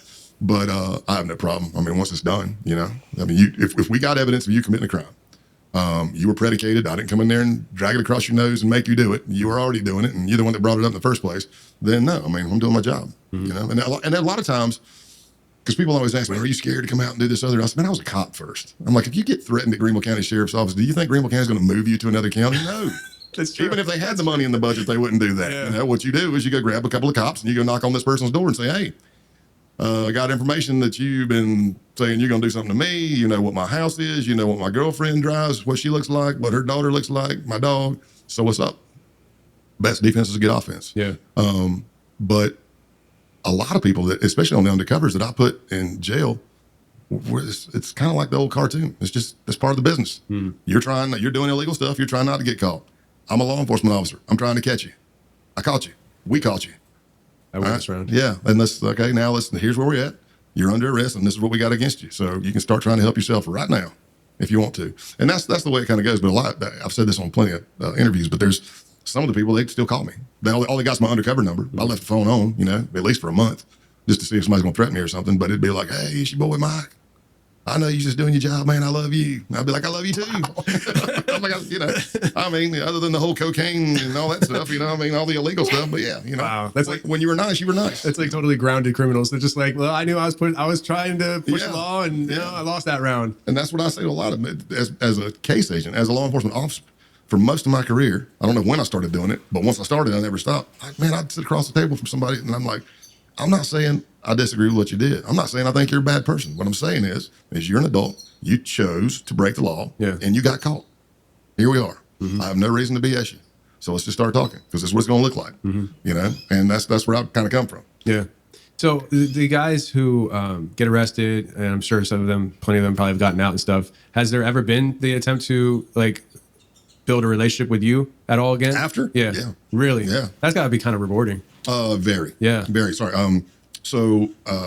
Welcome to The Counter, where we decode the lies of modern day culture using biblical truths, divine revelation, and prophetic insight. You learn from it. Luckily, they didn't.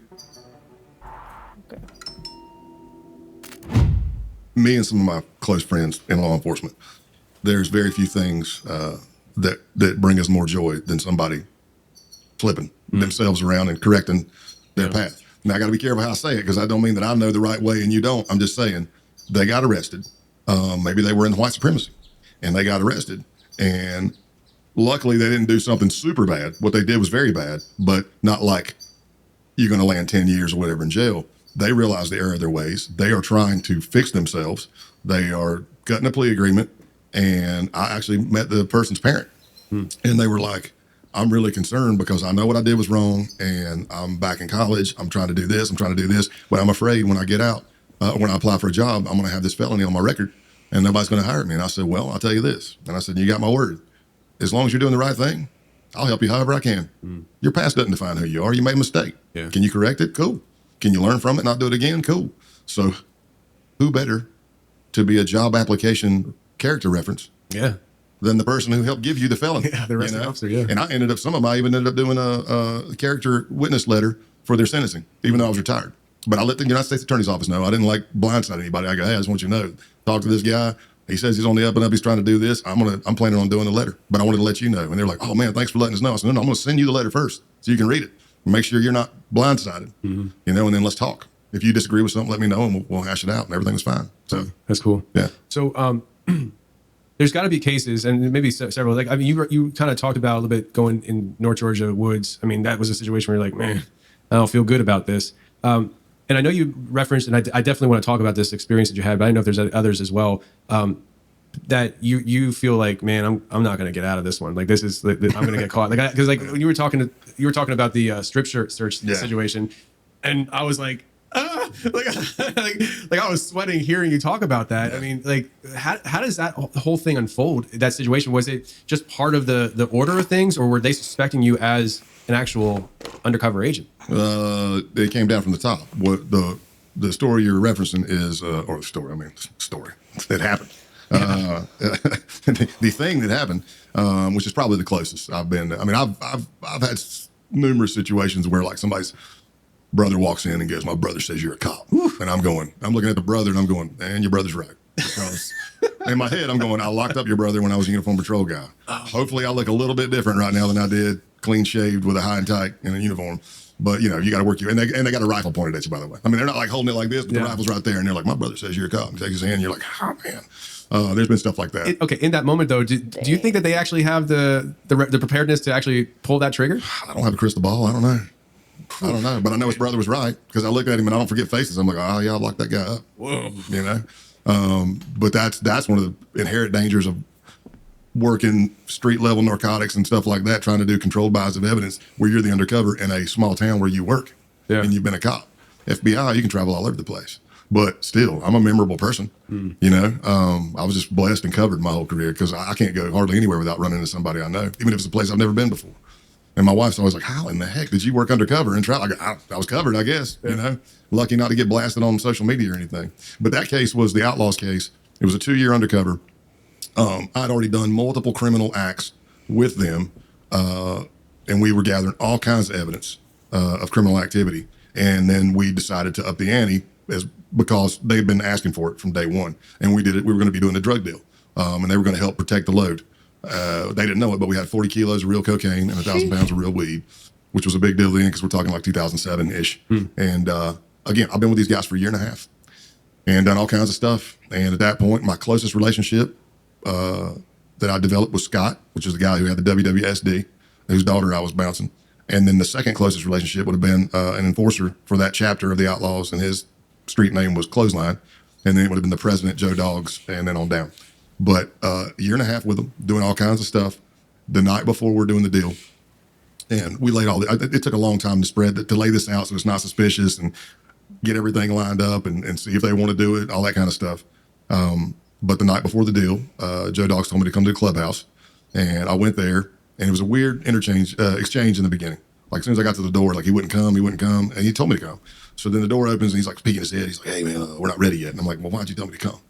So he sends a prospect or a probate, whichever one you want to call it, probate for them with me. We go grab a couple of drinks, get something to eat, come back. I go in the clubhouse. The music's blaring. They have a mandatory weekly meeting, and they refer to that as church in the biker community, especially 1%er. So they just had church. So all the outlaws from that chapter are there. I go in, I'm drinking like normal. Everybody's tossing a few back. I'm cracking jokes. They're laughing. But what I can't see is like I'm like turned this way, and I'm like telling jokes. But when I turn my head this way, I wouldn't see it, but their face would go stone cold.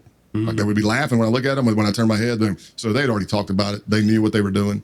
And Clothesline comes over and he says, "Hey man," he goes, "Hey Tex," is what they call me, Tex. He's like, "Hey Tex, you got a minute?" And I'm like, "Yeah." My second closest relationship. I'm like, "Yeah, man." So I'm following him, and there's one door I'd never been in that clubhouse, and that's the door we went in. It's a tight stairwell, goes down to, I say a basement, but it's smaller than a basement. It's like a crawl space. I can't stand up straight. I could probably touch the wall on both sides.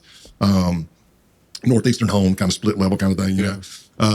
So as I'm walking in the door, another outlaw walks in behind me, and we're going down the steps, and I go, I already knew. I'm like, this isn't good.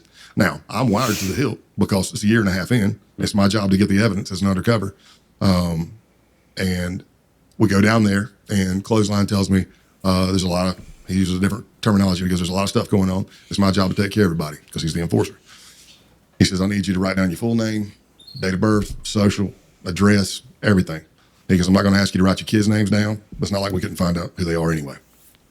And he goes, and then I'm going to need you to take all your clothes off because I'm going to check you for a... Hold on. Someone asked if I've gone down the Pleiadian rabbit hole yet. I prefer not to do the Pleiadian stuff because, again, there's a lot of information out there that can just lead to getting obsessed with astrology and trying to contact these Pleiadians through channeling, which is actually just like demons or other non-healthy spiritual entities and can lead to a lot of bad shit. So I prefer not to go down that route. Wire. And I'm like, now they've already shown me their pistols. The one outlaw's on the steps. He's got his hands hanging up so I can... You're contacting aliens, Pleiadian soul, whatever, starseed, blah, blah, blah, blah, blah. Like, no, you're just contacting, like, fucking schizo entities that'll channel themselves through you and possess you and shit. See his pistol in his waistband. They're not pointing it at me directly, but they're letting me know I'm not free to leave. So... No. Because of the stress of the situation, I'm having an adrenaline dump. And which is, it's not a panic attack, but it's an adrenaline dump. You know, everything slows down, auditory exclusion. So that means your ears, everything you're hearing sounds like you're underwater. It's like whoosh, whoosh, real slow. Everything slows down. You can feel your heart beating. You get time dilation in your eyes. So when you look, everything's in screen grabs. Click, click, click. Everything's just how you get voices what's probably in your 30 head. seconds feels like 5 minutes. And that's the normal response. Whether you're in a shooting, your first car wreck, your second car wreck, anything traumatic, that's what kind of happens in an adrenaline dump. So during all that and the stress of the situation, I forget my middle name because of the stress. Now I'm in work mode. I'm going, oh man, what's my middle name? What's my middle Because name? you're using different names. Yeah, I've got different aliases, and I'm going Scott Calloway, Scott, and I go Scott Joseph Calloway, and in my head I'm like, no, not Joseph. That was middle name of another alias, you know. And I'm like, damn it. But I don't realize I yell. I say something back like, and what else do you need? My name and what else? I had no idea I said it. That's a distraction technique, but it allowed me to hear them calling up, asking to probate what he needed for that website. So now I know they're going to run me on. They're going to do an internet check or whatever. And I remember my middle name. I write it down. And like I said, I'm wired to the hilt. I'm not free to leave. Even if out of some miraculous way, I could have made it past them with their guns and two dudes in this small crawl space. Once I get upstairs, I've still got, 8 or 10 outlaws. The door's locked. It's barricaded. It has a metal bar across it with welded hooks on it. I mean, you're kind of done. So I start taking all my clothes off. I take everything on my upper body off. I take my boots off. I drop my pants and underwear down around my ankles. So from my ankles up, completely naked. And he checks me and thoroughly. And we're kind of talking because I'm like trying to get intelligent. That's the way I've been trained. I'm like, I'm not going to vapor lock because I know that's bad. So I'm just like, hey, man, what? And he's like, well, wouldn't you be suspect if blah, blah, blah? And I'm like, yeah, I would. But I didn't come to you guys. You guys called me over. They recruited you? Yeah, well, yeah, at a bar, but that's how it all happened. I didn't walk over to say hey to them. They called me over to say hey to them. And then I'm like, y'all been asking for this. If nobody wants to do nothing, you don't have to do nothing. Now, it doesn't sound anything like I sound right now. If you hear the recording, my throat is tight. My voice is way higher. My diction is terrible. I'm talking through my nose because I'm having a no crap moment. And I think I'm done. And I'm pulling my pants back up. And then he grabs a piece of clothing and he says, hey, I'm not going to find anything in here I don't want to, like some pictures of my old lady. And he laughs. And I'm like, and that's my laugh. And then he says, well, he starts kneading this piece of clothing. He's going through it with his hands. He's doing this all the way up. Now, I know that piece of clothing has a recording device in it. And I know that it's big enough in circa 2007-ish. If he runs his hands across it, he's going to feel it. And I don't realize I do it. But again, on the recording, you can hear me go, because here I am just standing there, boots not on, jeans up, no shirt, no nothing. And I'm watching and I'm just like, what am I going to do? I don't know what I'm going to do. I don't really have anything. I'm just riding it, see what happens. He looks right at it, at least a camera part, and misses it, and then stops. For me, that's divine intervention. I literally was just going to say that. That's divine intervention. Whoa. Because a little bit more, and he would have felt it. So people always ask me, what would you have said? And I only had 2 responses. And I remember it like it was yesterday. One of them, because he already gave me a bone on a joke, I'm a jokester. And it's also a defense mechanism. When I'm scared, I'll crack a joke, But if he would have said, what is this? I would have said, I don't know, some pictures of your old lady. That would have been one answer. The only other thing I had was, the gig is up. I'm an undercover FBI agent. And I can walk out of here and we can see each other in court, or all hell's getting ready to break loose. And that would have been a bluff, though, because to my knowledge, every time I'd been in the clubhouse, my cover team couldn't hear me. I don't know, walls, equipment, whatever, neighborhood, who knows? Even in today's technology, you can walk in one building with 5G and you still can't get a signal. I'm like, but it would have been a bluff.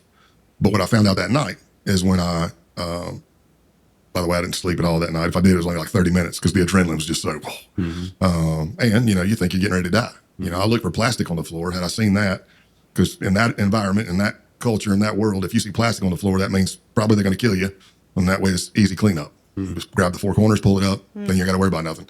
But I didn't see that, but I saw a rope. I saw the guns for sure. That night, or early morning, could have been 4 a.m. when I'm done, I meet the case team, the cover team, and I'm handing in my equipment. And that's when I find out that the 2 guys starting the shift, who were part of the core case team, 2 task force officers, who were phenomenal, by the way, phenomenal investigators and law enforcement officers, they heard it. Something in that initial interaction between me and the president, it didn't sit right with them. They had pulled close enough. They heard everything, and they radioed back to Boston and let everybody know that I was being stripped at gunpoint, and then I was, of course, wired to the hilt. So, to my knowledge, the way they explained it to me was everybody's now on the way down with blue lights and sirens on from Boston. That was still working and was going to be on that shift that night. But they knew the inside of that clubhouse because they'd been there on local law enforcement activity. They knew that there was a metal bar across the door and it was heavily fortified. So their plan was to drive into the wall right beside the door, to breach around the door, as opposed to the door, just breach the wall right there. But they listened to me and they knew me well enough, even though you can clearly hear that I'm scared. They were they were paying attention to find out, hey, should we pull the trigger and go, or is he gonna be okay? And they were waiting and waiting. And I'm sure if he would have found it and said, what is this? That probably would have been their trigger. They probably would have been slamming into the wall. But we lived to fight another day. And on the spiritual side of things, that night, what I'd done during that case, I had a 1-year-old. Our daughters were like 3 and 1. And my wife, I bought her a burner phone so I could call her from my undercover phone. And it might be 4 in the morning, it might be 7 in the morning. And I'd be like, hey, babe, it's me, just letting you know I'm done. I'm heading back to the hotel room. I'll call you when I wake up this afternoon. Sometimes it was like, okay, babe, I love you. Sometimes we talked for a little bit. That night when I called her, the first thing she said was, are you okay? And I'm like, yeah, why? And she says, well, at this certain time tonight, I was driving with our girls in McAllen, Texas, and I just got this overwhelming feeling. And I pulled over on the side of the road and started praying for you. And I matched it up. That's when I was in the basement getting stripped. So she felt my fear. I sent it. Man, that's like the Holy Spirit telling her, now it's time. Yeah. You got to pray. Yeah, legit. Wow. Legit. That's wild. That's wild. What's their plan on that end of things? I mean, they're strip searching you. Say they find a wire. Like, are they really prepared to kill a federal agent? Depends on who you talk to. But again, I don't know. I don't know.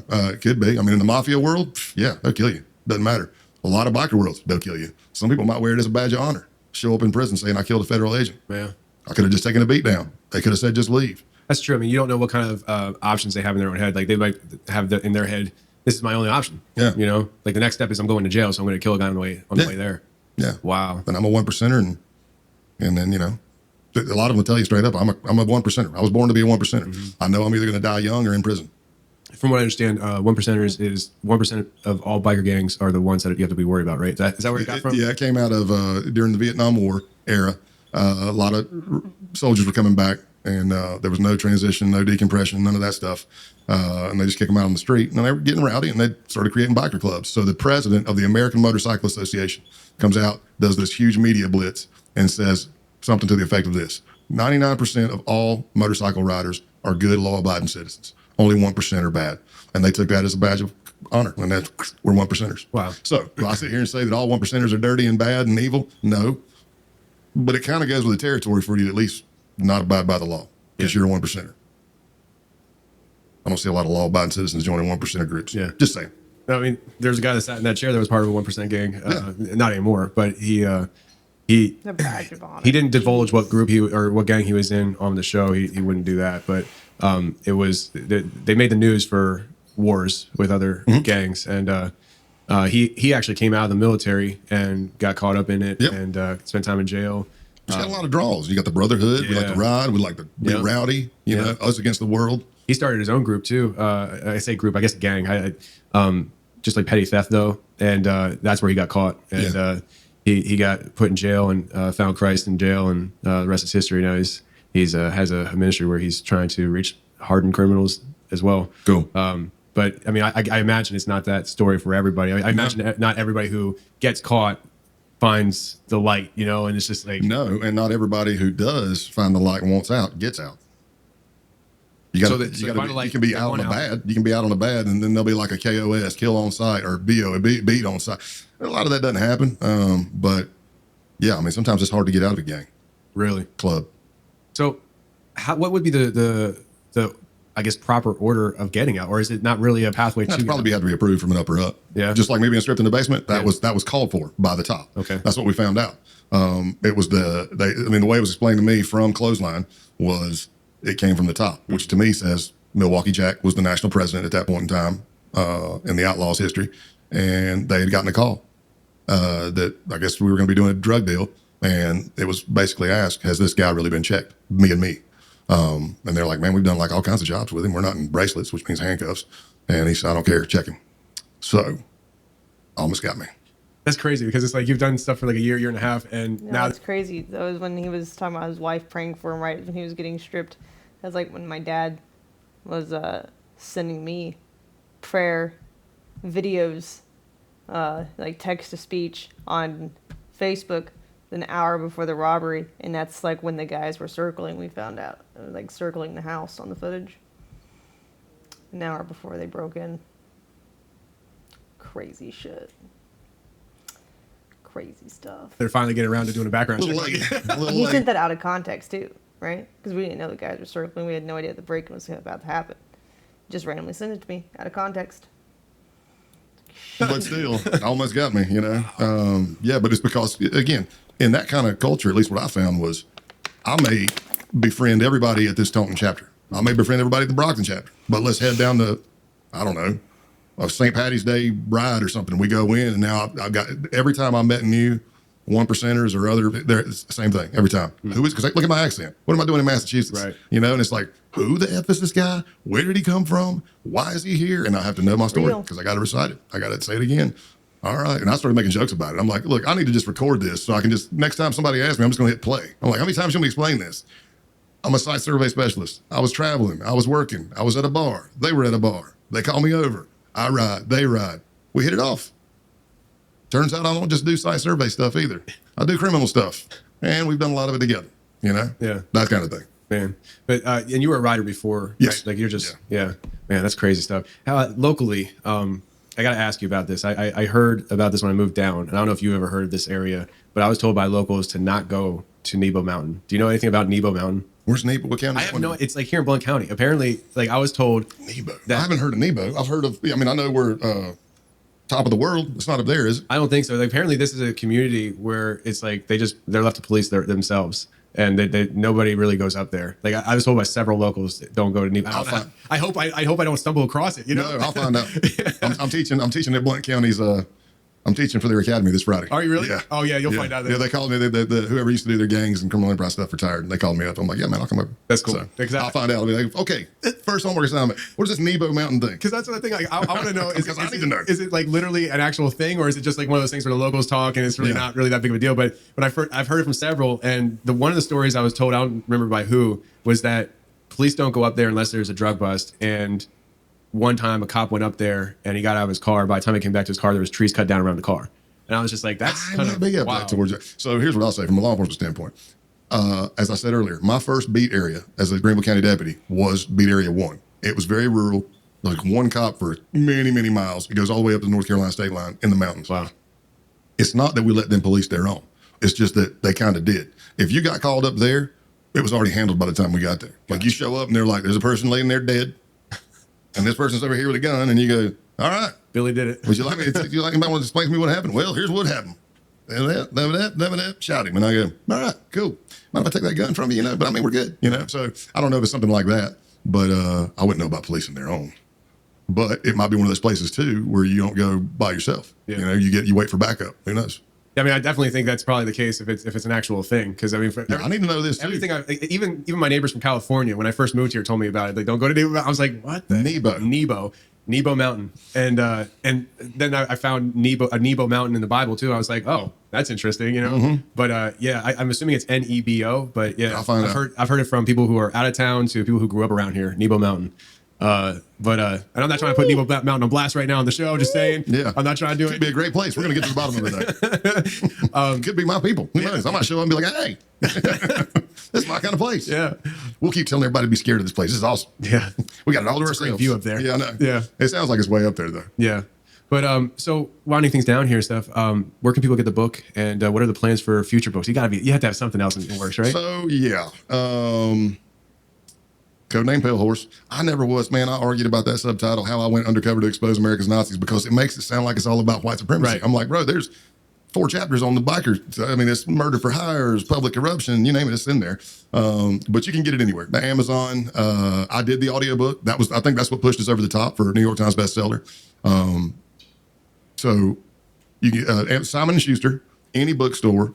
And if you use Union Avenue Books, if you go on Union Avenue Books in Knoxville, Tennessee's website, you can order it and request a signature. And then I can go down there and sign them. But I will say, if you go on Amazon, be careful, because there's a lot of scams on there. We called. There's just so many from foreign countries and stuff. It'll be like, mine's at the top. That's my ugly, that's my mug. That whole caveman forehead thing. That'll be me. That'll be the right one. Below it, it'll be like Agent Pale Horse Workbook. And they've taken AI and made me look older. And really? It'll be like a cartoon figure or something. And you're like, what? Now, I even found one on YouTube where somebody had taken the entire book and put like an AI voice So annoying. reading the entire book. I mean, I did it. I did the audio book. Now that one got shut down quick. Yeah. But yeah, so it's anywhere, everywhere. The audiobook again is me. I have another book in me, Easy, that could be just as shock and awe. Sorry. No, you're fine. That could be shock and awe. But that's my case agent stuff. Me as a case agent, the cases I was able to work, run, develop, and all that stuff. But I'm being told by my literary agent, my agent, Simon & Schuster, if you already got a bestseller, New York Times International bestseller, autobiography, you don't do another autobiography. They're saying, if you want to do something like a Jack Carr kind of thing, go fictional series. Yeah, that's what they're telling me right now. Interesting. And they sponsor Jack. My agent closed Jack's deal, so I'm hoping for good things. Yeah. But yeah, because the Terminal List 2 season comes out like this week, I think. Wow. And it was pretty surreal to walk into Simon & Schuster in New York City, and then you walk in and it's all Jack Carr's books, and There's then the rest of the always a walls are my book. books. And I was like, my book, But pretty good. We're in some negotiations on some stuff. I'm hoping for a TV show or a movie, but as long as it's in the Lord's will. If it's not, it's cool. Yeah. I'll go back and I'll do something else. It's cool. I didn't want to do the book, but it's been a great experience.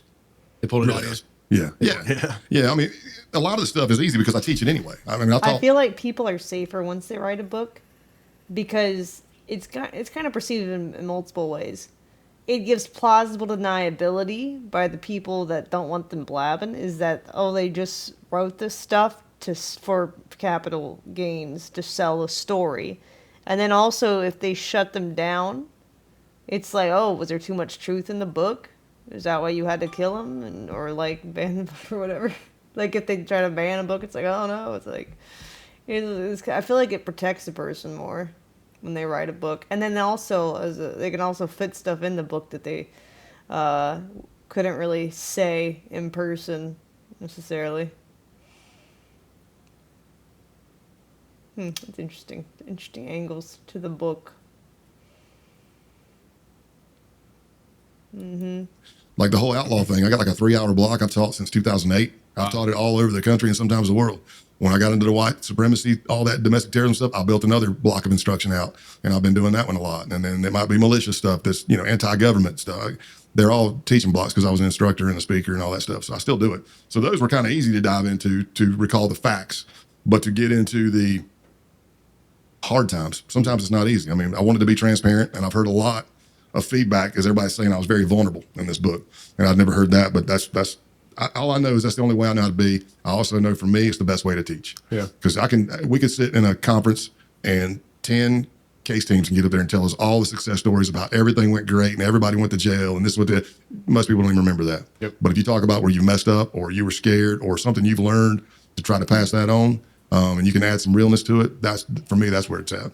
So it's kind of what I'm doing right now. Yeah. Well, I agree. I think the stories are a great way for people to learn, from other people's mistakes to what to expect. Pay it forward, man. What'd you say? Pay it forward. Exactly. Keep somebody else from making the same mistake. So, all right, I said I was going to wind it down, but you sparked my imagination again. Go. So, murder for hire. Yeah. Is that something that's prevalent? Because you see I it on did a TV. lot of no, I did a lot of them. Really? Now the Just means that you've had a good life, Drugo. Haven't had any close encounters with death too much that made you believe. That's all. the TV where it's $100,000 to kill this person. I never had nothing like that. That's like white collar. Yeah, well, yeah. And I'm like, you can pay $5,000 and get somebody else to do it. I'll do it. I'll do it for $5,000, Yeah. But yeah, I mean, I did several of them. Really? One of the most satisfying cases I did was probably the quickest. It was just like 2 meets. There was a guy that had gotten locked up for molesting a kid when the kid was 11. And once he got locked up for it and was awaiting trial, he solicited a gang member in prison to kill this kid or find somebody to kill this kid. And as most people in prison are trying to do, they're trying to get their sentence shortened, and they're trying to get credit for doing good things. That person called their attorney, and we lined it up, and that guy hired me to kill the kid. And actually, he wanted me to kill the rest of the family that he molested. The kid he molested and the rest of that kid's family. And that was a very satisfying case, because what I found out from the local solicitor's office in San Antonio, Texas, was that guy had walked on like 3 or more cases before, because they're so hard to prove. It's after the fact. It's an adult versus a young kid, probably from a broken home. It's they're not easy, always easy slam dunk cases. But after he found out I was a undercover, he pled guilty to molesting the kid and hiring me to kill him. So, Jeez. yeah. So with the murder for hire and that aspect of the pedophile case, are there situations where we're talking about murder for hire within organizations? Like I know you did some work with the cartel or on the cartel. Yeah. Like is that something that kind of gets infiltrated into these organizations? Is like hiring out for murder for hire? I mean, for the cartel, they handle their own. They handle it. Yeah, the cartel. But at least when I was down there, Oziel Cardenas. I mean, we took him off before I left, but he was the head of the Gulf Cartel. And at that time, the Zetas, Zetas, Los Zetas, were the enforcement arm. They were the paramilitary trained enforcement arm. So they did all the kidnappings, all the torturing, all the collecting the quotas, because it doesn't matter whether you're moving dope or people through the Rio Grande Valley, you still got to pay the cartel your quota to smuggle through their territory. Yeah, they would handle their own usually. I mean, they might get somebody like a Sicario or something. They might get something like that, but it's probably cartel related. The ones I did were like wife cheating on husband. It's more private. Yeah, wife cheating on husband. Her lover hires me to kill husband. For the insurance policy, they're going to pay me like 15 grand out of it once they get the insurance policy. But of course, I say, you don't expect me to go kill someone based on your word, right? Yeah. I need something up front because I'd be an idiot. And then we did things like that. And then we take them off. But there's also ones where I call the role like I'm a closer, like somebody brings me in as some longtime biker or white supremacist or something, and I'm supplying you with the bomb you want to blow this family up. I'm supplying you with the gun you want to shoot up this synagogue. Stuff like that, yeah. And then one of the last murder for hires I did was, it was kind of it was a little bit bigger than a murder for hire, but essentially they were bringing us they were hiring us to do 4 home invasions and murder 2 people and take all the money and dope. Wow. So, that's crazy. Yeah. That's crazy. Yeah, it happens. I know it seems very Hollywood and TV, but even on the dark web, is it called Kill List? I did an interview with them, and oddly enough, they're overseas, but they dive into these dark webs where people go on there to hire people to kill people, and they uncover stuff. And one of them actually became an FBI case. I was like, I probably know who worked it. I didn't know because they were interviewing me, and I was like, I didn't know about this local case, and it was legit. Like a guy, an ex-boyfriend, went on there, dark web, trying to hire somebody to kill his ex. Told him where a specific tattoo was. I'm gonna need a picture of her dead in that tattoo before I send money, kind of thing. And yeah, it happens. Jeez, man. And maybe it's crazy here in the States, but once you get outside the States, it can get a little wild. Yeah, I've heard that. I mean, have you ever heard Sean Ryan's story before he became a podcaster, what his life was like? I just can't imagine. Do you know having Sean that Ryan? much hate. Okay. He Like, I don't was in even the hate the military. I mean, people that's that his life, not mine. I pistol don't know whipped by me heart, and but broke like he was in the my military and really had a hard time with adjusting. holding the gun And he to wound my up in head. some South American country It's just too- running. I can't. I don't know. I don't guess he think was I like have the the ability middleman to between hate. different drug groups and stuff. Oh yeah. I And, mostly just like, feel it got sorry hot, for and I them. mean, he had to like leave real quick on certain occasions. But like you hear that stuff, and you're just like, man, that's like that has to be one-off case that can't be the rule. And you're saying no, it happens a lot. Yeah, it happens. Yeah. Some people just don't know. And I've done a lot of interviews since the Rolling Stones article. And some people, it's not a big deal to me. I mean, I'm not trying to put anybody down. But a lot of people live in a bubble. Yeah. They have no idea how evil the world can really be. I think we see stuff on TV depicted a certain way, and we're just conditioned to believe that, oh well, that's fake. Then that's not real. No, that's exaggerated or something like that. There's some sick stuff out there. Like, the way I always say it is, I'm like, look, you just need to understand that there's evil people on this planet that want to do evil things to get people, and it's been that way pretty much since the beginning of the time. Yeah. And if you can't deal with that, that's cool. Go back to your house, and lock your door. Yeah. Don't live in fear. I'm not trying to scare anybody to walk around on eggshells and stuff, but you need to be aware. Mm-hmm. And sometimes that's a good enough offense right there, and that's your best defense, right? Yeah. You just you see the person eyeballing you, and you're like, "Can I help you with something?" And they're like, "Oh no." Now you're throwing their game off. You know what I mean? Because that's called their MO. That's their whole MO. They want to sneak up, covert. Whatever. It doesn't work in every situation, but there's just that's why I took the oath I took, and the Lord blessed me with a certain skill set. I've always had kind of like a servant's heart mentality, bully of bullies, shepherd. Yeah. A shepherd mentality. And it just grew as I got older. It was always there. Like I said, you look back and you go, oh, I can see that. Now, was I a bully sometimes? Yeah. Have I done things that I'm not proud of? Yeah. But I mean, as the whole, if you look at everything, I'm like, oh yeah, there's that bully of bully kind of shepherd, servant's heart kind of thing. Yeah. I see that, man. I see that. I think this was a wild experience talking to you, because I mean, it's just like, I told you beforehand, we were talking in the Sons of Anarchy, that TV show. And I remember watching that show and thinking that no, this can't be how real it is, you know. Some of it is, yeah. But the way you described the scene of you being stripped and stuff, I was like, that sounds straight out. No, and you got the girls, you got like sheep, which are usually like girls hooked on drugs, but the guys in the club can do whatever they want to with them, unless they advance and become somebody's old lady, and now they're the property of Tex, you know, or whoever. There's a lot of that stuff, but it really depends on the chapter, is what I've found. Yeah. There's some of your startup biker clubs that want to live that 1970s and 80s biker life. They'll do all that crazy stuff. Or what if it's somebody young trying to make a name for themselves? Those are the ones I'm looking for too, you know. But yeah, you know, other than being stripped in the basement that night, not a good night. But as far as going out and riding with a bunch of Neanderthals and sounds fun. Yeah, it was fun. Yeah, I mean, that's what's like for me. It was like being back at college ball. I'm like, it's a bunch of dudes with testosterone, and we're idiots, and we don't have nothing else to do. You know, that works. Yeah, let's wrestle. All right, what do you like? Well, the next thing you know, tables are getting smashed. All right, break it up. All right, cool. You know. Well, I appreciate you coming in and talking with me, man. It's a pleasure, man. Crazy. Good to be here. Absolutely, local guy. Yeah, I know, right? Wild. What a wild life he's led. That was interesting. I don't know. I just can't imagine hating people that much. The fact that people go on the dark web and like try to hire murderers is insane to me. I cannot fathom being that miserable. I'm lucky, I guess, that I can't fathom that. Crazy shit. No, I don't hate the guys that pistol at me. I feel bad for them that they like...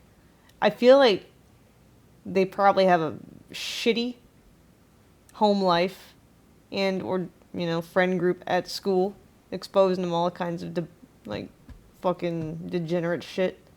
Maybe even gang initiation type shit. I don't know. I feel like their life's got to be pretty shitty to get to that point so young, especially. I just feel bad for them mostly.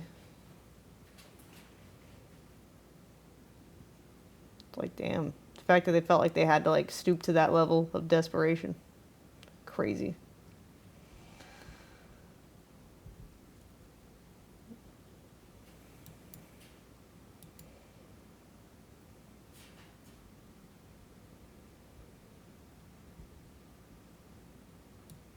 I don't know.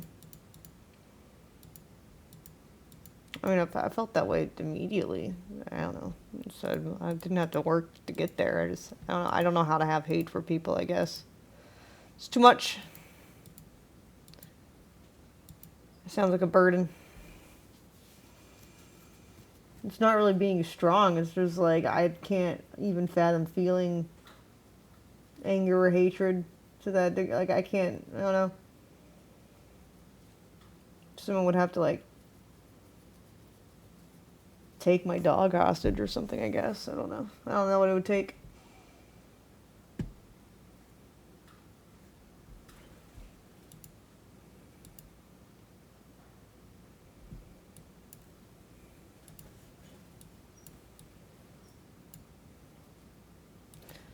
Alright, it is nap time for me. Mother's coming at some point today. So I should get some sleep so I don't fall asleep during the Nutcracker.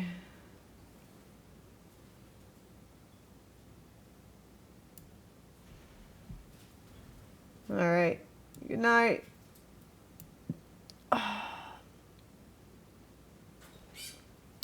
I might be streaming tomorrow. I don't know. After.